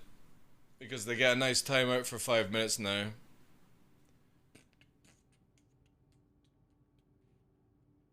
You streaming almost 5 hours now? Oh yeah, we've had a few today. Hey, like, we had a 3 versus 1 situation literally no more than 30 minutes ago. It was really, really good. I appreciate the guys coming. They came in a Cutlass Blue, an Inferno, and then Defender turned up. Yeah, it was awesome. I have to give massive props as well for fucking QED and me as well. Not many people do that. I still could have got away from the Cutlass Blue, you know what I mean? But still, QED'd me. That's sensible shit, like. Automod has clamped you down. Why is Automod clamped you down for? Oh yeah, that's allowed. I think it's trying to be like, avoid it, but yeah. I operate out of Crusader Space. When I do group bounties in my clips, I set my spawn at Grimhex, and then I bounce between Daymar and Sellen for the targets, then rearm at either Shooting Mine or Hicks Research on Sellen. After killing last target, and start the cycle from where exactly, yeah. It's a good way. What's QD? It's stopping from somebody from warping. Quantum something dictor, whatever like that. Their timing of arrival was a little off. Again, you know what I mean? You have to think of that. Unless they're watching my streams, Kylam, you know what I mean? Like, you're going around with the idea that we're going to interdict. Cutlass Blue can take out certain fighters, no problem, and they brought an Inferno to maybe deal with somebody in a bigger ship. You know what I mean? So they planned smart, and it could have been where they just launched an emergency fighter. And that's why the Inferno was sort of dragging me away a bit and waiting for like somebody on comms to be like, right, I'm warping in just now, you know what I mean? And that's why the Inferno stayed into the fight. Again, you could always look at scenario basis where the Inferno could have just warped away, come back at the same time as the Defender, and it might have worked out for them better. Like, we don't know, you know what I mean? But in the heat of battle, sometimes strategizing future things that you're not even taking into consideration, it's like the dude could be just literally saying, I'm warping to Daymar right now, hold them for 2 more minutes. Sometimes I do that with my guys, you know? You know? So if they're watching the stream, they know what I'm in. They would plan for that. So when they turn up with that kind of stuff, you know they're not watching my stream. So they've just planned really well, actually. They planned with using a Cutlass Blue to stop it down. Cutlass Blue still has plenty of damage and missiles to support the Inferno. Inferno, obviously, good for destroying bigger ships, so I think it's a well-planned team. And I just think the Defender was either a late comer or maybe got on the server late and they wanted to go in for the... Again, like, you can't fault anything there. The only fault I would have said would, if I was in the Inferno, I would have warped away and waited for the Defender to arrive and come in together. You know what I mean? Because it's very difficult in Inferno by yourself to hold out as much as you can. And an arrow can stay behind you. And then obviously the second fault I would have said would have been the Defender coming back for a second fight, you know? Again, it would have been more logical, in my opinion, to wait for a backup fighter, you know? So it's cool to see a team actually thinking about bringing a range of ships, you know? I would never send a Cutty into battle without a wingman. It did have a wingman. It had an Inferno. How are they meant to know I'm in an arrow? You know what I mean? If I had been in a Freelancer or a Connie, I would have died. So, you know what I mean? Unless somebody actually knows the TheDarkLaw and what I fly or watches the stream, and there's a lot of people that don't know. But then there's the other thing where, no, they wouldn't have brought a Cutlass Blue then, because a lot of people sometimes pick up my bounty and they don't they're like, we've had it in chat before, not when I'm streaming but when I'm like playing with Fresh or co, somebody types in chat and goes, I just did an NPC mission and I got fucking wrecked. It's like, what was the NPC's name? What mission was it? It was like, I had to go and kill TheDarkLaw, and everyone's like, that's a fucking end boss NPC. Smiley face. So somebody that knows the stream. But yeah, there's a lot of new players that think coming after me is like fighting an NPC, you know? And you've got to expect that. There's no way to know that shit. It doesn't say, warning, this dude is, you know, well above average in level of playstyle, you know? Not an NPC. And a lot of people do turn up thinking I'm an NPC. TheDarkLaw, it's a fun. No. When the Talon was broken with C78s, did you guys ever watch the damage video on my YouTube channel? Exclamation mark YouTube if you've not seen it. I took on 15 people by myself, and I think I killed like 13 of them in one scenario, you know? You can't do that in the game anymore. You can't do that, you know what I mean? Like I said, I can hold against maybe 2 to 3 average players. If they go into the above average area, I probably can't do anything. And if I'm versing 2 pros, well, I'll be lucky if I actually get out of that, you know what I mean? But you can tell with people's turnings. The moment I spot somebody doing like Arena Commander turning, I'm fucking just warping away. I'm not engaging 2 people like that. And even if I saw 1 person flying like that, nah. I'm not interested in the 1v1 fucking, they've spent ages doing this kind of style, you know?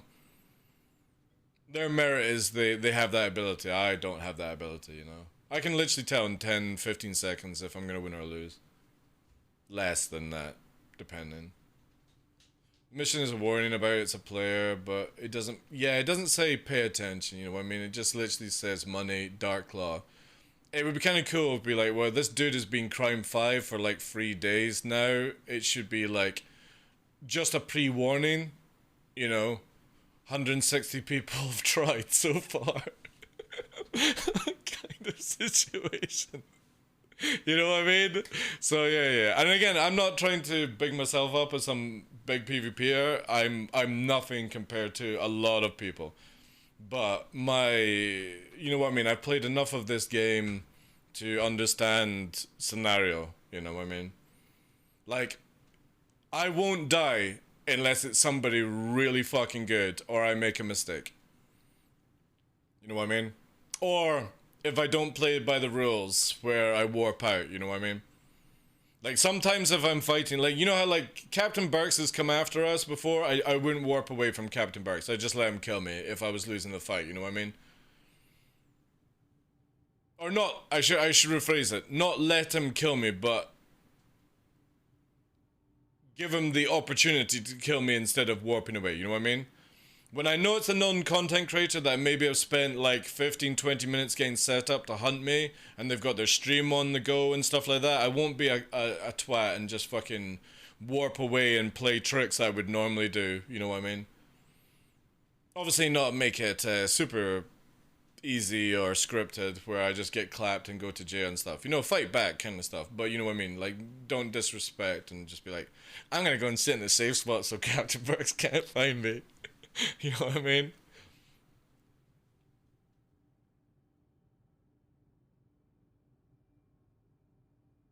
Yeah.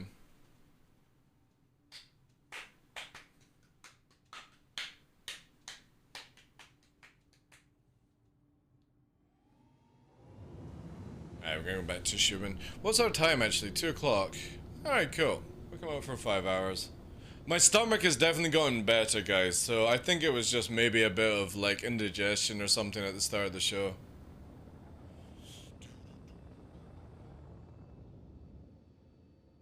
And headache's gone as well, which is good. I was worried about getting a migraine, actually, because, again, I have quite sensitive eyes, hearing, all that jazz. And I can get migraines pretty easy if I'm out in bright lights. So I was slightly worried with that, because if I got a migraine, that means I literally have to go back to bed, blinkers on, or whatever you call it, like a face mask, go completely dark, and I have to do that for like 3 hours to reset whatever happens in my eyes and stuff like that. Do anyone else have to do that? When they have a migraine, you have to literally go into the darkest dwells of a household and literally try and sleep for 2 or 3 hours to reset your eyes.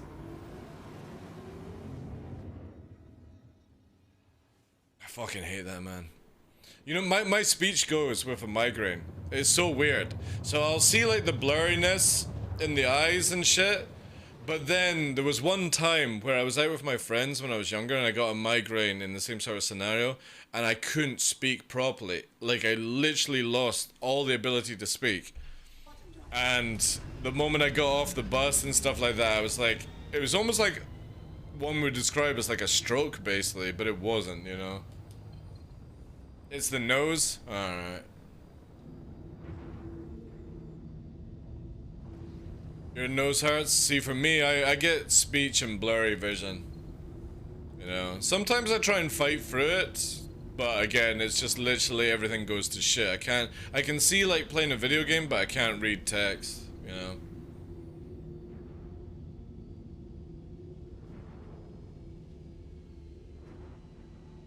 Ocular migraine? I think it's an ocular migraine, yeah. I don't think it's like...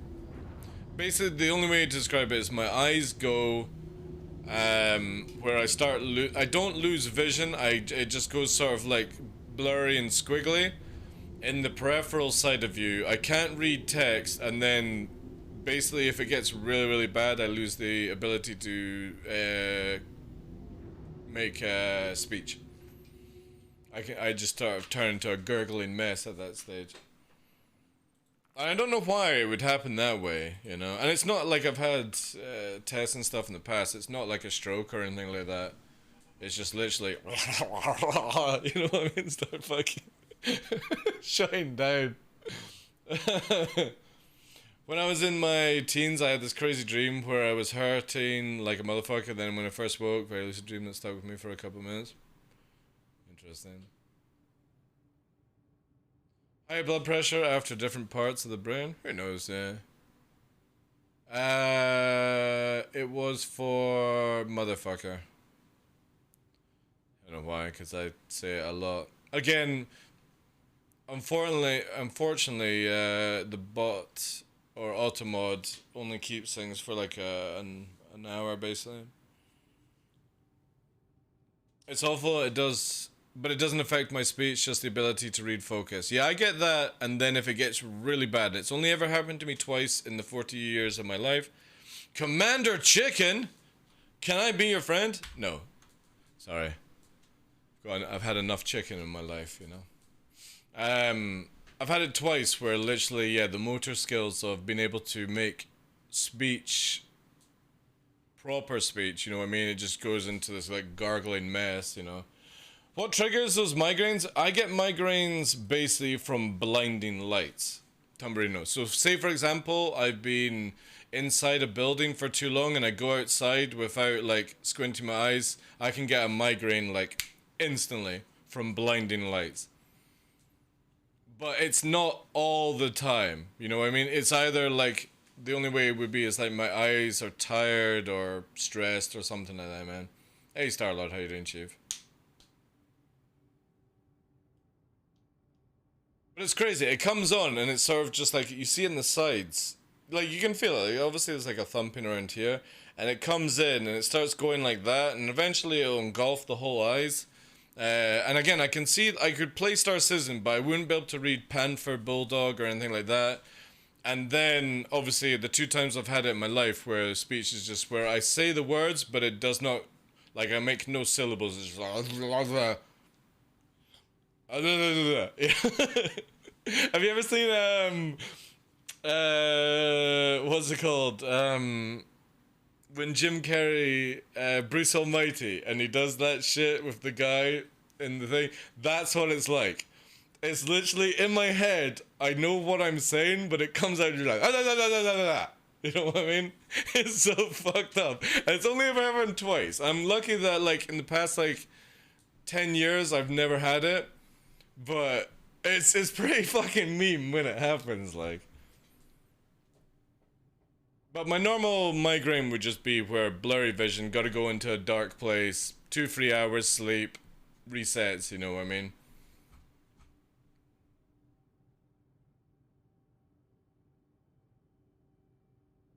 My sister has it as well, pointed to her lips and said, my ketchup is numb. It was kind of spooky. That's cool. Well, not cool, because of having it, but obviously cool that I'm not the only one that gets a weird sort of speech problem under a high like migraine. The worst one was I must have been about 15 years old, and obviously it happened when I was at a skate park. I had to explain to people like by writing on paper that I was heading home, but I had to get on the bus.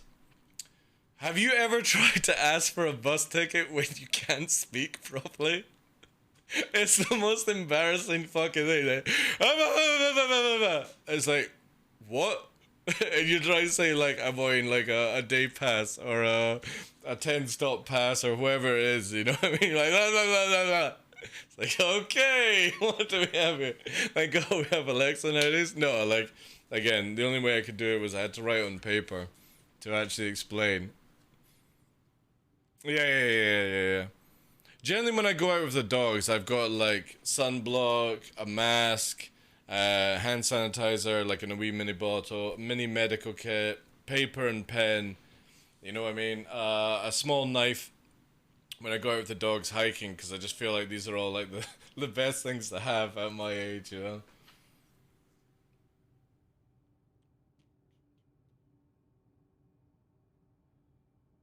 Does it happen when you wear sunglasses? I don't recall ever. Like, I generally don't wear sunglasses. It's probably a good idea to get a pair, but I generally, when it's bright lights, Tamburino, I don't go outside. It's very much like kind of situation. I'm really, really good, and like I can literally see near and pitch black. Long as there's a tiny bit of like light in the area, I can see. Like I can go into a forest. Actually, I've got it here where I can show it. It's on my Instagram.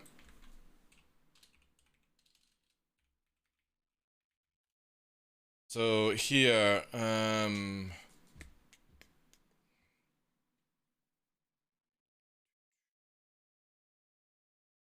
here. It was a while back I showed this for Sai. I was trying to explain it to her. So I made a video about it. I think this might be it. Is this it? No.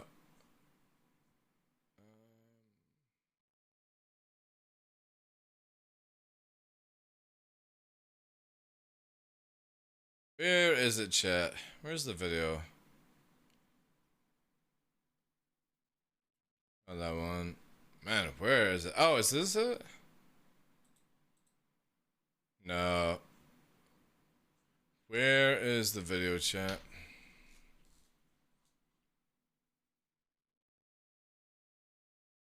It wasn't that far back either.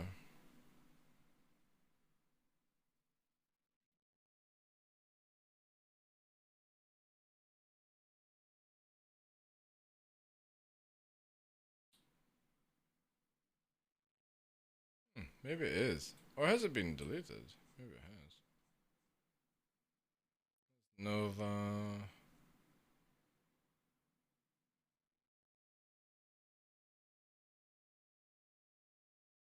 Where is our night walk?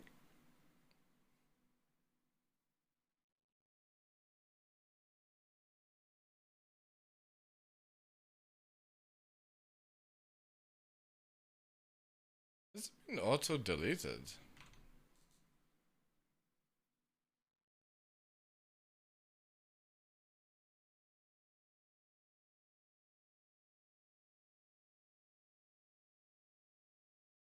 I think it's been auto deleted.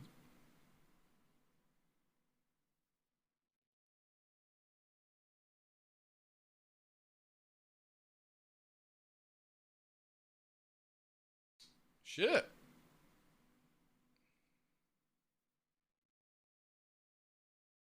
Yeah. I'm gonna have to go through all the ones that may be it.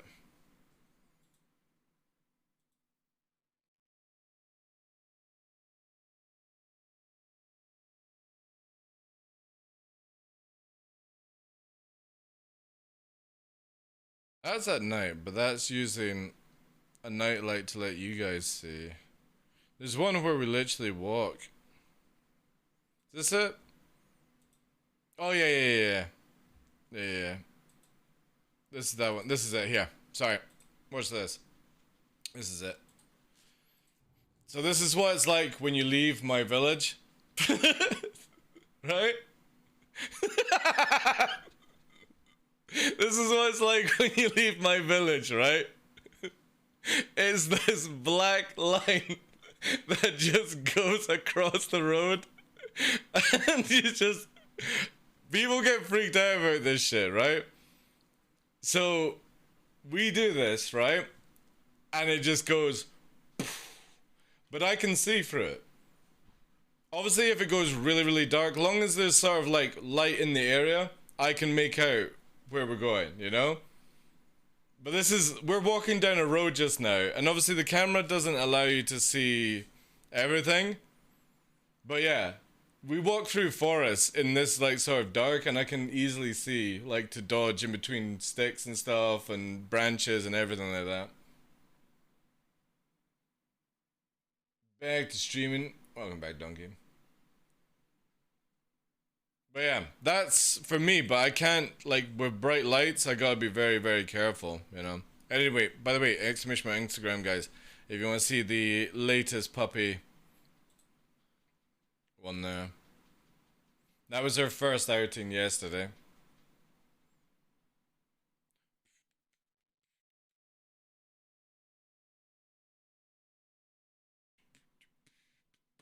Little puppy. Little puppy. I need to reply to Sai later on.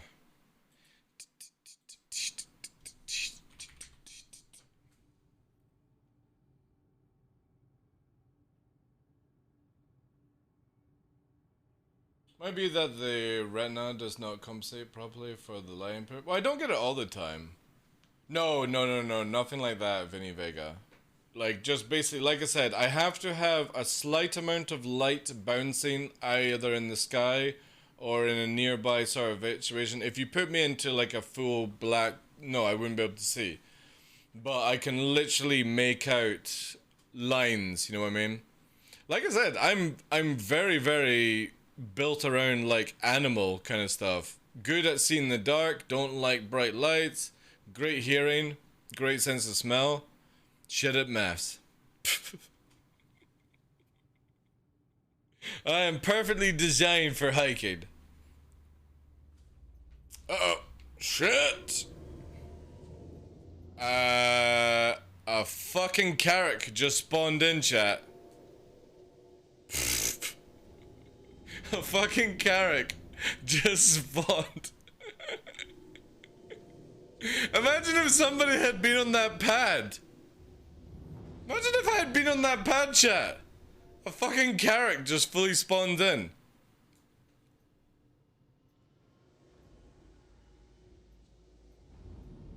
A cargo box, though. Rover? It's got multiple cargo boxes.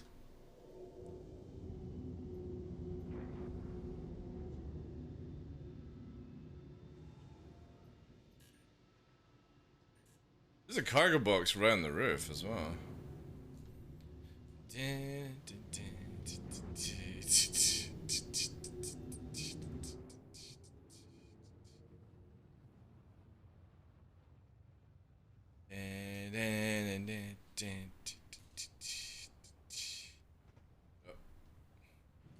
Let's go sideways.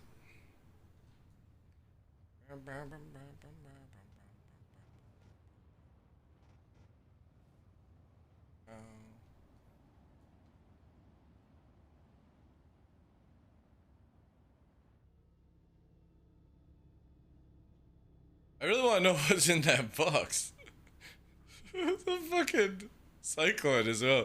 They've got a rover, a cyclone. Everything in this thing, man. If I could be bothered, I could break in, you know? Bedlogged? Yeah, most likely, yeah.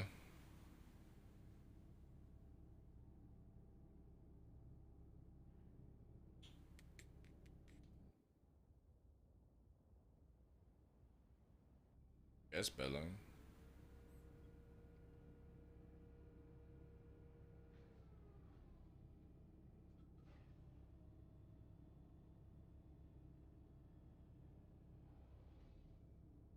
You still on about that, Space 9M?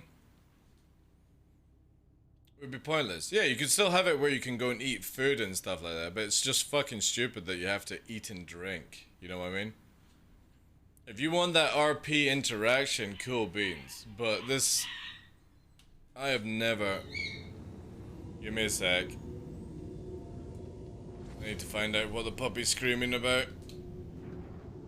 Give me 2 seconds.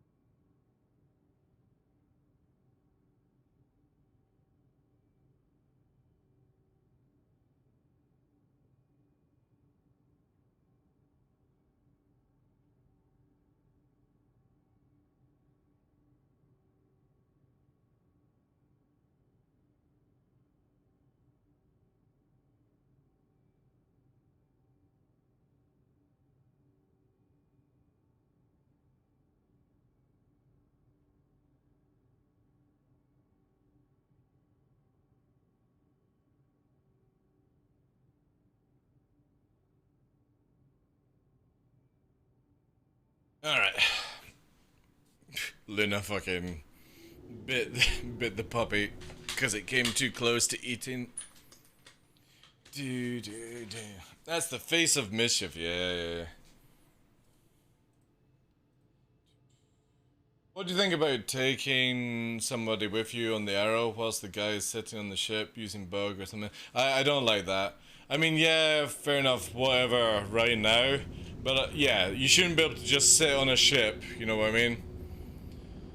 It's very much just whatever right now, Park. It should definitely change. You should never be able to,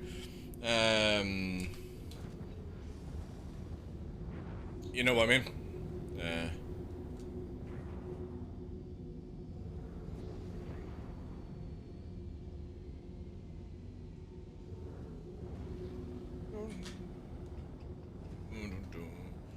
I don't even know what this Carrick is up to, but it's not like I can kill a Carrick anyway. Looks very solo though.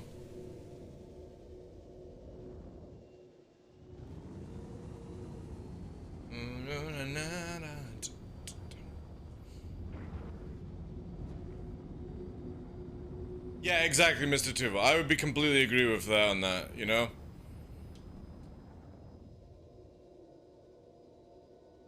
It should definitely be where food and drink give you buffs, going to the toilet gives you charisma, or something like that. You know what I mean? Like, they can do it that way. I should not be forced to have to fucking carry all this water and food.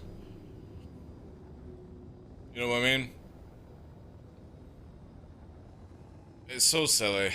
It is really, really silly. It's not needed in this game one bit.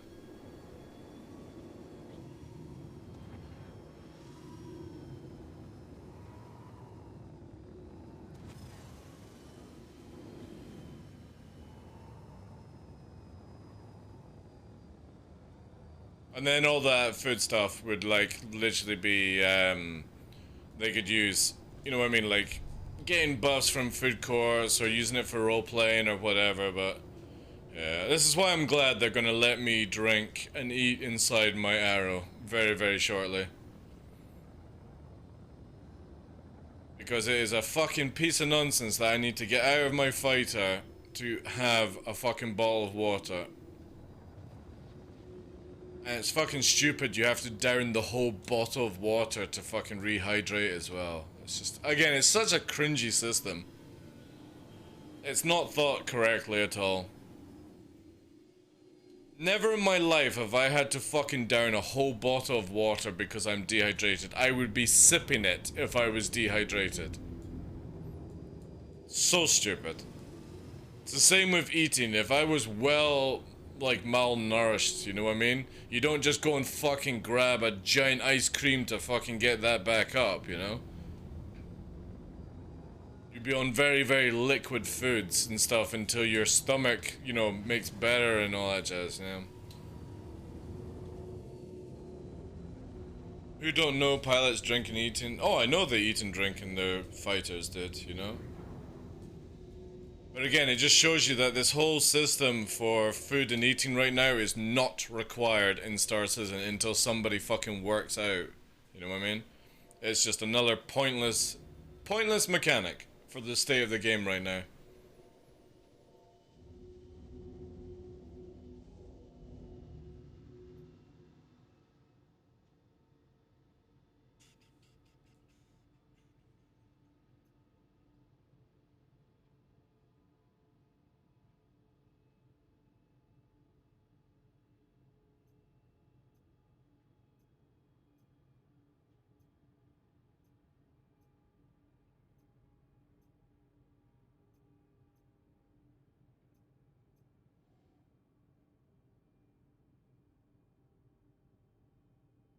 It's great to know a guy with a character for bunker missions. Got to respawn medbed, can just... Yeah, I know, but eventually down the line you're not going to be able to solo in a character, so... It'll be not cost effective, you know what I mean? If you were just doing bunker missions in a Carrack and this was the full game, you would be bleeding money. So, it's fine with whatever just now, you know? Do you need an Inferno there? No, just torp it. I'm pretty sure it's just gonna log off anyway.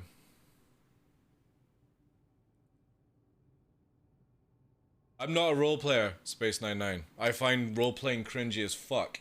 Personally. You know what I mean? Each to their own, but I find it cringy as fuck. I don't go and watch Obi-Wan Kenobi in my fucking bathrobe swishing around a plastic sword pretending I'm something I'm not, you know what I mean?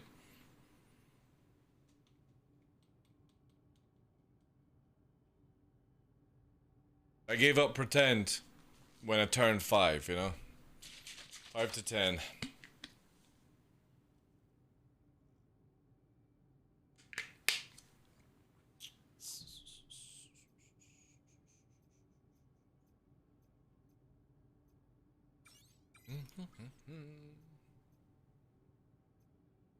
What are you up to?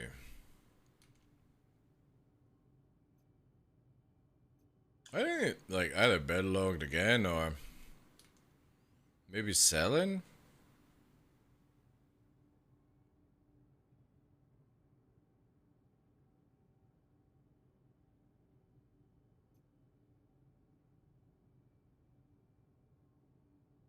Yeah, I'm hoping we actually get like forklifts for unloading and stuff like that. I quite like the idea of being somebody that spends time when people are away at work where I can load up ships and do all that kind of stuff, rearming, you know. I don't think we'll see it to that extent, but the trolleys were just added in as a meme for the time being. It was just to test some tech out. You know what I mean? Like, they're so janky right now that they would need a lot more work to be able to do it. But probably somebody's actually on it, you know?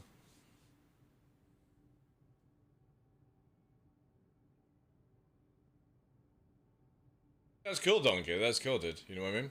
Everyone is completely different. Just because I think role-playing's cringy doesn't mean that you have to think it's cringy, you know?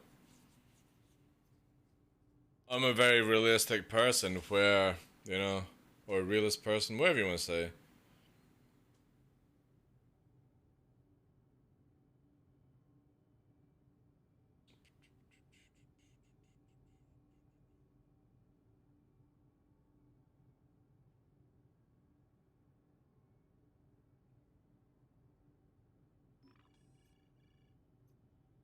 Getting hailed.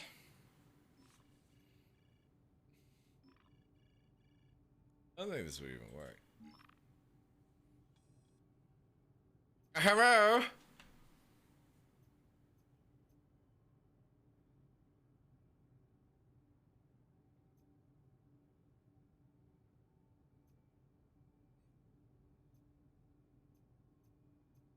Ding, ding, ding, ding. Hello?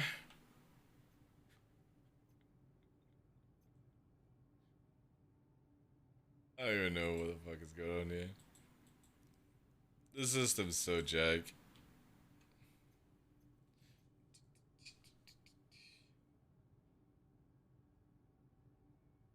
Terry's not roleplaying, dude. Terry's just fucking being a troll.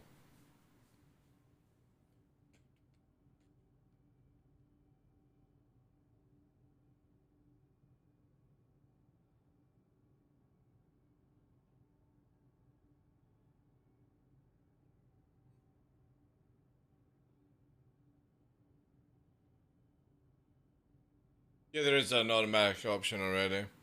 You can see it with what's it called? With the concept that they put out, Perak, like you could hire workers to like deplete time or something like that, you know.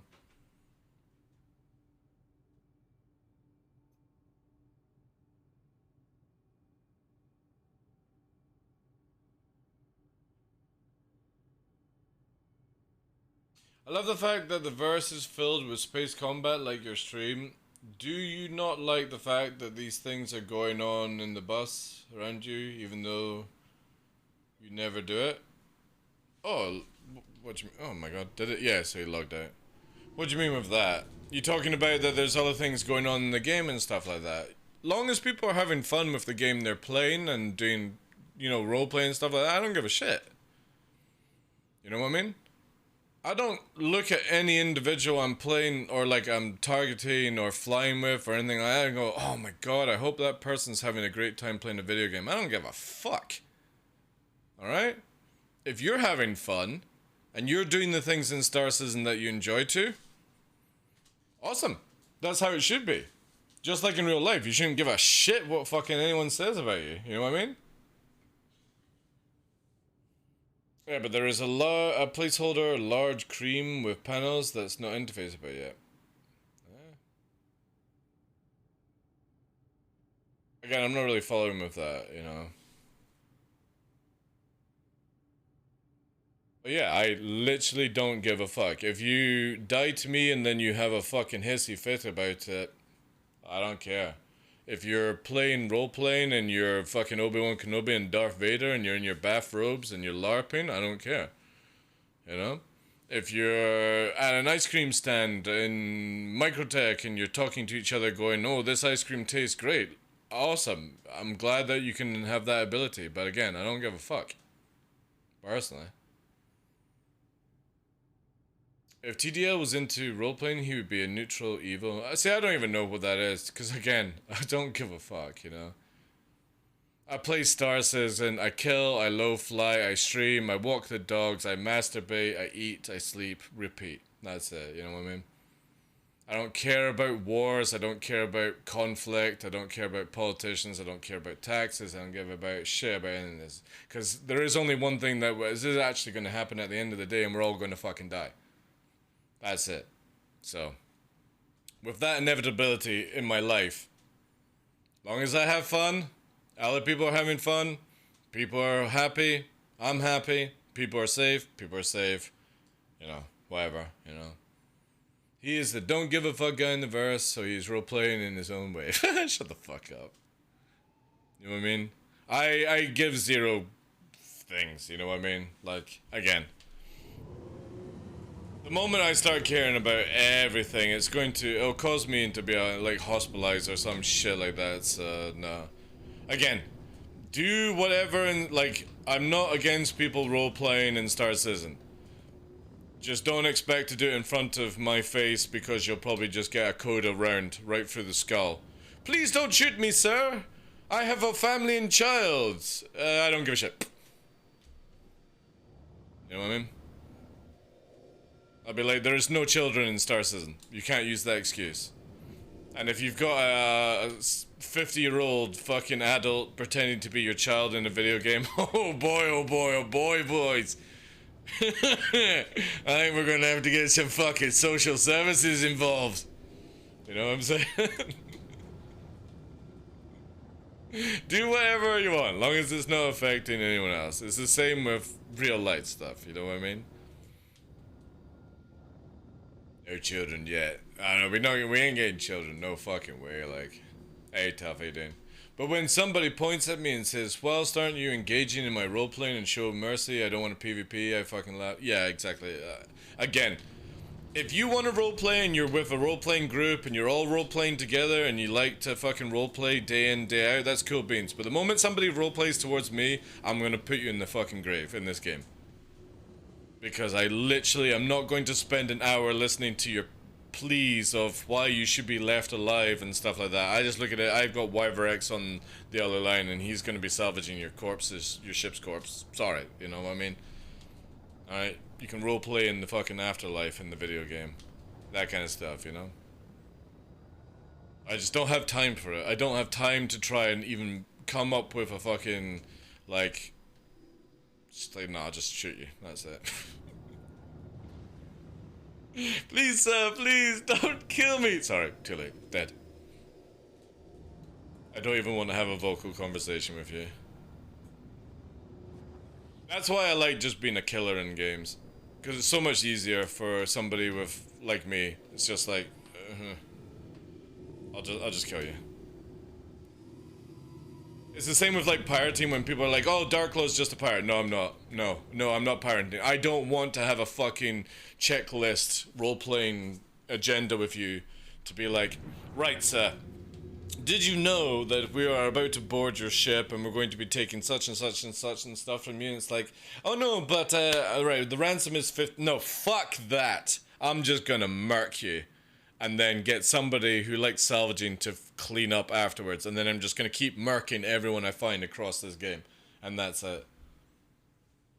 Because again, I just don't want to have that interaction. It's cool that other people can, not for me, you know?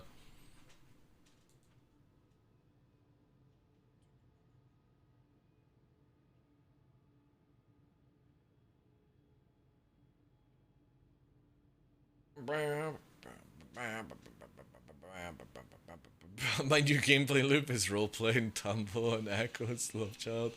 Jesus fuck, man.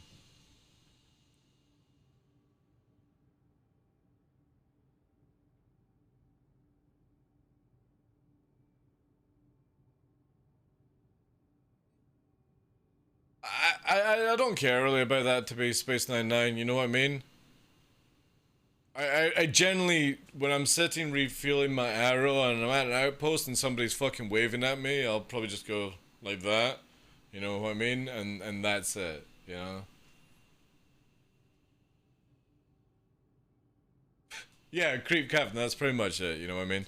I've always played video games where I just don't even want the fucking text interaction. I will just murk you if I can murk you, and then I'll take the scraps, because the scraps at least don't talk the fuck back, you know what I mean?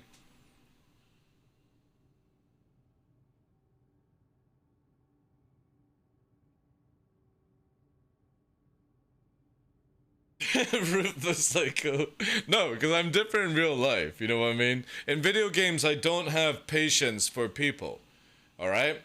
I don't have patience for people in video games, but you know how I handle it in real life is when you come up to me and you're like, oh, DarkLaw, I'm your biggest fan, and I'm like, I'll walk away.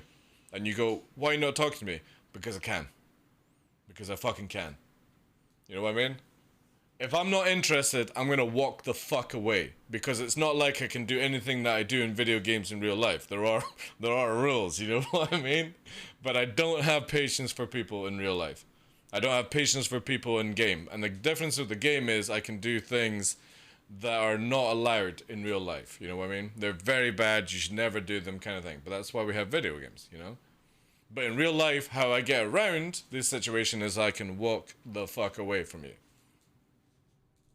And that's why I live rural as well, so that I never inflict any damage on any person. I just literally Stay as a rural munchkin, enjoy the walks, and yeah, you know what I mean? Because fuck me, do I hate cities. Like, so many ants running around.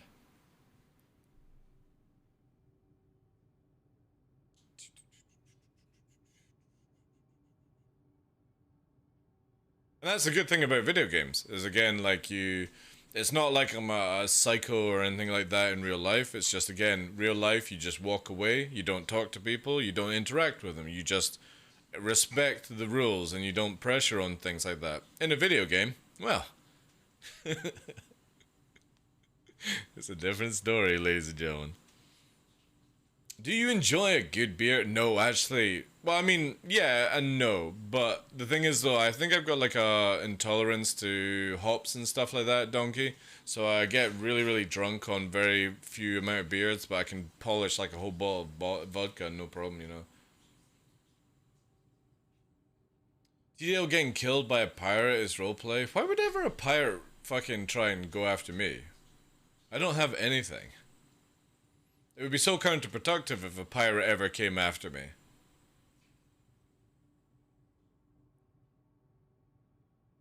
Again, a pirate is somebody that wants to gain something from you, like in your possession, make assets and stuff. What are they gonna get? Why would any pirate pirate my arrow? You know what I mean? They can't rob a man that has nothing. Exactly. Exactly. It's the same thing as when people used to threaten my life in EVE Online. It's like, I don't fear death. You know what I mean? Murk me in real life. I don't give a shit. You know? Because it won't be me that cares. Just to say. You don't hurt somebody who's dead. Just to tell you that.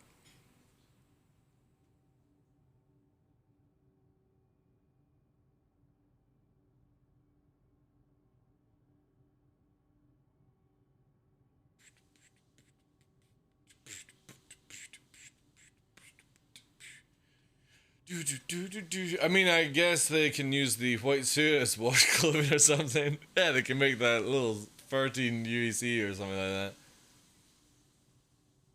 You hold no power over me. No, nobody does.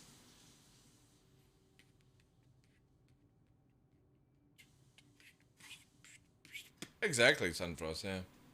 Never had any of it, so why would I care?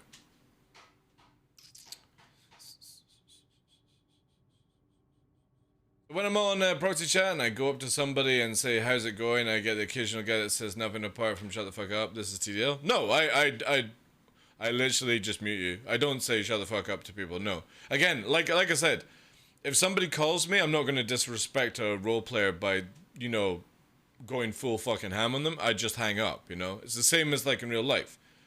It's a bigger person just walks away than inflicting their own thoughts on or stuff like that on somebody else, you know what I mean? If you want to roleplay, cool beans. If you want to use VoIP, cool beans. You want to fucking watch Obi-Wan together in bathrobes, cool beans, you know what I mean?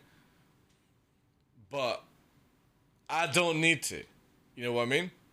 So when you start fucking singing songs, Kumbaya, around the fireplace, I mute the fireplace. And then I nuke the fireplace.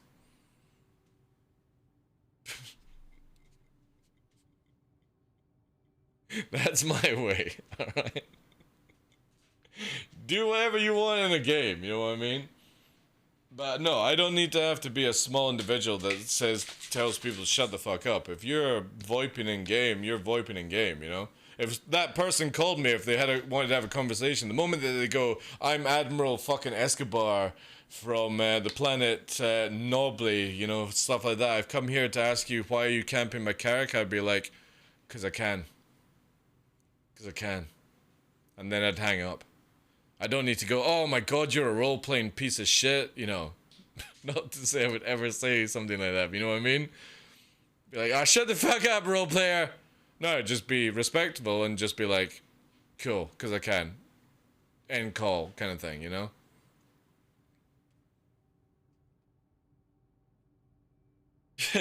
Shine and goodbye. I like this one, yeah.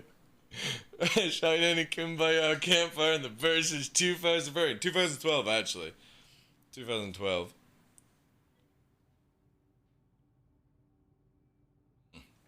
No. In real life or in game, I don't need to lower myself down to shut the fuck up and stuff like that. I will save that for fights. Heated debates, all these cool things, you know? I like to use that one in heated conversations in real life, you know? But no, I'm very respectful where if somebody, like, starts to stand behind me and talk to me, I'll start walking a lot faster. And when they're like, can you slow down, please? I'll be like... fucking Benny Hilling around the corner, getting into the car and fucking going. I'll go to another fucking Tesco's. Fuck that shit, you know what I mean? But I won't ever say to somebody's face, unless obviously they start, like, if somebody grabs me, you better have good fucking balance. Like, if somebody ever fucking grabs me or pulls on me, you better have fucking good balance. Because I always feel like there's never a need to fucking try and halt somebody from wanting to get away from a situation or something like that, you know what I mean? You know? Like, sorry, I can't talk to you, I need to leave. And then if somebody grabs me, no. That's where my nice goes out the fucking window, you know what I mean? I don't feel there's ever a need to grab or try and stop from somebody from wanting to leave a situation. You know what I mean?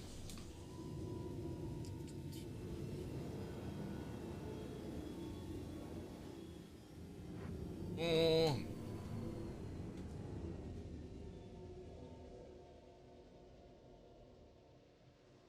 I just say I'm serving a warrant, this train and that train. Nah, again, I just say, look, I need to go, and if they pressure it, I'll just be like, look, I don't want to fucking talk to you. That's pretty much what will end up happening. I bumped into somebody, like, at CitizenCon that I didn't want to speak to, you know, and they were, like, trying to have a fucking conversation with me, and I was like, look, I don't want to have a conversation with you. And I was like, okay. And it was just literally a respectable thing where people went separate ways, you know what I mean? But I don't need to be aggressive about it, but if you escalate it after that point of level, you better have good balance.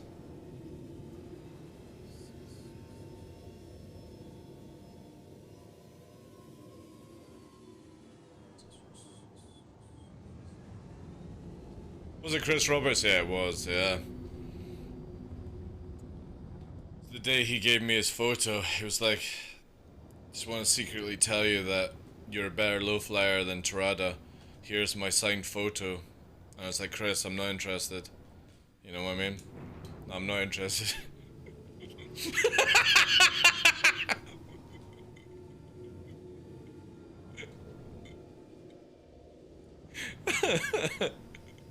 Oh, good memes. Oh, man. So you don't want to chase DL through the pitch black village boundary? Yeah, don't do that. Cause I'll just leave you, you know what I mean? You chase me through the pitch black boundary of the village, you'll be stuck in the dark. I won't be. I'll be fucking walking across the river.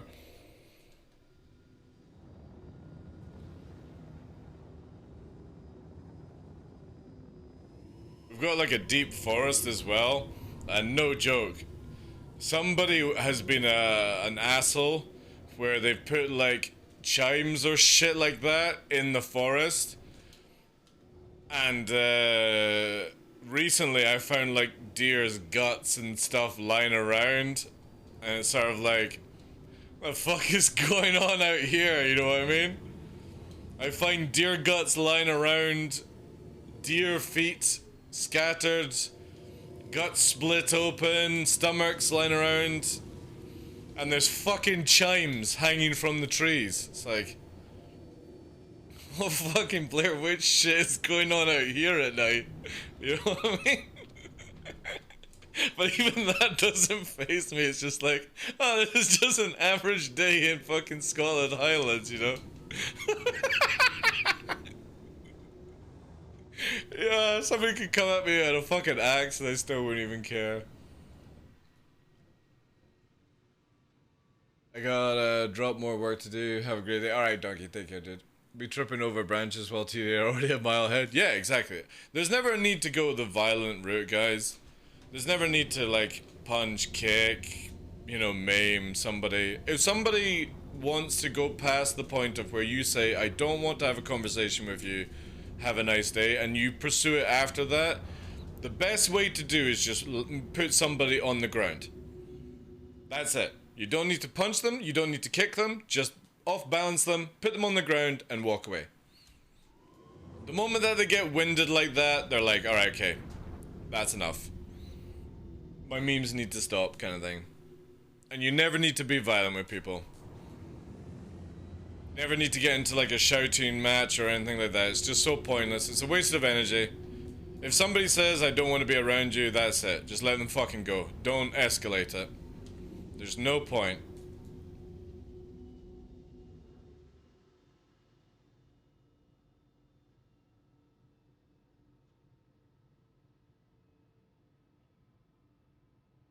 True Detective first season style. It's interesting, like, again, like, I walk through quite a few forests in the area, and I've never come across a place that has, like, wind chimes and dead deer guts and bits lying everywhere. You know what I mean? And to my knowledge, there's not really anything out here that would have done that. So it's either somebody doing it as a prank, or some fucking pagan ritual going on that I'm not included in.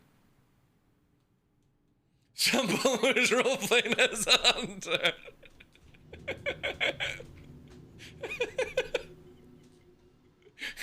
Who was roleplaying as the deer then?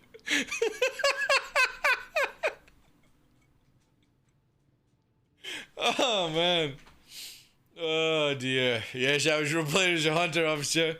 So what's with all the dead deer parts and stuff? Well, I needed to have a fake deer, you know, role-playing, whatever. Alright, okay, fully understandable. Why the wind chimes? I like the sound of wind chimes in a forest? Fuck knows, man. It's the most bizarre thing I've ever come across, you know? Real life for Red Dead Redemption, yeah. Fucking going slow-mo, it's like...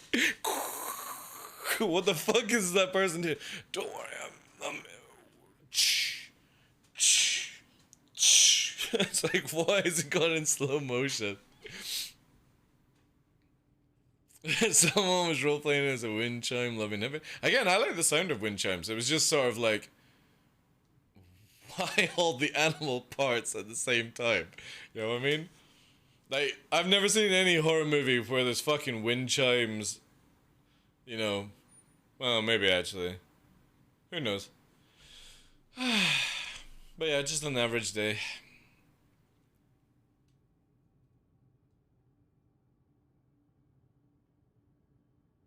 It was my sacrificial ritual? Yeah, but a sacrificial ritual would be in one area, you know what I mean? This is the weird part with it. So, Nova found the two legs. Like, it was deer legs, like, literally lopped off. But it wasn't, like, where they were cut or sawed. It was snapped. What it looked like. Torn flesh. And it was two legs. Then we walked down a little path, basically, and there was a deer entrail. You know? Gut pipe, all that kind of stuff. And then we went further, and there was the stomach sliced open, basically, with, obviously, grass and stuff in it. Luna found that one. And then there was just skulls and stuff like that. Whilst the wind chimes are fucking kicking off. It's not like a ritual, but also there was no trail line. You know what I mean? There was no blood. There was no drag lines. There was no footprints. There was no any form of struggle. It's just fucking there. And we got into the forest, and at the same point, I looked at Nova and said, right, we're leaving, we're fucking going. So we walked, obviously, back, and the wind fucking chimes are going off, and we see the parts and stuff like that, and I'm like, what the fuck is going on here? I didn't even want to go even further, because I'll probably find some naked lady, covered in fucking blood and guts, and she's like, do you want to have kinky sex? I'm like, I didn't bring a wipe, you know? So, it was better just to go back to the car at that stage.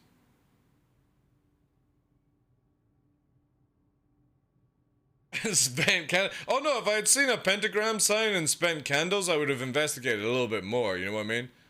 I was just expecting somebody fucking off their tits on drugs, naked, covered in fucking deer, you know what I mean? And most likely wanted kinky sex, and I just wasn't in for that kind of stuff, you know what I mean? So it was just safer to go and just walk back. But if there had been like some sort of ritual, I maybe would have stayed around to see what happened. You know? Not that I'm into that kind of stuff. But fuck. If somebody's kicking off some fucking devil sign shit on the ground, guts, naked lady, I'm gonna sit around and watch to see what the fuck happens, you know? Even if some crazy ass shit comes out of the ground, tentacles and all that stuff. I've seen plenty of hentai, so it's nothing new to me, you know? It would be nothing new to me.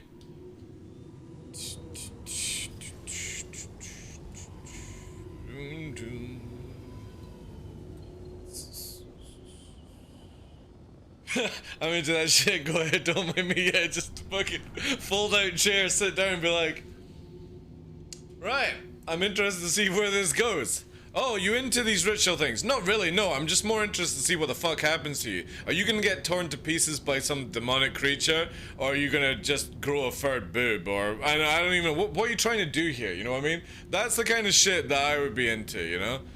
It's more to find out what the fuck actually happens, not what they're trying to do in the first place, you know? You know, I've seen a lot of movies where shit just goes fucking Pete Tong, so it's like, well, fuck it, I'm here now, let's see what happens. Nobody wants a kinky deer lady loving on Tuesday, that's some Friday vibes. Exactly, dude. Exactly. You know what I mean? Sometimes you just gotta walk away from situations. If they had a little bit more detail to it, it would have been cool. But, you know, spooky wind chimes in a forest, deer parts everywhere. It got to the stage where I was just getting bored, you know? It needed a little bit more clues or something.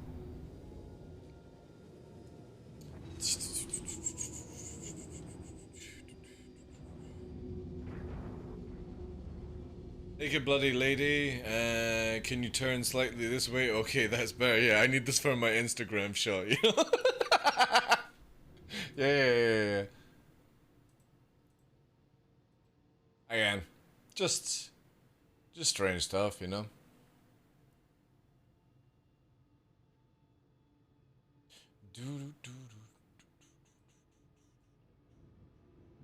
Was that Hunter? I don't know why, and like I said, I don't know. It got to the part where it was just like, you know what I mean? Right, so, imagine this.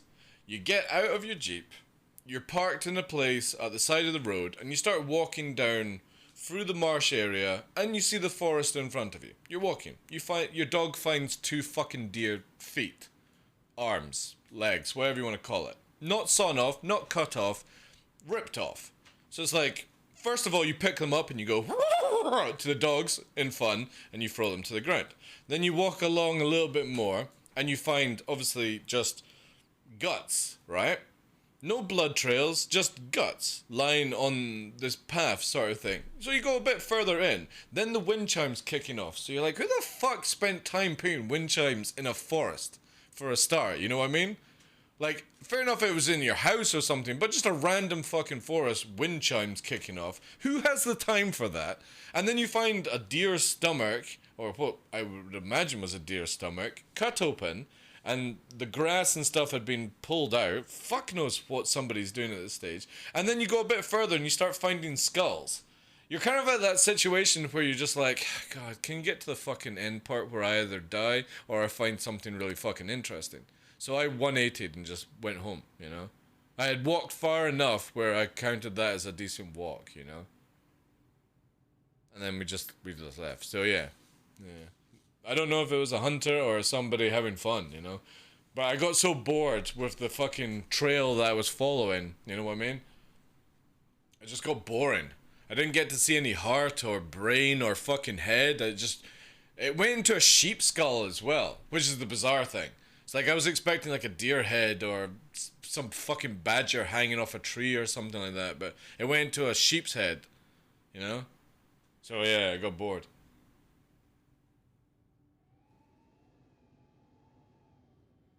Roleplay as a bounty hunter.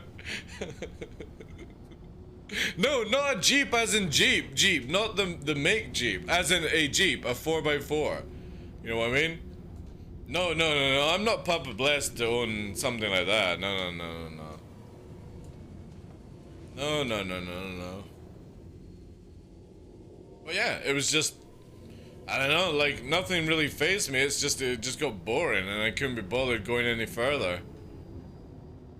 If they had made a little bit more slighter trail, or I don't know, maybe not had the fucking wind chimes so earlier on in the trail, it might have been a bit more interesting to go further in and find the guy with the mask and the fucking chainsaw, you know what I mean?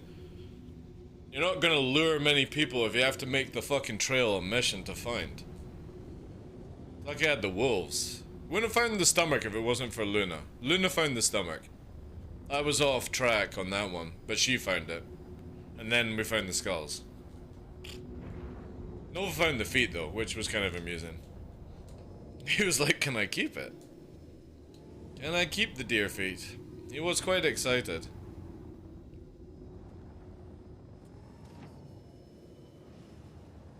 So yeah, this is to anyone else that's trying to make a spooky trail. Don't put the wind chimes so earlier on. They're very, very annoying at the beginning. Make it where it kind of like comes out of nowhere, you know what I mean? That's how you do it. Again, I don't even know what the fuck was going on. It might have been as simple as where a hunter had just dropped parts. It was the cut stomach was a bit like, why the fuck would you do that? You know what I mean? Did you lose a ring inside the fucking deer when you were fucking it or something like that? I don't know, like, I couldn't work that one out. I get the guts, I get the skulls, because maybe, like, they already had a collection on the go. But why the cut stomach, you know? Bizarre. Bizarre stuff.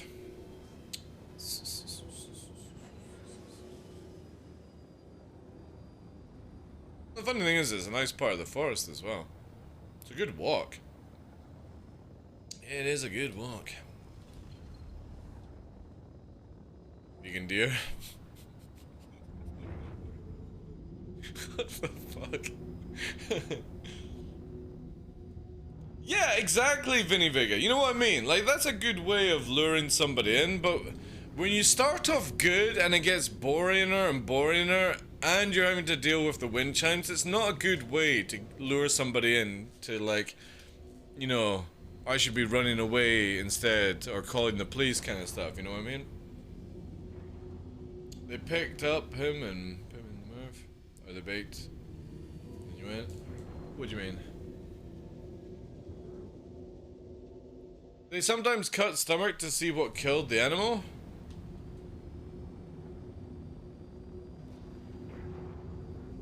What do you mean? Well, if you're shooting a deer, again, I don't do hunting, so I wouldn't know these things. Like, I know how to kill a deer, you know what I mean? I know how to put a deer down if need be. Dispatch a deer, carve a deer, that kind of stuff, but it's not like I go and fucking hunt or anything like that.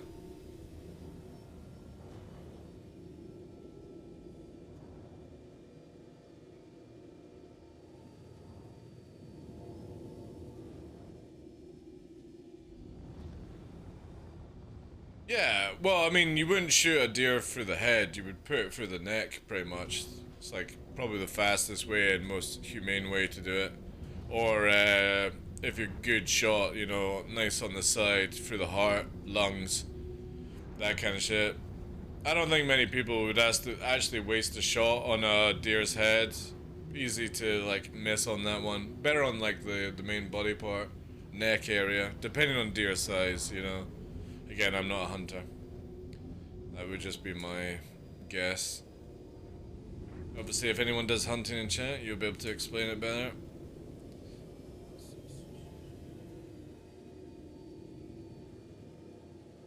It's like trying to go for a headshot on a chicken, you know what I mean?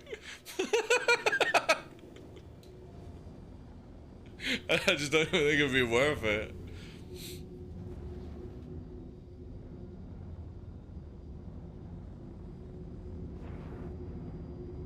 Or taxidermy, yeah. You've only hunted pheasant?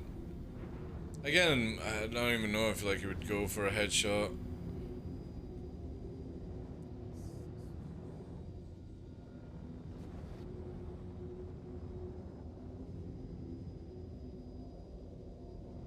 I think that would be the ultimate present to give somebody, right? So if anyone is taking note, if I ever pass away, right, and I'm not like completely mangled in a car crash or something like that, okay?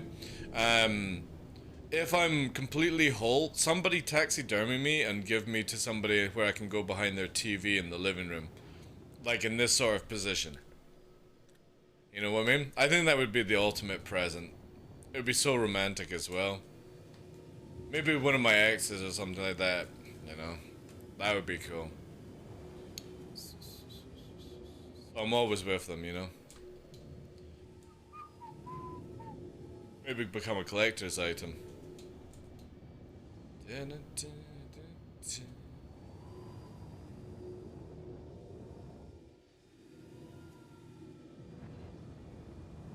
damn it, bloody water system again. Ugh. A stuffed Darklaw? Yeah, man! Who wouldn't want a stuffed Darklaw inside their house behind the TV, looking over at them? You know what I mean? Every day, every night. Yeah. Fuck hunting somebody. Just become a taxidermy stuffing thing and be given as a gift to somebody. They wouldn't know what the fuck to do. They can't say no. You know what I mean? They wouldn't be able to say no. How do you turn down such a priceless object?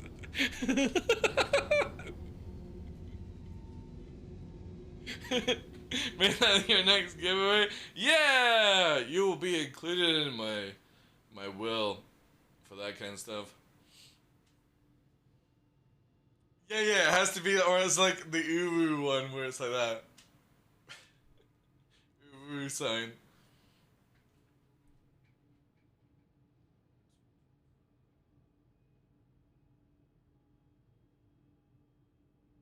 Did the dogs pick up the deer parts and bring it to you? That's what I meant to say. No, they were just sniffing, no. My dogs are actually really good, where if they don't know what it is, they won't actually, like, touch it. Me, on the other hand, I picked up the guts and it was like playing Spaghetti Monster with it. I had the deer hands just sort of fucking, like, flapping around, you know what I mean? The dogs were already away, by the way. I was just doing it for my own enjoyment, you know? Again, there's a lot of crazy people inside my head that we have to keep at bay at times, but sometimes they do get out. Sometimes they do get out. Do you think at some point there will be more content in these places you are flying? Nah, probably not, dude. This is about the extent of the game that we're gonna get for the rest of, for Life of a Life, you know what I mean? Like, this, I mean, why would you need anything more, Starburg Lord? Pfft. You know what I mean? Why do you need anything more than what this game already gives you? I literally get the ability to spend nearly 6 hours just fucking flying through a canyon, smiling, you know what I mean? Nah, we don't need anything more, dude. This is perfect content right here, right now. Every rock is different, you know? It's like train spotting or something like that.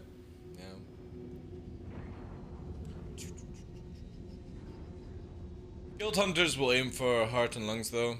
Small track, if any. Right.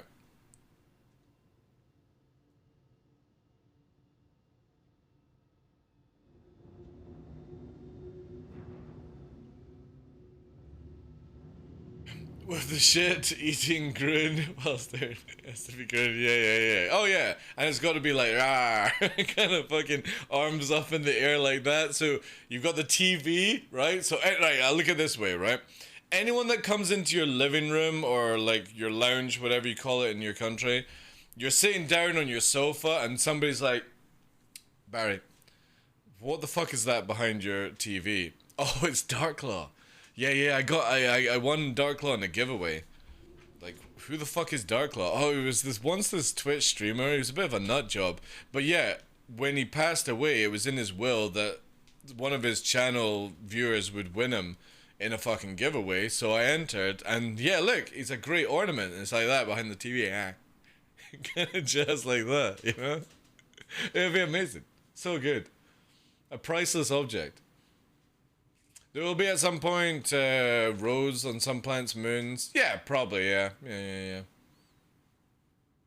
Take a selfie? Exactly, yeah. There's so much content, guys. Amazing amount of content in Star Citizen.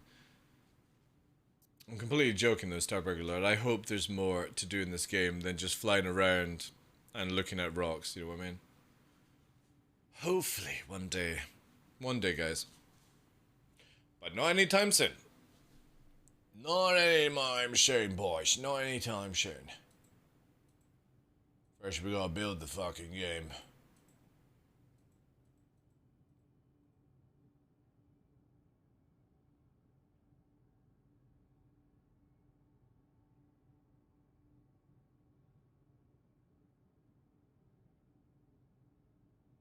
I don't know if they'll do game hunting in this game. Maybe. Maybe, who knows?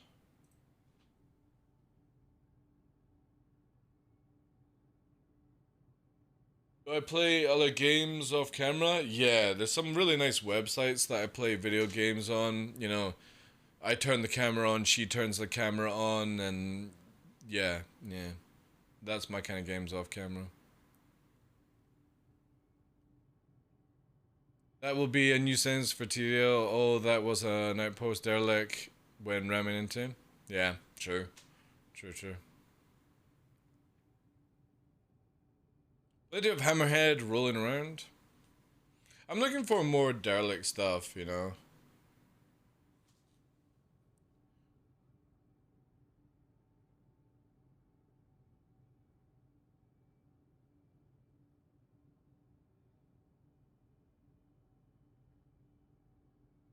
Let me check that for you, Mr. Tuvo.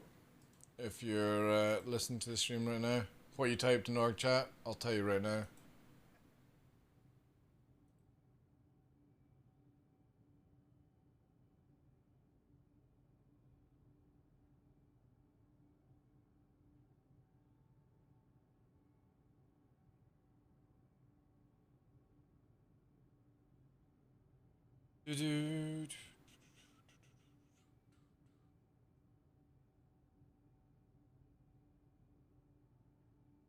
It kind of looks like it, Mr. Tuvo.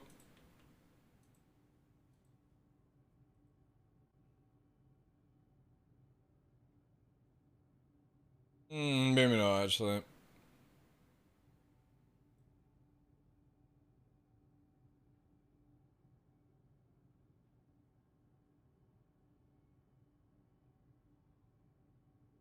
Hard to say, to be honest, dude.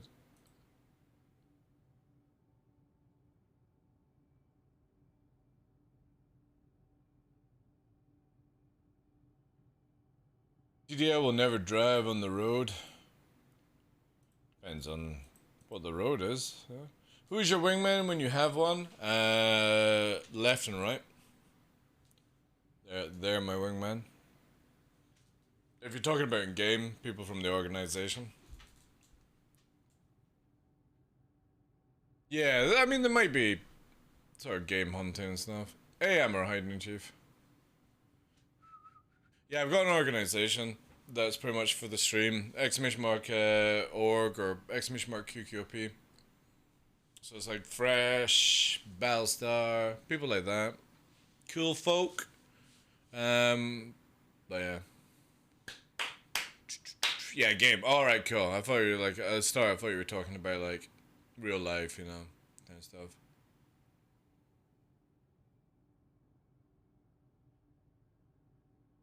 Was reading after so many deaths, your character will permanently die. When do they plan on implementing this? Probably when you're dead. And that's not trying to be morbid or funny. Most likely, by the time we get any of these mechanics, we'll all be dead. You know what I mean? If we've only got to the stage right now after 10 years, 20 years, you know, and I'm pretty sure we've got a bit of global warming coming up, ladies and gentlemen. In the next 5 years, it's gonna get a bit spicy, you know what I'm saying? If prices are already rocketing up, the heat's coming in, You know, people are dying of heat exhaustion because they're just not used to the heat and stuff like that. Yeah, I think we've got more things to worry about in real life than worrying about a fucking mechanic in Star Citizen. Just gonna say that. And again, that's not to be funny or morbid or anything like that. It is a little bit of a concern, to be honest. When we get in game, who cares at this stage? Did you watch the Bethesda Space Game cinematic personally playthrough with SE downtime? Oh, you mean Starfield or Spacefield, something like that. Nah, I don't really have any interest in that. No real interest, chat. All I have is an interest on Merkin.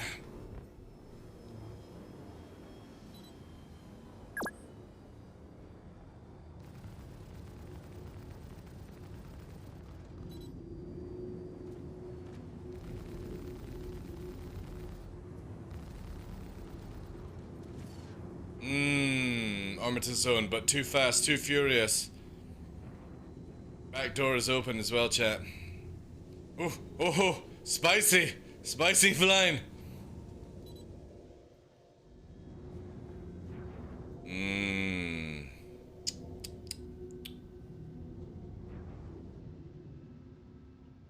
Perfect.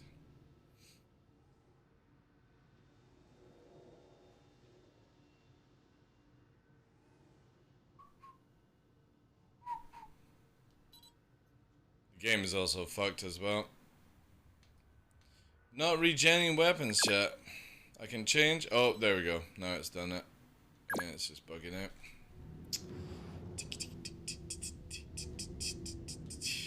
What's your game? Luckily, bounty hunters will at some time have to capture the bounty. Yeah, I'm hoping for that in the future.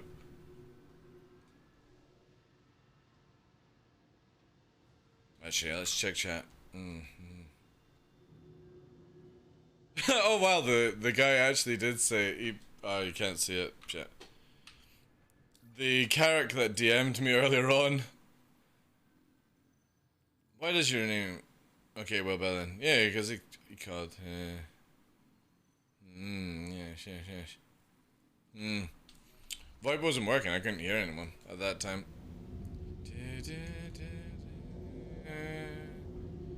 Alright, lovely chat. Lovely. Well, it's time to just go here. Deployed.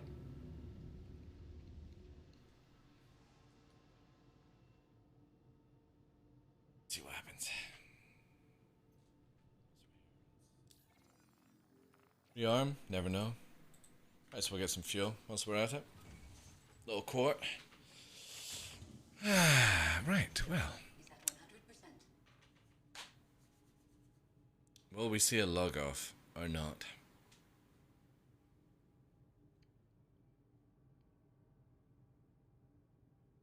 Yeah, I got no real interest in Starfield, to be honest.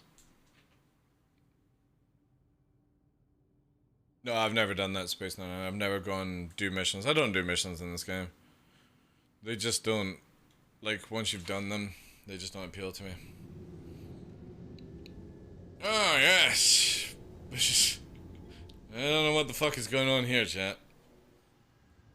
Yep, okay. No, that's, whoa. What the fucking hell is going on here? It feels like somebody's been drinking.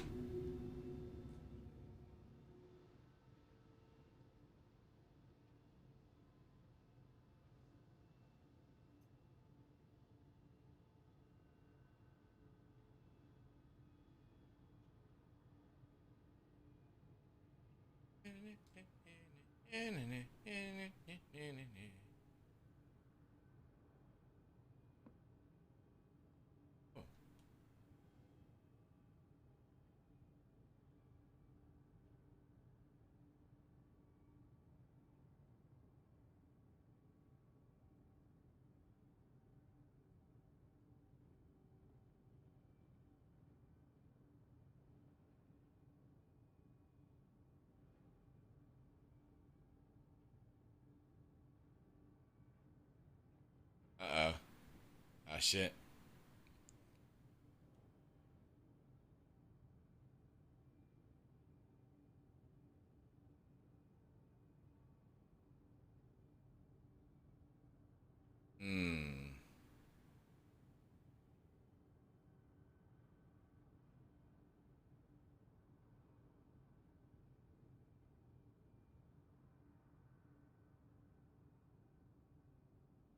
Alright, in the pilot chair again.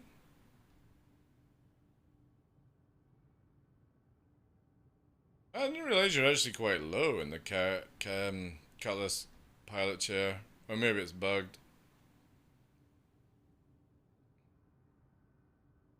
Ooh, spicy. Wakagumi. It's a Connie.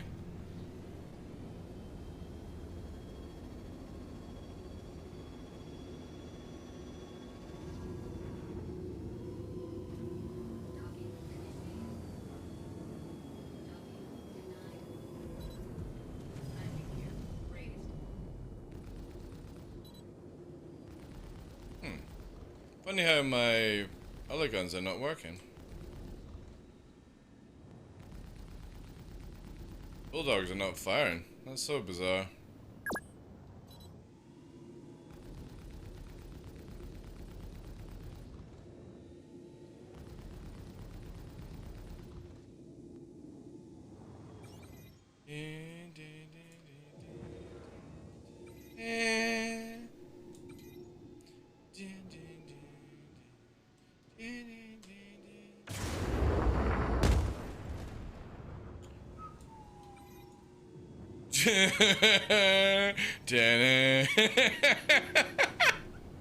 Somebody's fucking VTOLs just got cooked.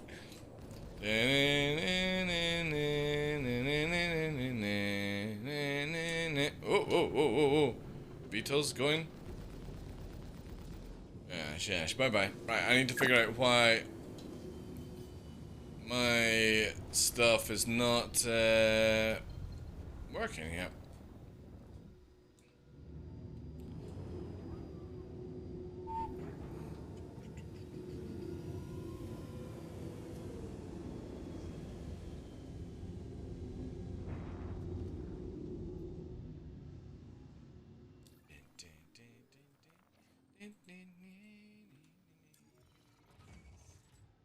What are you up to? Are you coming back? Really? I wouldn't come back. Let's test. Yeah. Holy shit, what's wrong with my bulldogs?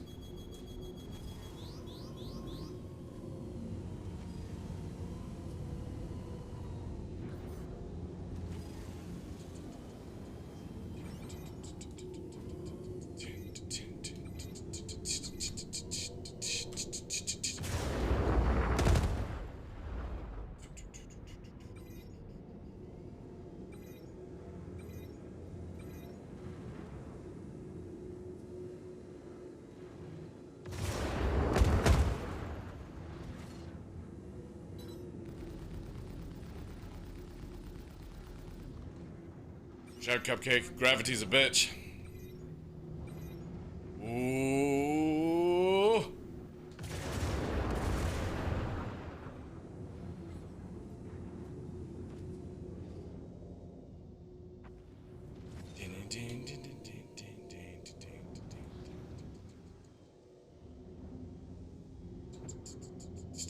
This dude is still trying to fucking close this fucking thing. Need to find out why we can't shoot our bulldogs, chat. Let's consult the oracle.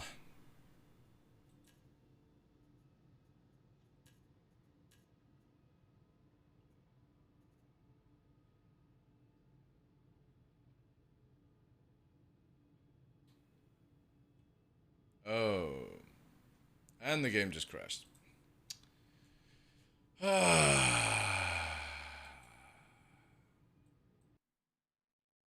What a fucking joke. They'll put us in prison. Sadly. Blech. What a joke. Yeah, they'll put us in prison. Sadly. I'll get round by the Connie. No, keybind's not randomly cut out, dude. It's still working. Still working. Don't know why it just wouldn't fire for some reason.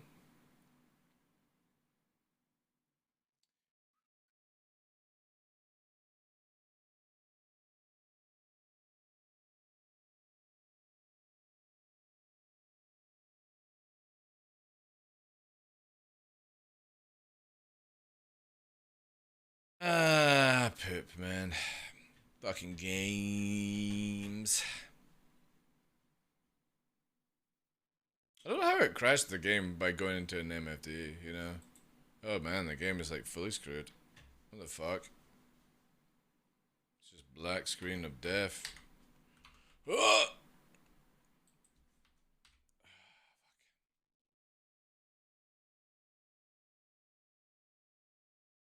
Maybe it was like a 30k. I don't know. We'll find out.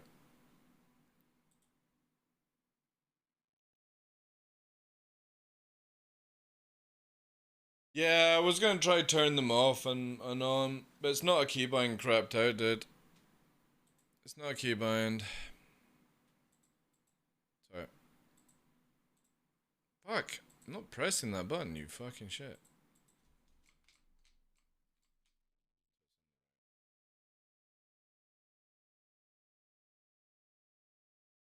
Oh man, like everything's fucking lagged up now. Star Citizen's literally killed everything right now.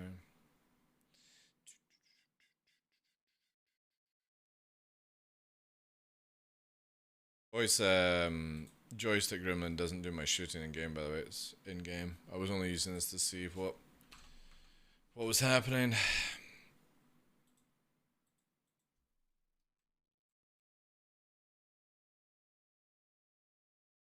Oh, this is hanging up. Holy shit. This is constantly fucking hanging. Let's kill it here then.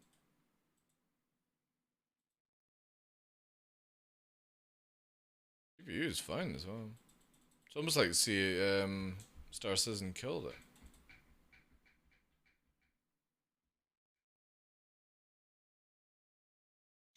Do it this way.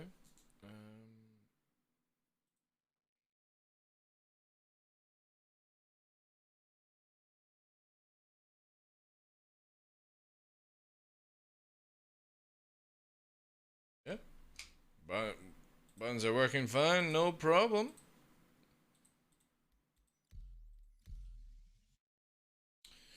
Don't know what the fuck just went on there, chat.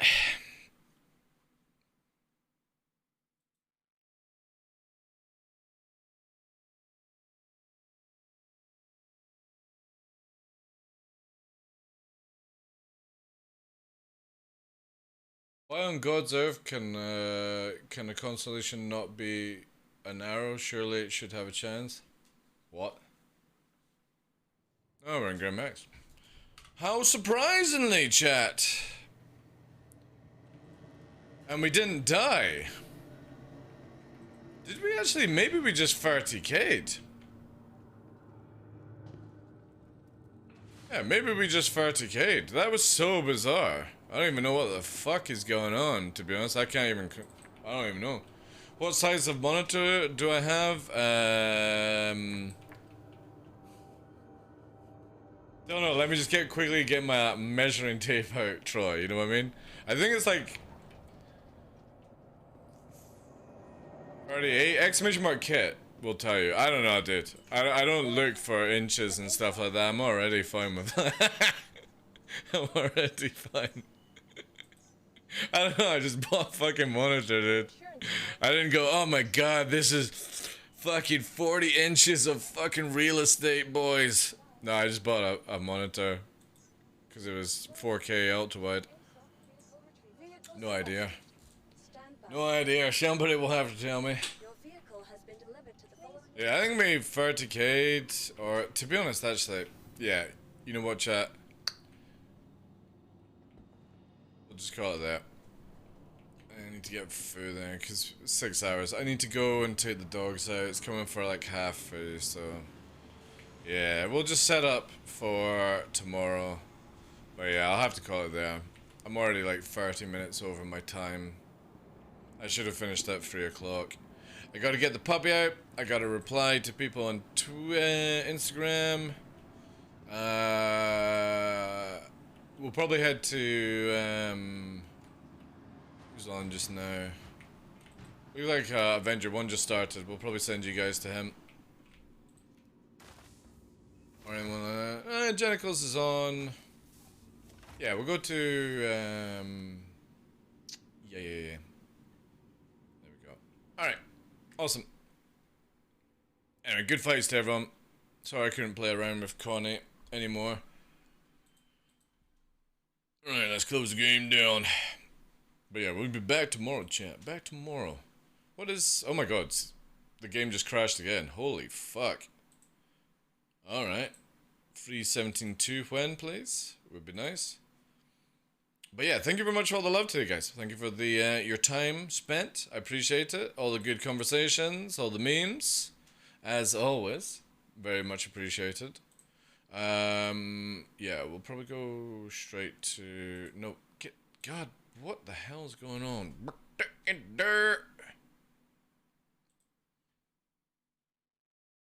Avenger 1? Oh no. Yeah. Oh, you don't want to go to Avenger 1? Oh, I see how it is, eh? Jeez. Doesn't support the raid. Oh my god. Holy fuck. No way. Alright, no. Cancel Avenger 1. Oh my sweet ben.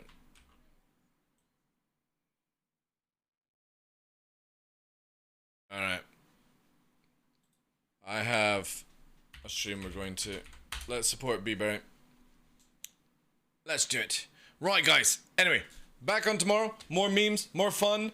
I appreciate all the love today. I don't see a timer. Did the raid start? It's not even showing up that the raid has started. So, yeah. Okay, whoopsie fucking do. We'll see how that goes. But yeah, catch you there, guys. Thank you very much for being here. I appreciate all your time. All the other stuff, all that good jazz. Thank you very much for everyone scrolling up in the side here as we kick off. Thank you to everyone, all the new follows. Appreciate your time, guys. Invictus, Space99, your boy Troy, Tough Mudder, A-Like, Vinny. Thank you, Joe, KLB, Tough Mudder, Henkin, Greg. Thank you so much for being here, guys. We'll hopefully get some more combat tomorrow. Enjoy B-Berry's stream if the raid is going through. I think it's going through. Invader, jeez. Take care. Anyone else? Thank you, thank you, thank you. Thank you for all the support, guys. Take care. Have a wonderful night. Have a wonderful life. Appreciate you.